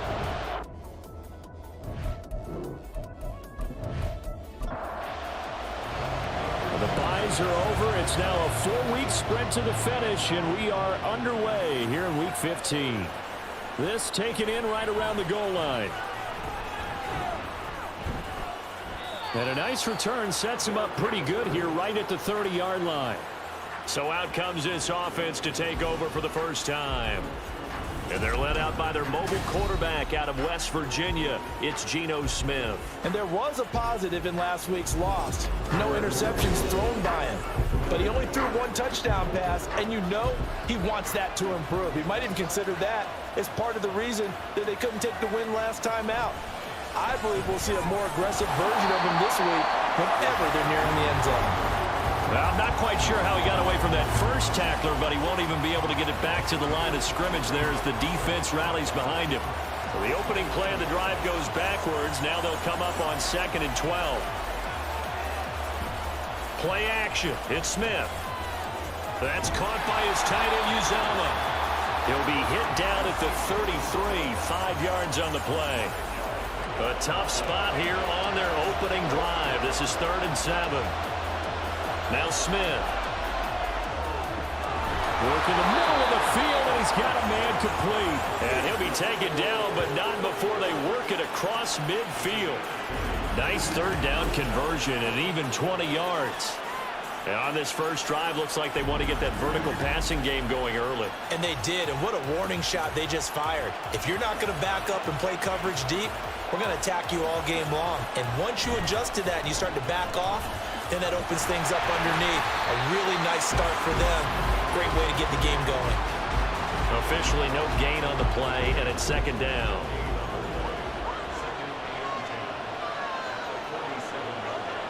Now Geno.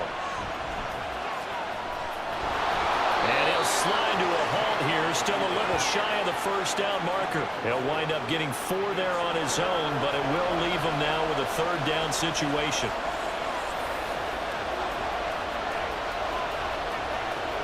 Throwing now is Geno. Buying time to his left. Shoves him aside. And a pretty nice tackle there. Ranging up from his free safety spot as he'll stop him about a yard short. 5 yards that time out of the scramble. But now they're looking at a 4th down situation. Out now is the punter, Braden Mann. He punted 4 times in the loss last week as he gets this one away here. And this will be up to the ruling of the side judge here. He says it crossed out of bounds at the 16-yard line. So out comes this offense to take over for the first time. And bringing them out is the top pick in the 2018 draft, fiery competitor from Oklahoma, Baker Mayfield. And he's a guy who plays with a lot of emotion. He's learned how to channel it really positively because when he throws the football downfield and makes a big play, he'll be the first guy downfield to celebrate with you. But also when his team needs that confidence, when they need that jolt, they turn to him, and he's ready to provide it. The numbers a week ago for Cook. 21 carries, 65 yards, and a touchdown as well. I can remember the last time we did a game and a coach didn't talk about establishing the run first, but they've lost 2 straight games, so they still want to do that, but they've got to have some contingencies, some other options. Expect them maybe to throw it a little bit to open up things and maybe run it a little bit more later in the game. 2 yards. It's 3rd and 9. On 3rd down, Mayfield. Able to find the open man. That's complete. And mark him down way up close to the 40 at the 39. And they convert on 3rd with a gain of 22. And this is an offense that's near the bottom of the league in rushing, so defensively coming in, you've got to know you're going to see the ball in the air a lot. And that time, it's a completion and a 1st down on this opening drive. So from the 39 now, they'll come up on a 1st and 10. Up the middle, it's Cook. And good running there as he'll take this all the way up to midfield. Another strong gain on the last 2 plays. They've moved it a combined 33 yards. Well, there's plenty of real estate for him to maneuver on that run, and let's face it, it shouldn't be a surprise. He's one of the better backs in the league. Had to come into this game with the idea, slow him down, otherwise it's going to be a long afternoon. And now a throw on 1st down there, but it's incomplete. This could be the start of a nice stand from this defense now after getting walked backwards on this drive. Come through with another one here, and you have them staring at a 3rd and long, and that puts the defense in a position to dictate to the offense. And that one's going to be off target and incomplete.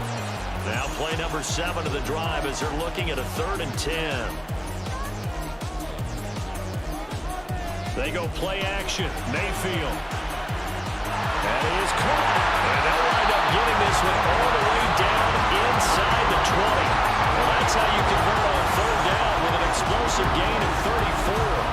That catch for his career is number 589, so 11 away from 600, but it also right now ties him with Hall of Famer Fred Biletnikoff. And we remember Fred Biletnikoff well because of the way he went about his business in catching the football. And we're seeing something similar here. Someone who runs precise routes, has excellent hands, and knows how to get the ball to the end zone. Throwing on 1st down, but this one winds up to be incomplete. And I can see the officials kind of looking at each other down there, silently wondering, does this meet the level of grounding?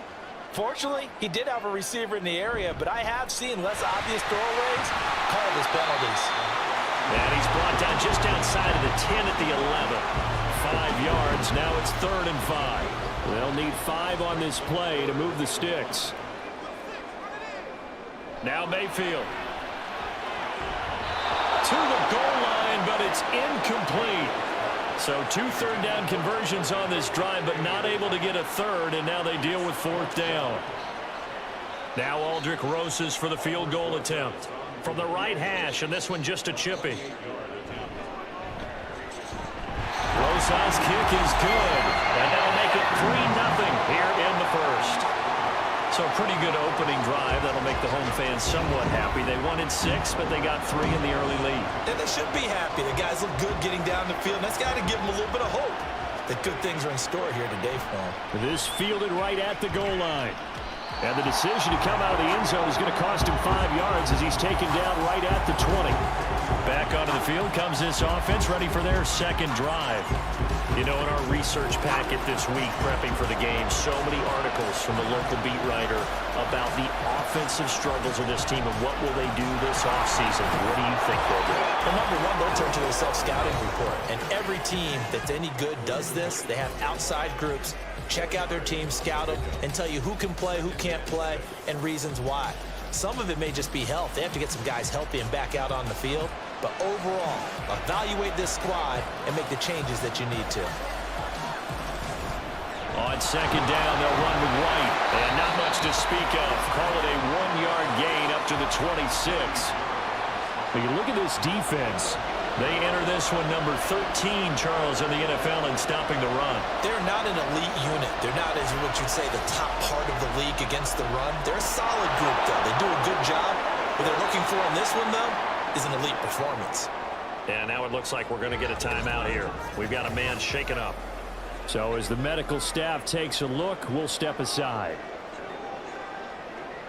Ball up to the 35 now as they come up on 1st and 10. They'll go up the middle with White. And hard running's going to get him over the 40 to the 42. It's a 7-yard carry to set them up with a 2nd and 3. Now it's Smith off the bootleg.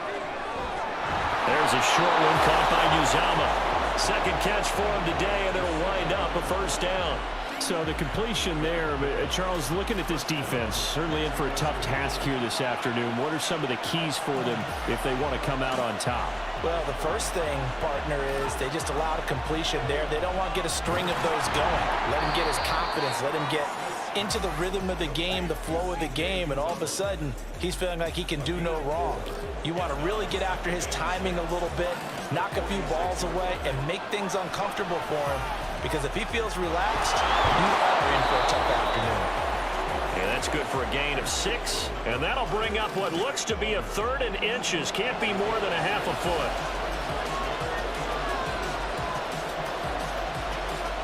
To the air again, Smith. That's complete to McBride. And he is going to lose yardage here. They call it a loss of a yard there. And that'll bring up 4th down. Here's Braden Mann now, as he'll punt it away for the 2nd time.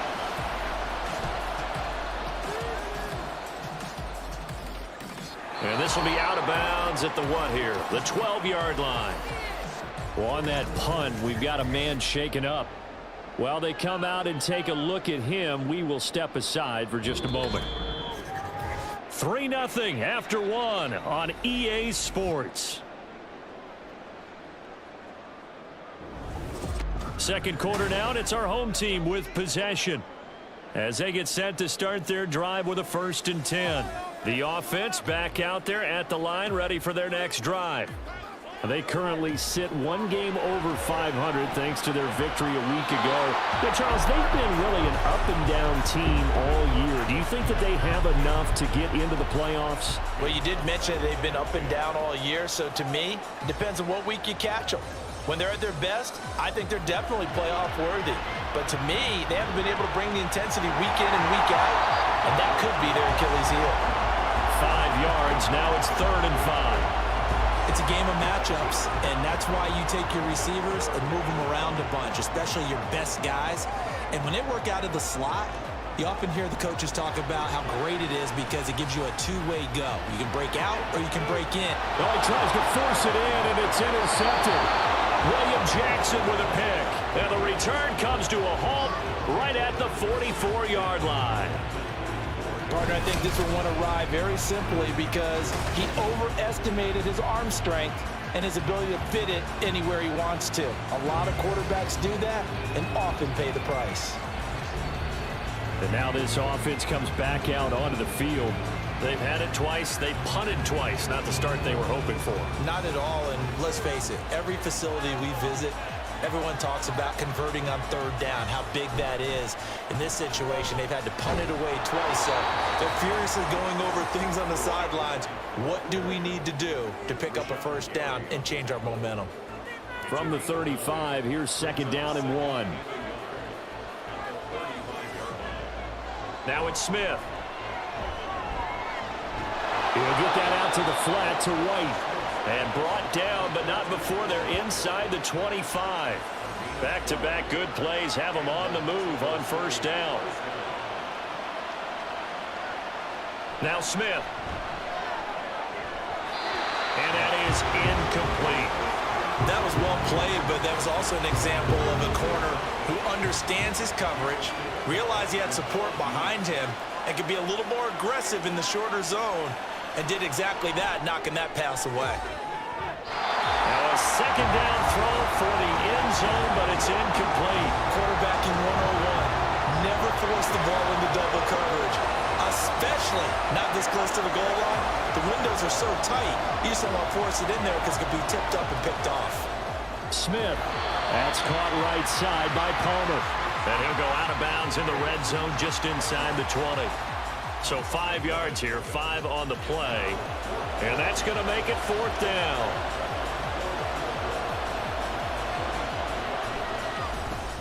Nagar's kick is good. And that will tie us at 3-3. So, Charles, they get to them with their first turnover of the game and then make it hurt a little bit extra with a field goal. And anytime you give the ball up, what's the first thing a coach tells his defense?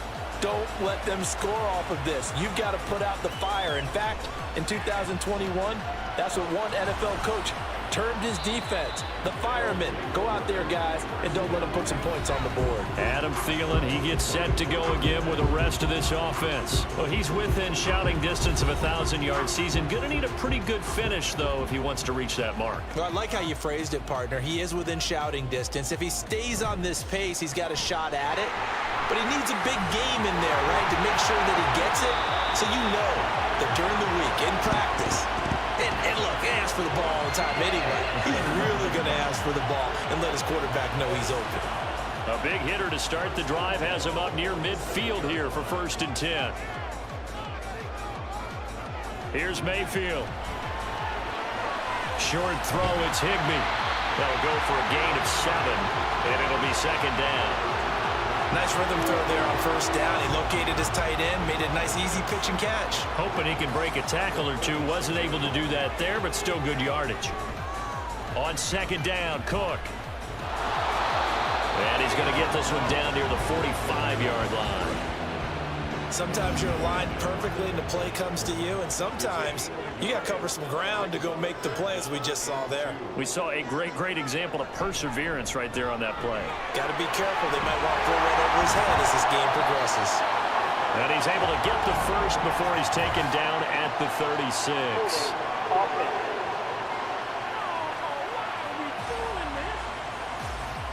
3rd down at 6. Jedrick Wills, former first-round pick, guilty there. From the gun, Mayfield eluding the pressure right. And Mayfield will have a 1st down as he's able to slide to avoid the contact there at the end of the play.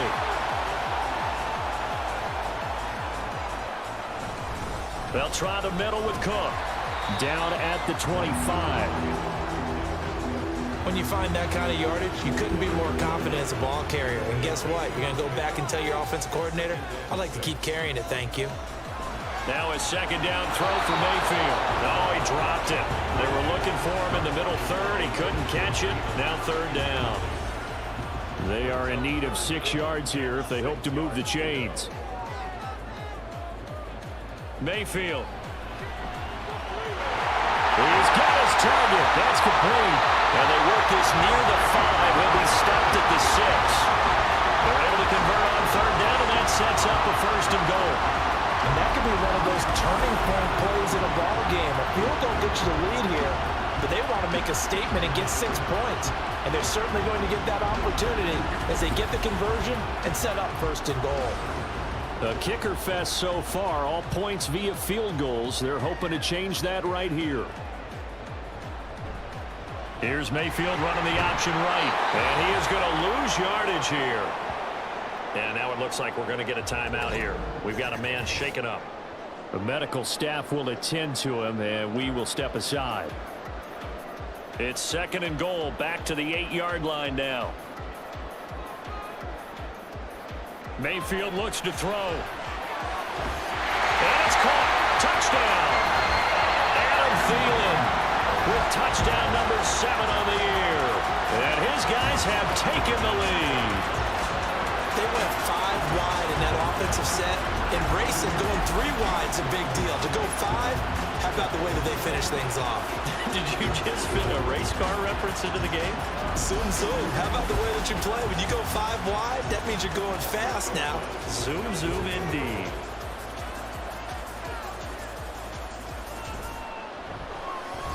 PAT up and good by Rosas.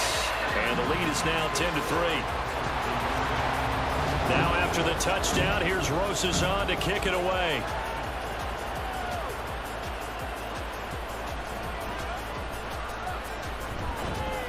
And he'll be tackled just shy of the 25.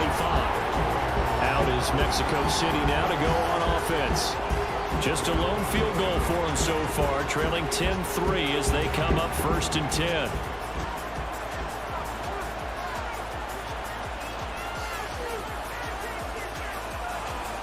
Gino now to throw. And a That's going to be incomplete. No sense risking anything there on first down. Even though he's still in the pocket, he had a receiver out to his side, so just put that in a spot where the only people who could make a play on it are the trainers and the coaches. Well done. Another throw on second down, and this one incomplete as well. This defense has passed its first two tests by forcing back-to-back incompletions. They know there's probably another throw coming on third down. Let's see if they decide to force the issue by sending people on a blitz. Oh, he had a man open. He overshot him. It's incomplete. That was a chance for the breakthrough. He's got a man running free, and you've got to be able to put that on it. But instead, led it too far, incomplete. On is the punter man as he boots this one away. Fair catch called for and taken right near the 30-yard line.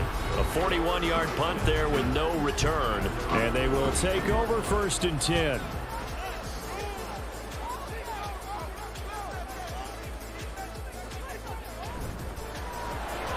And he'll find Thielen on the right side. So give him 2 yards there on the completion, and it'll be second down.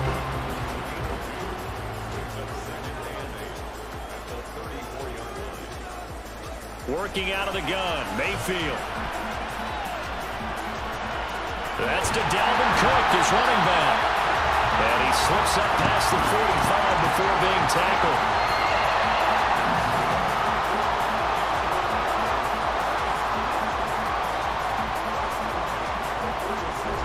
First down, here's the run with Cook. He'll get it up near midfield to the 49 before being taken down. The defense thought they had that play covered, but it still got driven backward by those blockers. Those types of plays are a key part of any team's offensive game plan. It all starts up front in the trenches. Well, he'll go down, but not before getting this inside the 30. Good work after the catch, going to net him 23 and a first. So many times in my career, I've heard coaches talk about completions are one thing. As long as we're there at the catch and we get guys on the ground, we can live with that. But if you're going to give up 10, 12, 15 yards after the catch, then your defense is going to be in a lot of trouble. So on the other side of the field now, it's 1st and 10 as they've got things rolling on this drive. Throw right side, going to be caught by Higbee.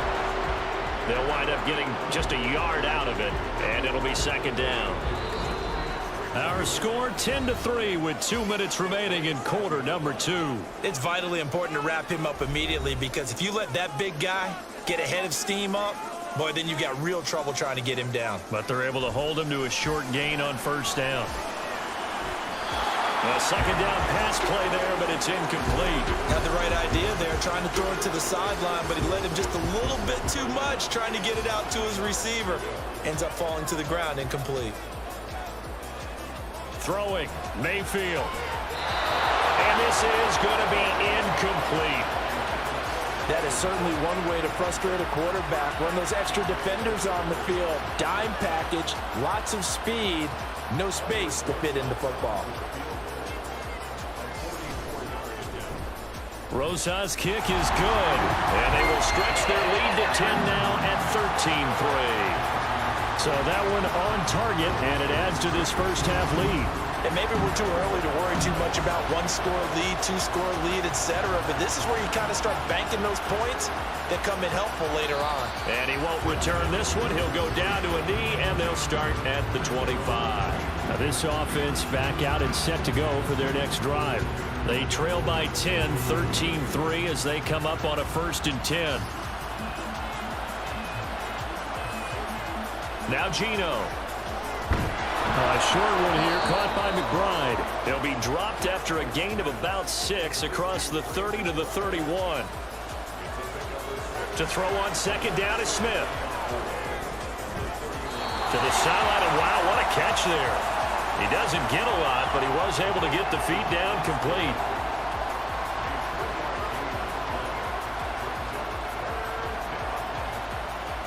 Smith going to throw on 3rd and 1.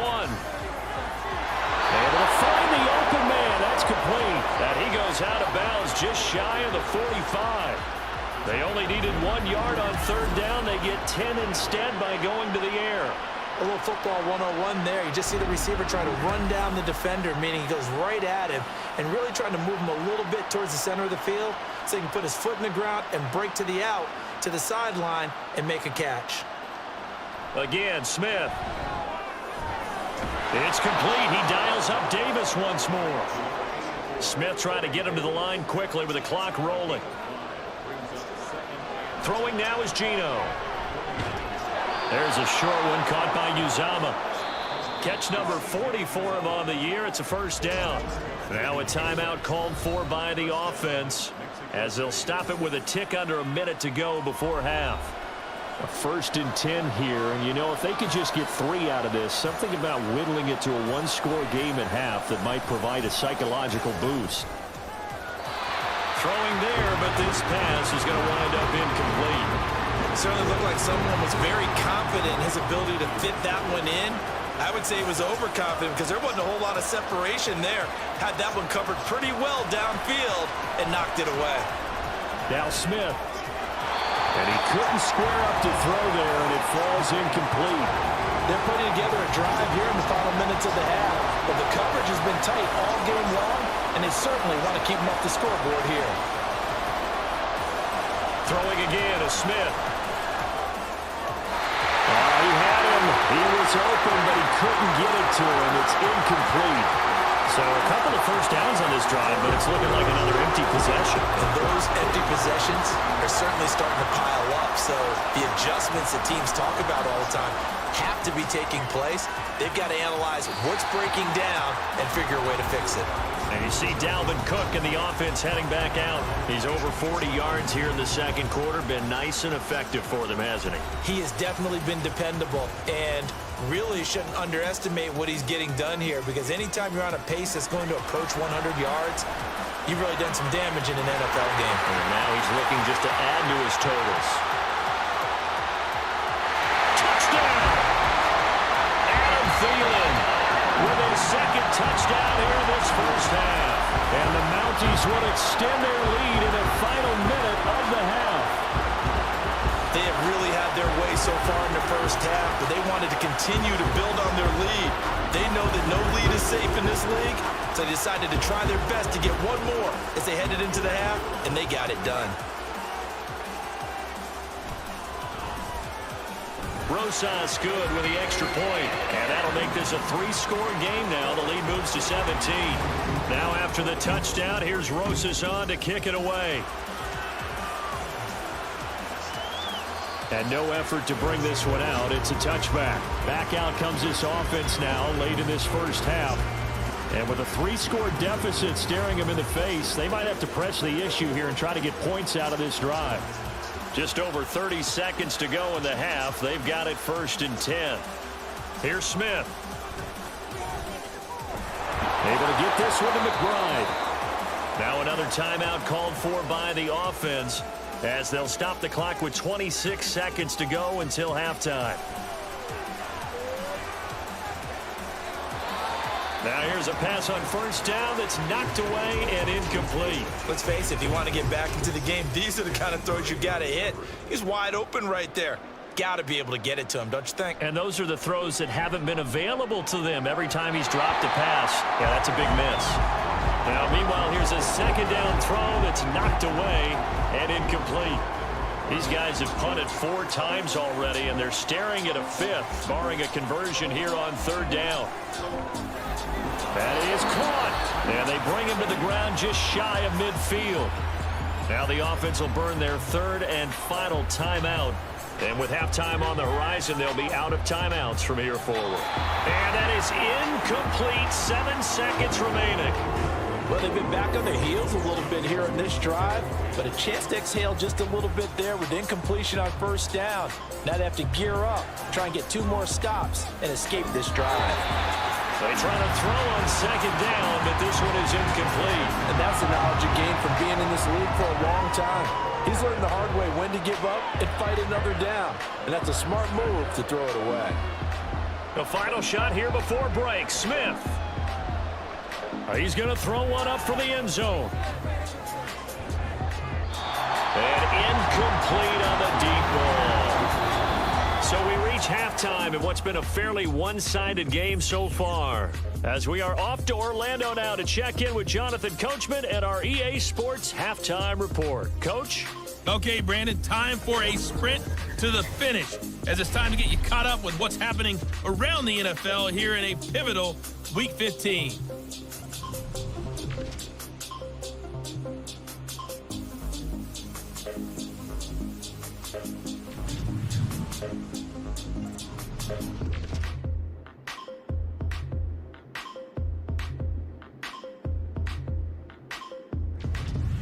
And then lastly, on Monday Night Football, those fans will be riled up as it'll be a good matchup between their guys and what equates to be a very tough opponent.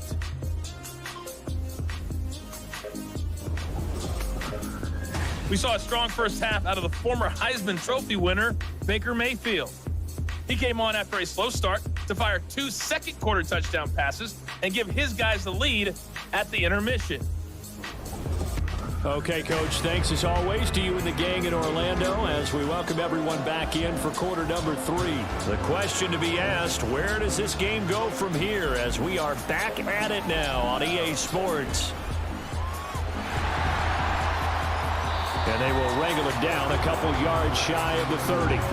Adam Thielen, he gets set to go again with the rest of this offense. He's having a day here in quarter number 3. Over 100 yards, couple touchdowns. Every receiver's hope for when they head into that game in the National Football League. And his team is loving what he's giving them. Of course, the yardage is terrific, but I think it's what you mentioned, the 2 touchdowns. That's the big one because he's paying off his results downfield. And still more time here, third quarter. We'll see what else he has in store for us. A throw there, but that's going to wind up incomplete. Not his best throw there, but where we sit right now in the third quarter, he's had a pretty good game throwing the football. He certainly has, and it's not exactly at the point where we're doing 4-minute offense yet, but they've got to think about, I'm not going to say milking the clock, but understanding clock management here on out. A 3-yard gain and enough for the first down. That's a tremendous group effort there because when you talk about offensive lines, the best ones, talk about guys that play in harmony, in sync, and getting things done, and they did that on that play. Yeah, especially on 3rd and 1. Got to be in sync, and they were. Unable to corral him. He fights through. And he's going to be out of bounds, but not before he takes it inside the 40. 75 yards for him on the ground now as he has been terrific here this afternoon. They had a chance to limit his yardage, but he was able to fight off that tackle. So it's not just the responsibility of the guys who missed the tackles along the way. It's all 11 on defense, able to stop this guy, unable to do it on that play. They've got to find a way. How about his ability to break through and gain that yardage? So on the other side of the field now, it's 1st and 10 as they've got things rolling on this drive. Here's a throw out wide, complete to his running back right side. So the completion gets him just a yard, and that's going to bring up 2nd down.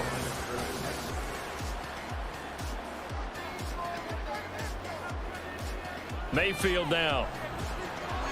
Short throw, it's Higbee. So the completion good for just 3. And now 3rd down and 6 to go.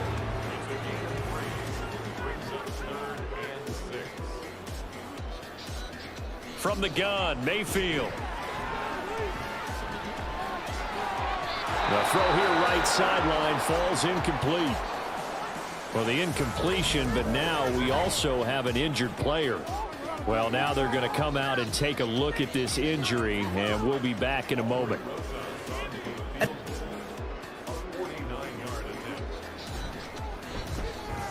Rosa's kick is good, and that will extend their lead even further. Well, they picked up right where they left off in the first half. First drive after the break, they come away with 3 and increase that lead. Yeah, and you just want to keep building on that lead, don't you? Whether it's 6 points or 3 points, take everything you can get, keep maneuvering, keep adding to it, keep making it difficult for them to come back.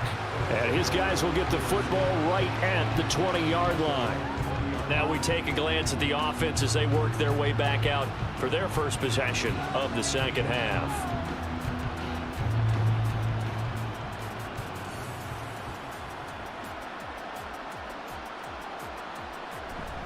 They start the drive with White.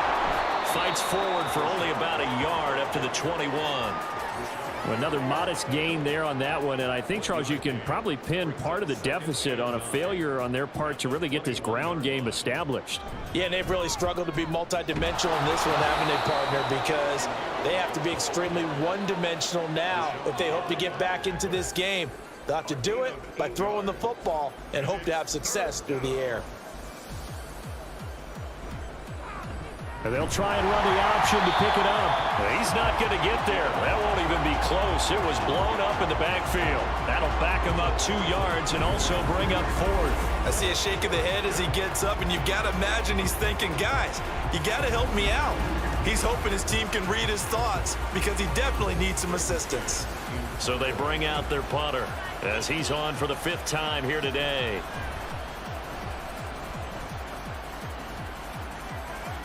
Fair catch signaled for and taken just shy of the 30-yard line.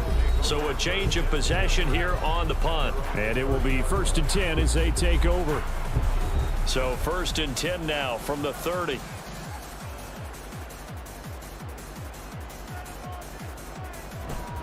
Here's Cook as they begin on the ground. And he gets this to the 35. Good for a gain of 5.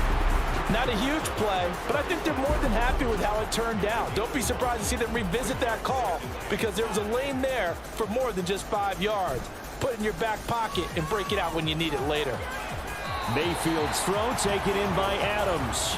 And he gets this up across the 35 before he's out of bounds. 2 yards still to go. 3rd down now. From the shotgun, it's Mayfield. Hard throw, incomplete.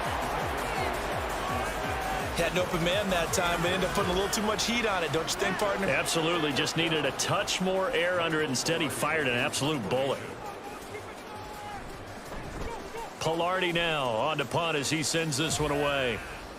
That's taken on the 25. 35 yards that time on the punt. Out is Mexico City now to go on offense. I kind of feel like they've reached a do-or-die point in this game, Charles. If they're going to try to pull off an impressive comeback, it has to start right here, right now. Yeah, now they've got a final chance to get out of this situation, but they also understand they've got to move the ball and move it fast. In addition, they need to save as much time so they can get 2 more possessions. Now 2nd and 3.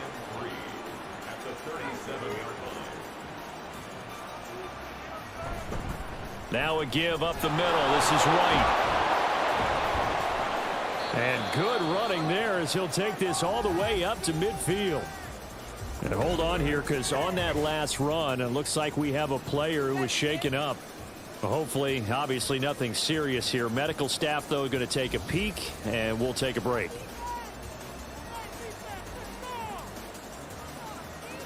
From the 50, it's Smith. A quick throw there is incomplete. Just what they need, a lecture from me, but subpar offense is what helped get them into this spot. And now they're continuing the trend with incompletions. That won't get them out of it if they don't change something soon. And that'll be off the mark, too far out in front, and it's incomplete. One thing I have learned, receivers don't mind high throws so much to the sideline, but do that over the middle to them, and not only are the DBs going to throw a little verbal trash their way, when they get back to the huddle, they're going to have a few words to say to their QB, aren't they? Yeah, hung it. He's got him in, complete, and it's caught. Touchdown. Rashad White, 50 yards. And the Golden Eagles are able to cut into that deficit.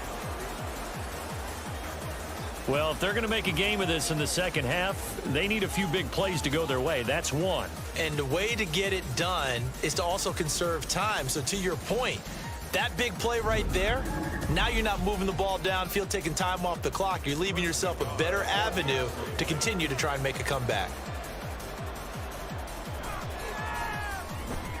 Extra point by Nagar is up and good. And that cuts this lead down to 13.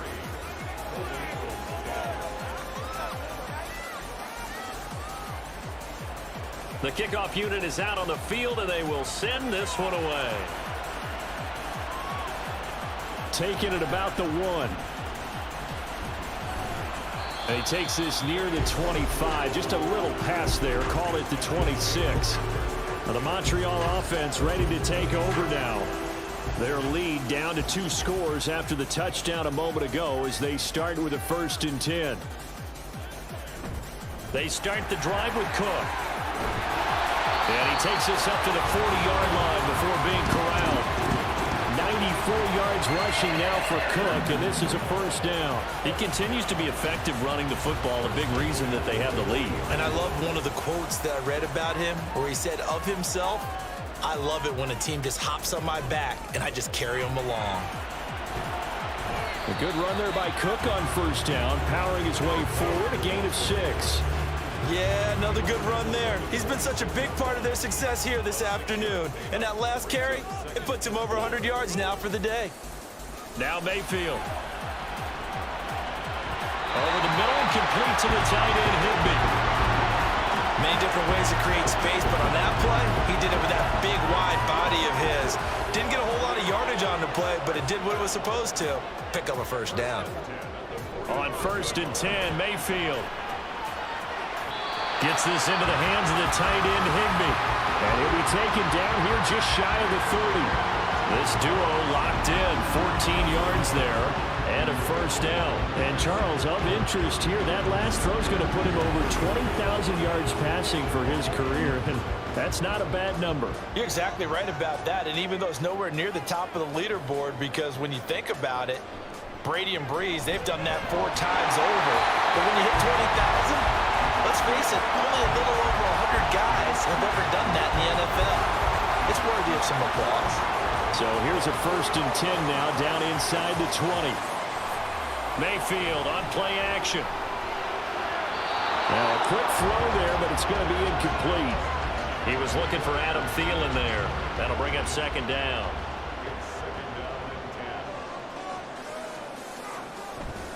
Left side, Cook.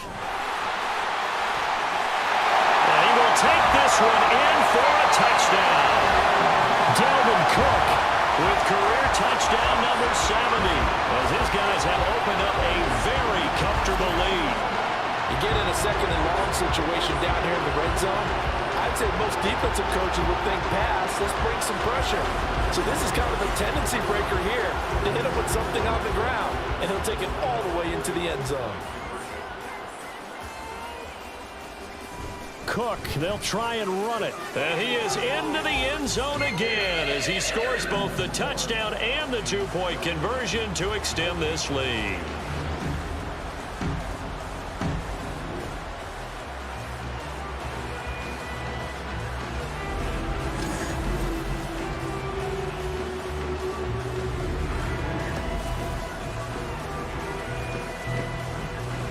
Now after the touchdown, here's Rosas on to kick it away.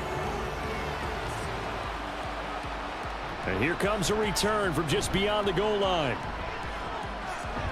And all in all, a pretty solid return. Nearly got it to the 35. They'll mark him down officially at the 34. And now this offense comes back out onto the field. A strong showing their last time out. They scored the touchdown, but Charles, they look up and they're still down double digits, so you feel like just to keep pace, this drive probably needs to end in the end zone as well. Yeah, and I think the best move for them is to not worry about how far they are down on the scoreboard, but to just remember the last drive and how it ended. Go ahead and try and repeat that. Then you can look at the scoreboard and see where this game is. There's a ball thrown right side and complete. And he'll have it past midfield almost to the 40 before being taken down. 22 yards there, a 1st down. Well, we talk all the time about playing situational football, and right now I think the scoreboard is dictating what they need to do. Where they are in this game, they've got to push the ball downfield, take their shots, try and get big chunks of yardage in a short amount of time. That was a nice play there. 1st down, here's White. And he can only manage to get a couple. 2nd and 8 coming up. Jordan Fuller there to take him down. And as they come to the line, they will not be able to get off another play as time has run out on this 3rd quarter. We'll return with more after this. This is the NFL, and it's on EA Sports. Back now here on EA Sports. A lot of happy faces in the crowd at this point as their guys have a big lead here to start quarter number 4. And he drops it incomplete, and their struggles continue here. If they want a first, they need to get the football to the 32 here on 3rd down. Back to throw, Smith. Work in the middle of the field, and he's got a man complete. And he's taken down inside the 30. 12 yards there as they keep this drive rolling. It's another 1st down. And now whistles here and a flag down. Looked like someone got going a little early. So they accept the penalty, of course, and push the offense backwards a bit. A false start backs them up 5, 1st and 15.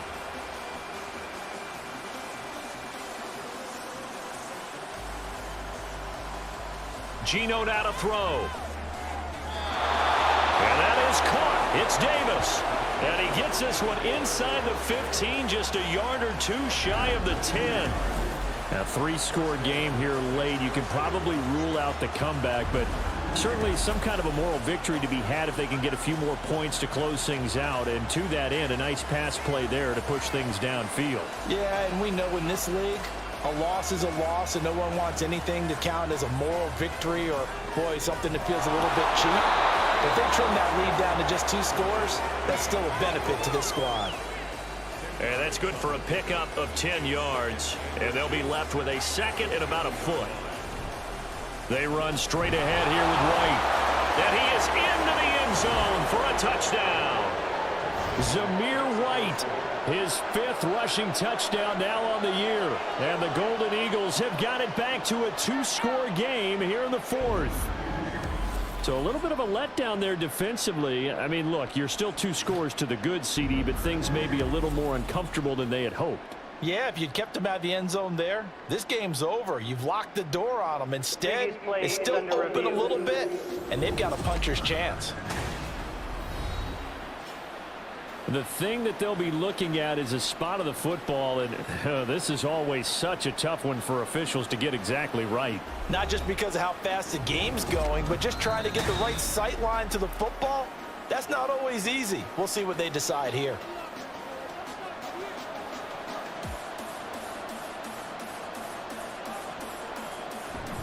Oh, they go with a tight end carry. And he tries to power forward, but he will not get back to the line of scrimmage. Now, during that run, an injury here. We got one of those big blockers in some discomfort. Now, the medical staff is going to come out here and take a look, and we will take a short break. White. Touchdown.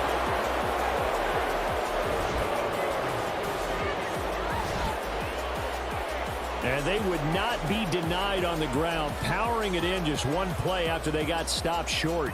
And how about how many tight ends are on the field? Because in today's NFL, we think of the tight end more as a pass catcher. But this group, they tell them you've got to be able to run block to stay on this team. And they committed to it and got it done right there.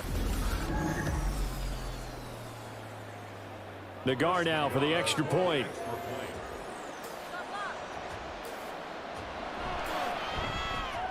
And the lead will be cut down to 14. So that one a pretty time-consuming 10-play drive. And it was finished off with a touchdown run by Zamir White. And he'll take it up past the 25 to the 26-yard line. Now the Montreal offense ready to take over now.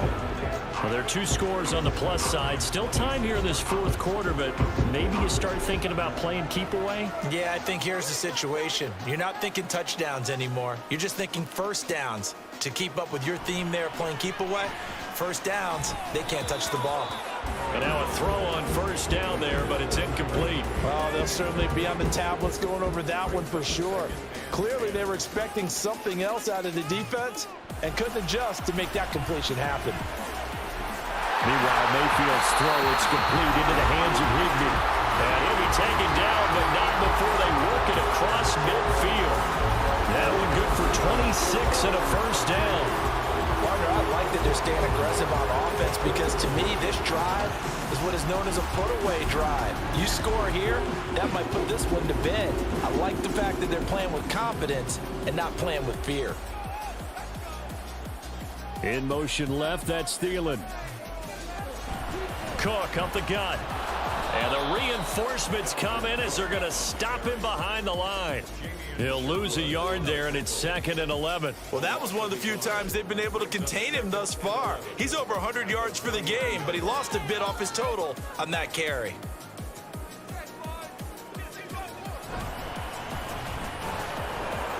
Here's a quick throw to Thielen. Ineligible receiver downfield. Offense. Too far downfield, something those linemen have to watch out for, and that time it costs them. Still 2nd down.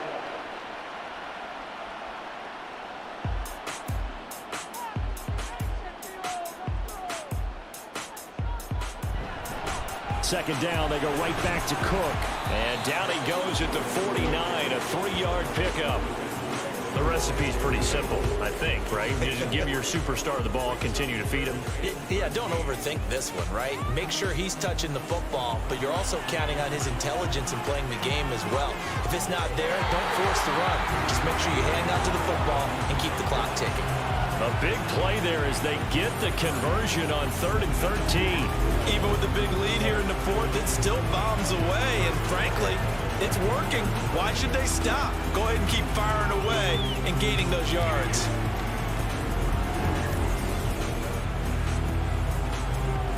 So the big play gets them all the way down to the outskirts of the red zone here for 1st and 10. Short throw, it's Higbee. Only able to gain a couple there, and it's 2nd down. Well, the strategy was evident there. Get it to your tight end and make it a one-on-one play with a cornerback. Who's usually going to win that one? The tight end, but not there. Not in this situation. How about the corner defeating that logic and making a really nice tackle? Back-to-back receptions for him, and it's another 1st down. But normally you might say start running the football. You've got the lead here in the 4th quarter, but the way that they passed it with such success, I don't know, maybe keep throwing it. Yeah, I think you brought up something that goes against conventional wisdom, right? In this stage of the game, you would think you would switch to a running attack, but you're exactly right. They've thrown it so well throughout the game, and trusting this quarterback, I think he continued to do so. They try again with Cook. And he'll take it into the end zone for a touchdown. Dalvin Cook with his 19th touchdown, his 2nd of the game. And the Mounties are looking to make it 2 straight as they add on to this 4th quarter lead. Sometimes you get a 1st and goal and you're back near the 7, 8, 9 yard line and you start thinking, maybe we'll run it here on 1st down to get half of what we need, so maybe we can have 2 or 3 shots at going for it from closer range. So this is a bonus right here. What a great run to work his way into the end zone. Now after the touchdown, here's Rosas on to kick it away.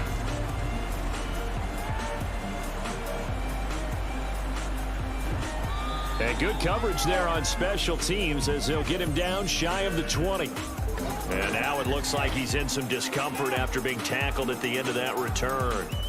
So as the medical staff takes a look, we'll step aside. The offense now at the line, ready for their next drive. And they unfortunately are staring at a mini losing streak developing, trailing here in the 4th quarter. This would be their 3rd straight defeat.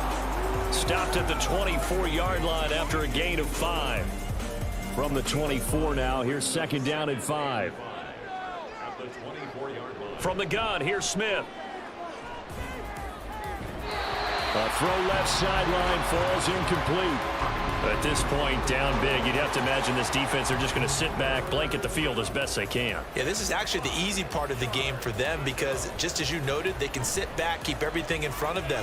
But they've blanketed the field the entire game using a variety of coverages. And they're able to get this one across the 35. They're going to hurry back to the line now. Smith throwing again. There's a short one caught by Uzama. And getting this just shy of midfield. They'll spot it at the 49. Now Gino on 1st down. And oh, that nearly their first pick of the game. But it falls down to the ground, incomplete. Smith, an incomplete pass on 1st down. Now it's 2nd and 10. Now Gino. sideline. He caught it, but out of bounds, according to the head linesman. Incomplete. So the ball a little late getting there, and it's third down. Throwing on third down, Smith. Yeah, almost, but not quite. Needed 10. He got 9. Fourth down. Here we go on fourth. Smith able to find the open man. That's complete. And he'll be taken down, but he does have first down yardage. Throwing now is Geno. Right back to Davis. It's complete. And he'll be brought down on the 30-yard line after a gain of 6. Hang on now. We're going to pause here. We've got an injured player. While they come out and take a look at him, we will step aside for just a moment. And the ball on the 30. Here's 2nd and 4. Here's Smith. Going down the middle, and it's complete. Touchdown. Ashton Doolin. His first touchdown on the year. And the Golden Eagles get a bit closer. The fourth quarter touchdown there, back to a 2-score game, but time is not their ally.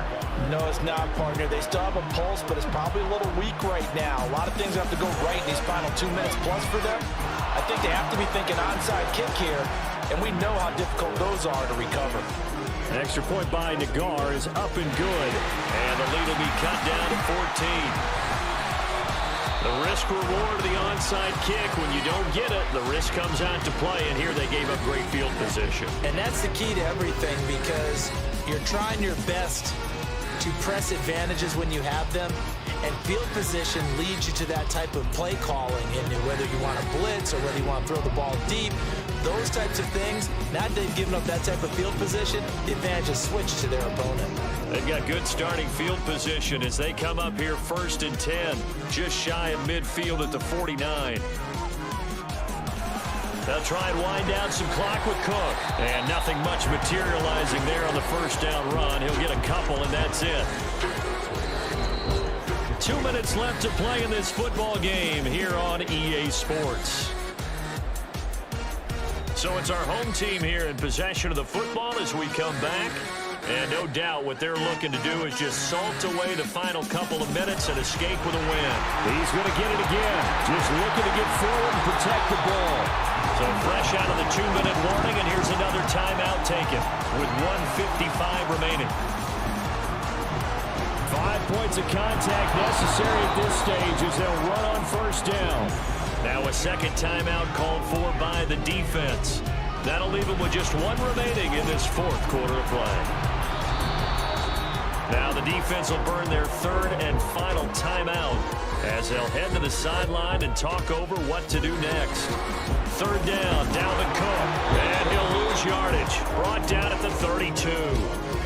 On this day, the ground has been his, but at least on that individual play, we just saw the defense finally with a win. Yeah, they finally got one, and that's a win for them, but all game long, he's seen the holes, and they've been huge for him. Kind of like a baseball hitter in the zone. The ball seems bigger, and he's just whacking it. These guys, they've got it going today. Rosa's kick is good, and that will extend their lead even further. So with that, you figure this game's pretty much out of reach at this point. Yeah, it's going to take a heck of a comeback to come from 3 scores down, but don't change that channel. Don't go away. Miracles can happen, and you want to be here in case it does. You're a company man. Aren't I, though? And beyond the 20, but not by much. In fact, just a yard pass there to the 21. Out is Mexico City now to go on offense.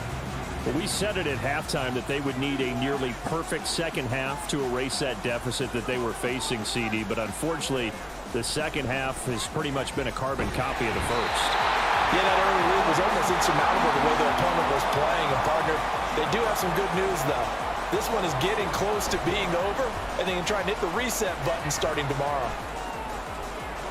And bringing it in, it's Davis. And way up past the 35 before he's taken down.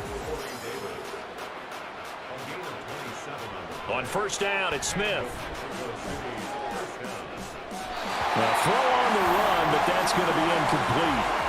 Well, you left no doubt about that one because even though he hasn't left the pocket, he's got a receiver in the area, so it's not grounding, even though there's no way that ball was going to be caught. He's going to let it fly. That's caught inside the 20. A higher scoring game, Charles, than we typically see in the National Football League, but fun to watch these offenses. They were really clicking. It seemed like everything that they dialed up worked. Yeah, it certainly was fun to watch from our perspective. I'd like to be those defensive coaches, though. That wasn't a blast for them at all. And let's face it, they all game plan, they all scout, they all think they're prepared. But executing and stopping teams, that's another matter entirely. So for Montreal, they're not going to go quietly here as the win moves them now to 8-6 on the year. And they will hit the road next week. Meanwhile, for Mexico City, they've plummeted now to 3-11. And they will try to get back in the swing of things next week on the road. That'll do it for us. I'm Brandon Gaudin alongside Charles Davis. Thanks to our entire crew as well. We'll talk to you next time. So long, everybody.